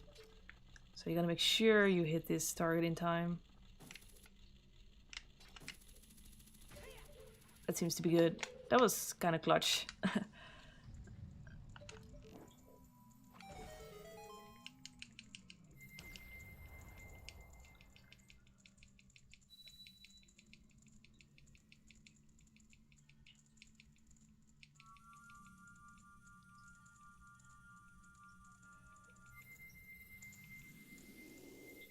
Yeah, I accidentally forgot to get Furore, indeed. That was my biggest mistake, actually. So I had to use save warps instead of Furore a few times. It wasn't too bad, actually.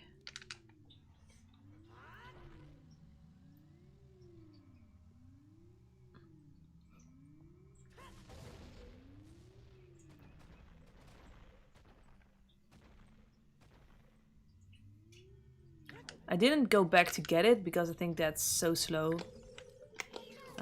Zora's Fountain is really out of the way. There's no warp song to get there.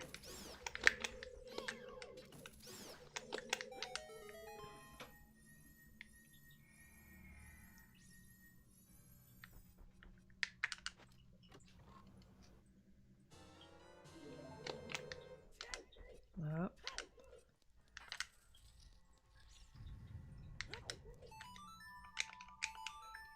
Yeah, I can imagine you don't remember this. It's quite specific. Quite specific.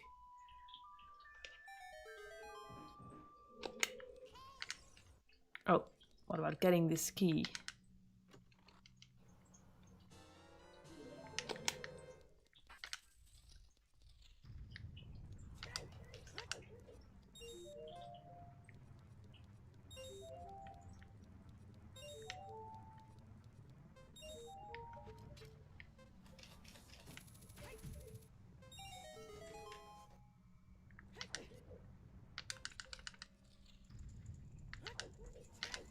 Here's a troll wall, and the thing you have to shoot is actually behind it.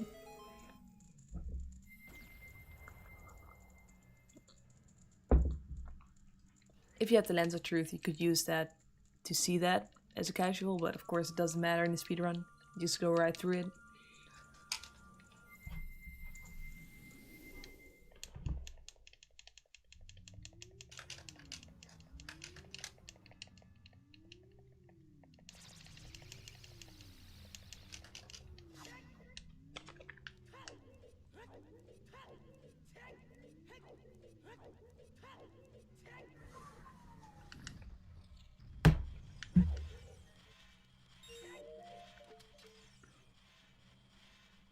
Yeah, we have the stream up because that will help us a little bit with the commentary if we know what the other one's doing.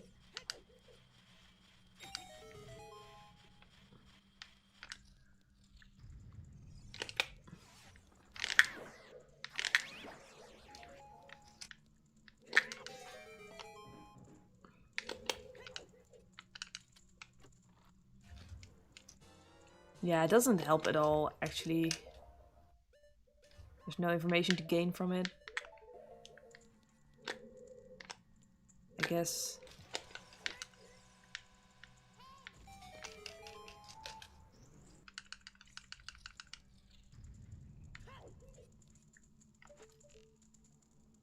So here you're intended to have fire arrows, but you can just use this.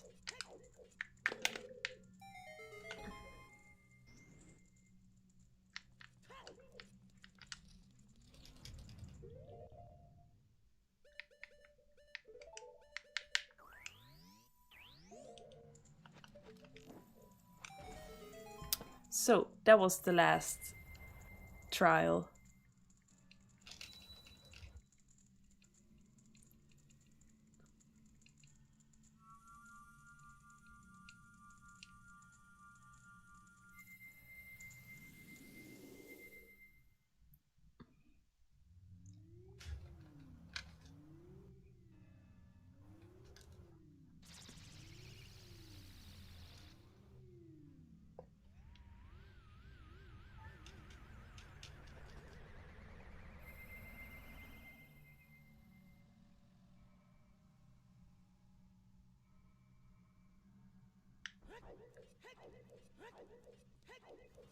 So this trial dispel this barrier and we can enter Ganon's tower.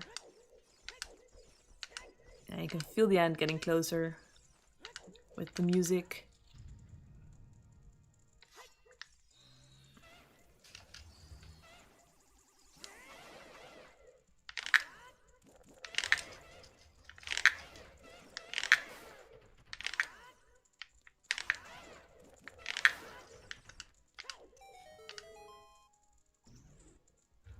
These lizards move so fast that basically all you can do is just quick spin a lot.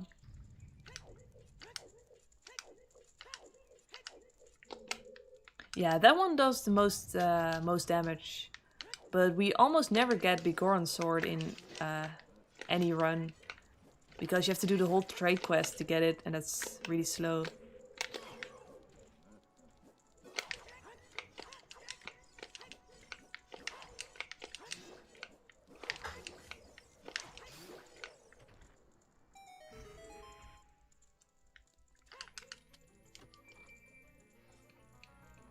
But in Hundo, where they actually get the the Bigoron sword, I think they definitely use it even to store damage for crouch steps.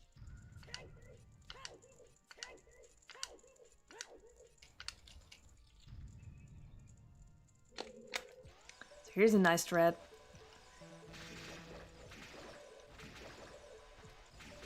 A little bit of a safe strat. I don't think it loses much time over fighting them. You don't need to choose anymore. It's really safe.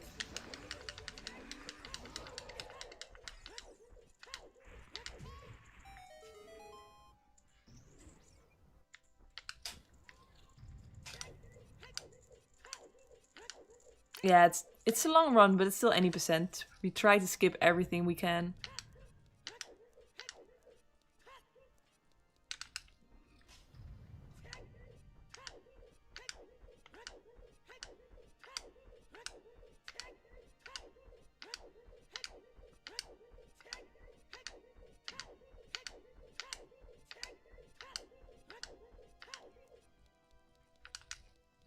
So Ganondorf coming up. Ganondorf can be hard. I mean, it is the final boss. So what we're going to do is, in this fight we use an empty bottle instead of the Master Sword to hit his light bulbs back. And that's because the empty bottle has a nicer range. It's a bit easier to hit back with the empty bottle. And then you can one cycle Ganondorf, but you need a specific rhythm for that. And you have like 2 frames for each step that you do. So you don't always get that. It's very sensitive for timing. And it always sucks a little bit if this fight takes too long because, well, at first it's slow, but also at a certain point the platforms come falling down and that makes navigating the room harder. So you kind of want to get it over with as fast as possible. Not only for your time, but also for the fight. So let's go.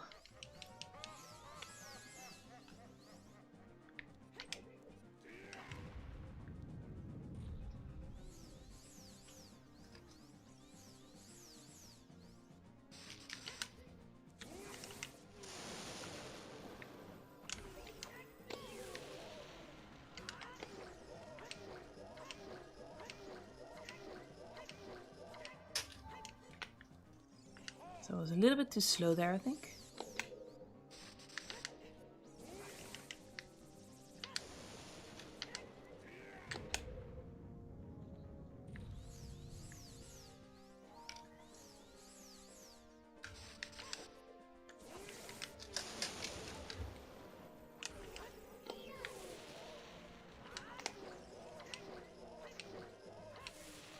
Nice. Japanese saves over 20 minutes on a long run like this. So a lot.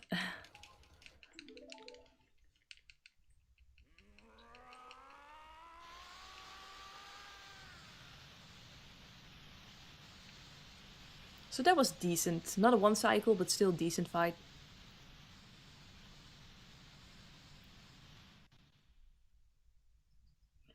Yes, it is possible to one cycle him. If your timing is precisely correct with stabs, you keep him stunned down. And I think I get that like half of the time. But not today.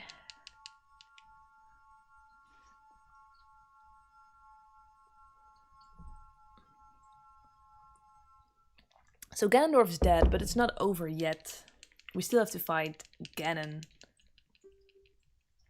His weird evil incarnation. First he tries to take us down with him, so he's gonna make this tower collapse.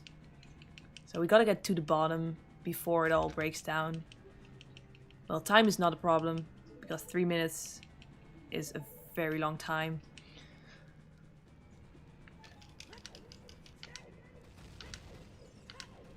This is a very laggy part of the game. You even notice it on the Wii I'm playing on, and you notice it probably even more when Coffee gets to this part. He plays on N64.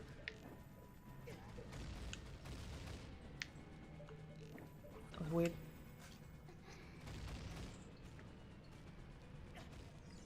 You see me shooting fire arrows at the door. Sorry, light arrows. There's like a hypothesis that it saves like 2 frames each time because the purple magic of Zelda won't appear. But they're not sure if it even saves time on VC. You won't need the arrows nor the magic anymore, so why not try it?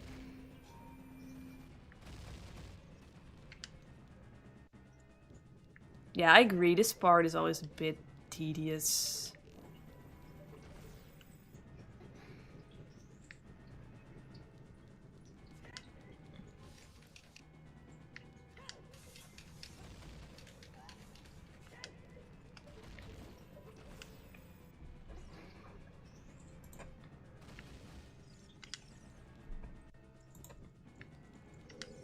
And because the developer had so much inspiration, here's another TLoZ fight. It's the last one though. Man, there are a lot in this game.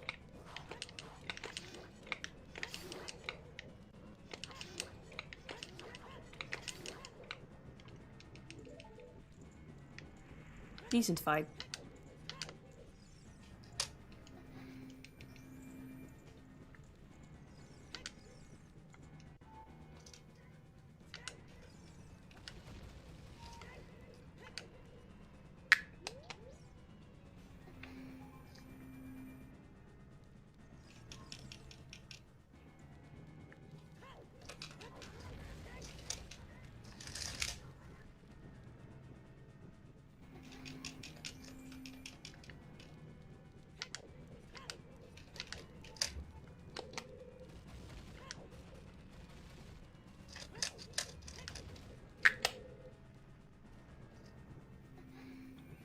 So in the game I had to place one more Redad over here.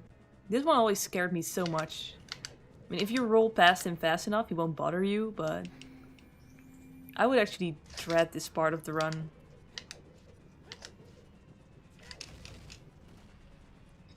Or not, I mean of the collapse as a casual player, not as a speedrunner.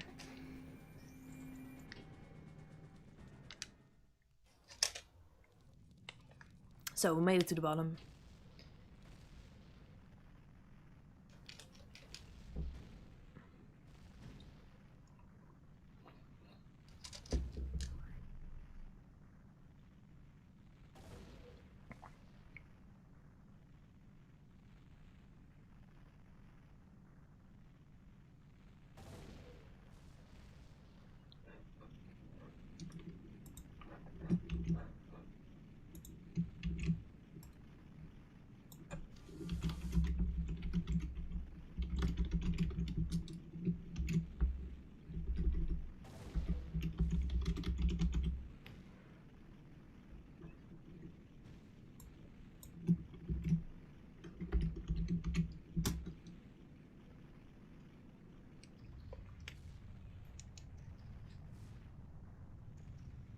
And for the final fight, so Ganon is going to knock the Master Sword out of her hands.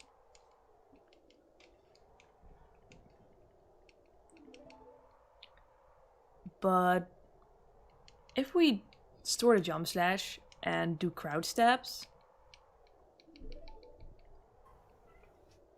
that will still take the damage we stored of the Master Sword. So yeah, we will use the hammer instead of the Master Sword for the first part. Then we get the Master Sword back and we just use that.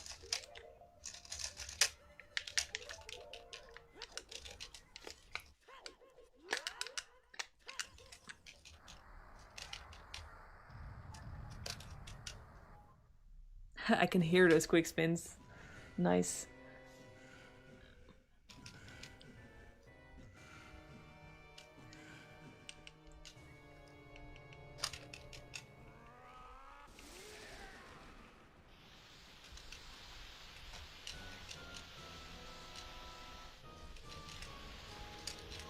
So, final fight. It's almost over. Let's go. Let's finish him off.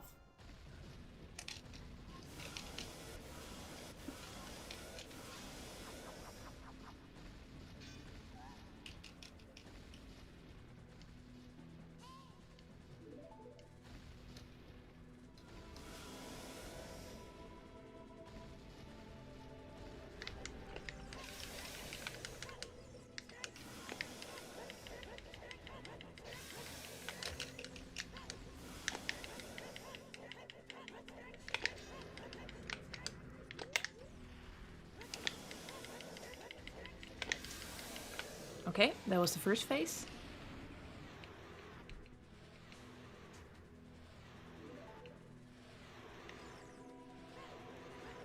So after this phase, I'll announce that time is coming up.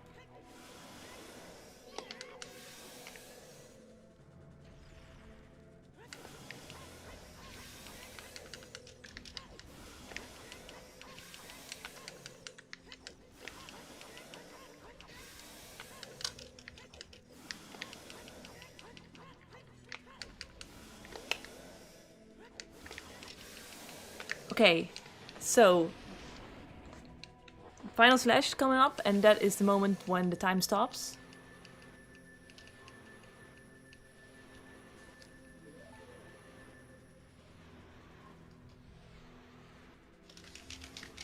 I was using hammer crouch stabs for that. So, here we go. Time. So, Nice finish. finish. With a 4:13. Which is actually... Pretty good time. Yeah, it's actually pretty good. So, this would have been a PB 2 weeks ago. Right now my PB is 4:10. So, 4:13 is not too shabby.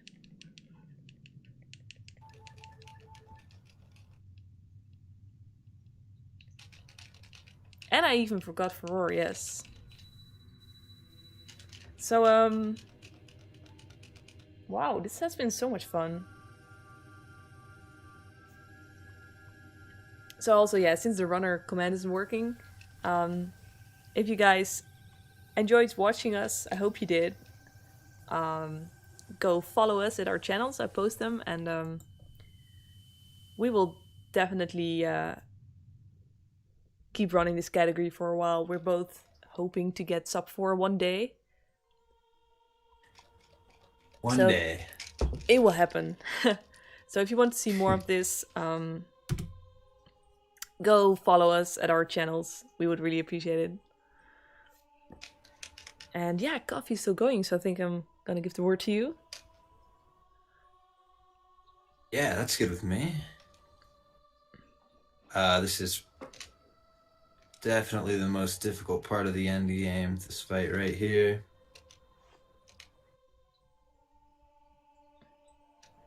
It is possible to do that in one cycle. Though, as Will mentioned, it is tricky, very precise. It's a 2-frame window that you've got to hit 7 times. The first 3 are free.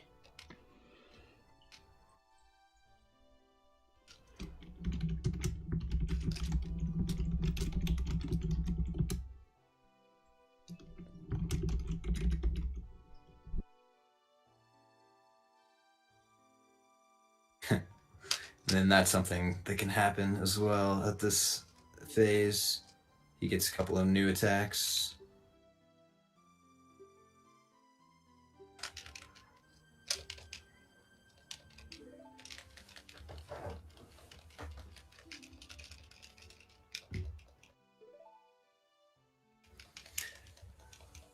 So it's usually somewhere around 9 minutes from the end of the Ganondorf fight to the end of the Ganon fight.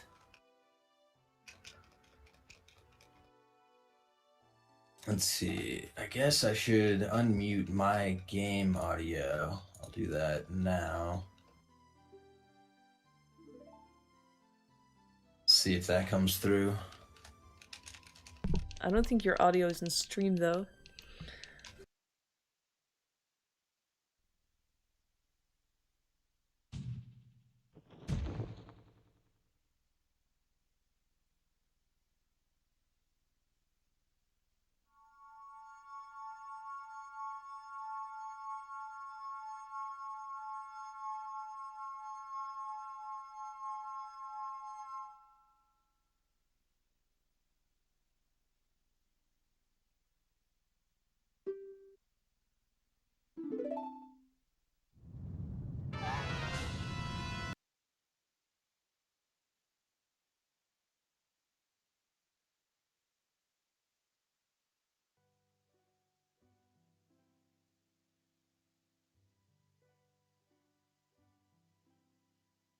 I'm wondering.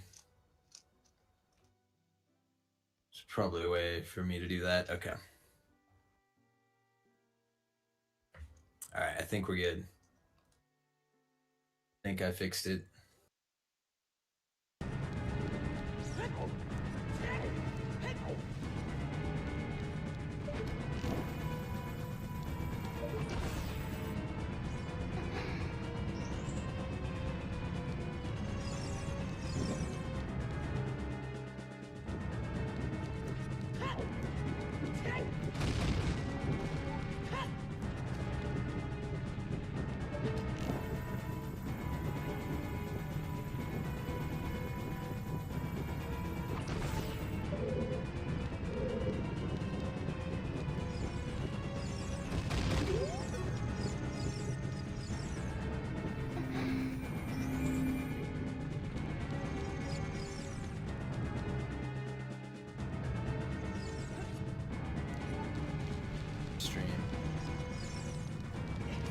Now there should be a voice.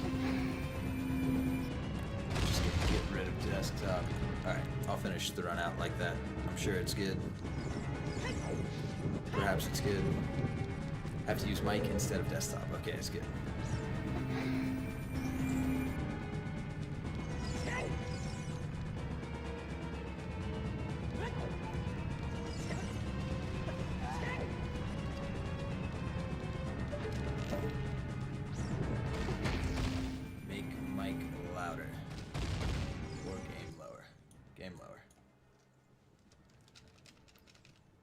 This is a lot of on-the-spot troubleshooting for the end game. Those look balanced. So it is the end game. 3 things left to kill. 2 of them in this room with me.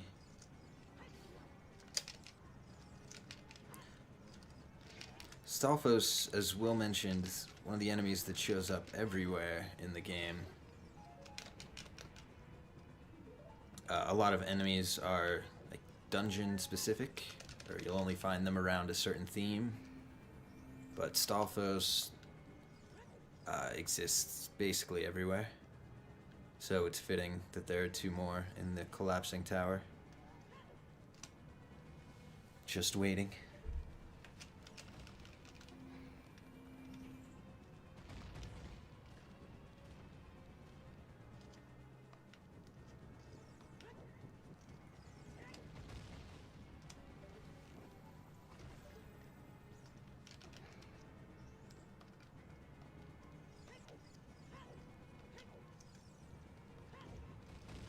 So something interesting to note, Will finished with a 413 which means that she beat the game just now faster than I have ever beat it under this current rule set. I like to think... Wow, this guy hasn't caught me before. I like to think that we're around the same level, but she's starting to get the upper hand a little too frequently for me to ignore, so congrats on that. And also, this is the third race between us. We were tied 1-1 before today, and with this, Will has a 2-1 lead.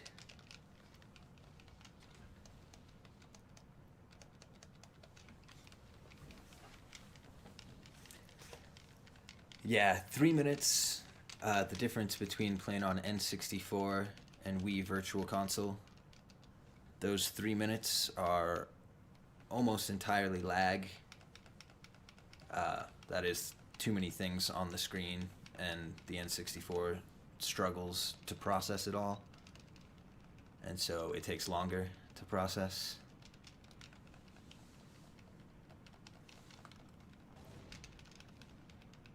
But yeah, Glitchless Squared, as it's called, or this new Glitchless category, is a very beginner-friendly run. I know the recommendation I see the most is No I Am Wrong Warp. If you want to get into this game, what category should you run? Most people will say No I Am Wrong Warp. I will say Glitchless Squared. I just think it's longer, and I guess it's a little bit more boring. I don't know. It's hard to use that word because I don't find it boring at all. But once... I've got to remember to do some key things here. So we're going to store that jump slash, and then we can use that jump slash. So if you already know some of the glitches in the game,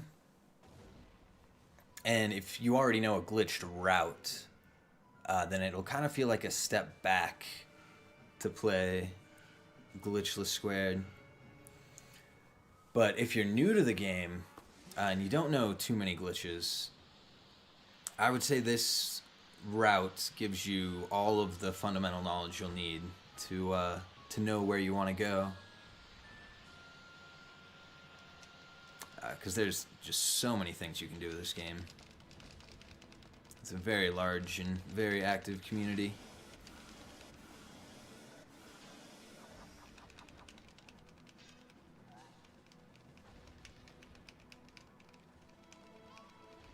Alright, so final fight here. Takes 10 damage to end the first phase. And we've got 4 stored in these crouch stabs. So that's 4. That's 8. And this will be 12, which will start the second phase. Assuming you can land a hit. There we go.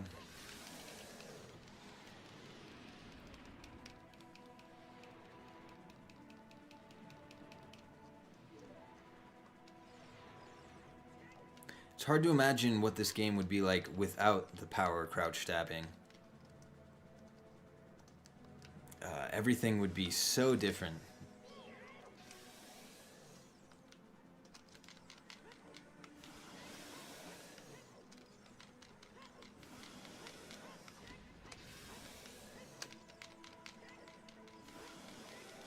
This is just the same movement over and over again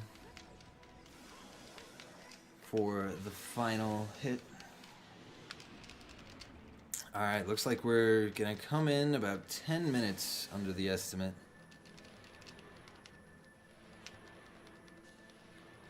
Which means there's actually 10 minutes worth of lag, N64 versus VC, for this run.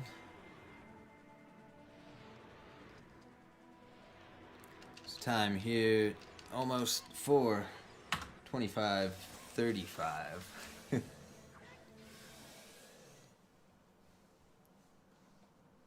All right, so that's the new category. That is glitchless squared. It's a really fun one. I highly recommend it. As Will mentioned earlier, there aren't really that many run killers, so once you know the route, you can kind of just improve forever until you get sick of it. I don't know when that will be for me, but I don't think that point is close.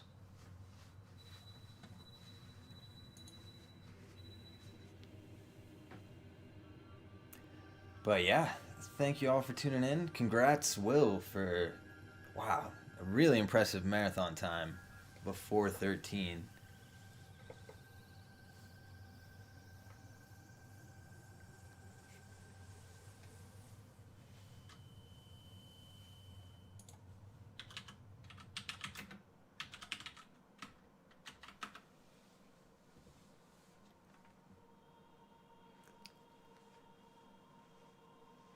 All right, I guess, yeah, I'll turn it back over to you, Slow.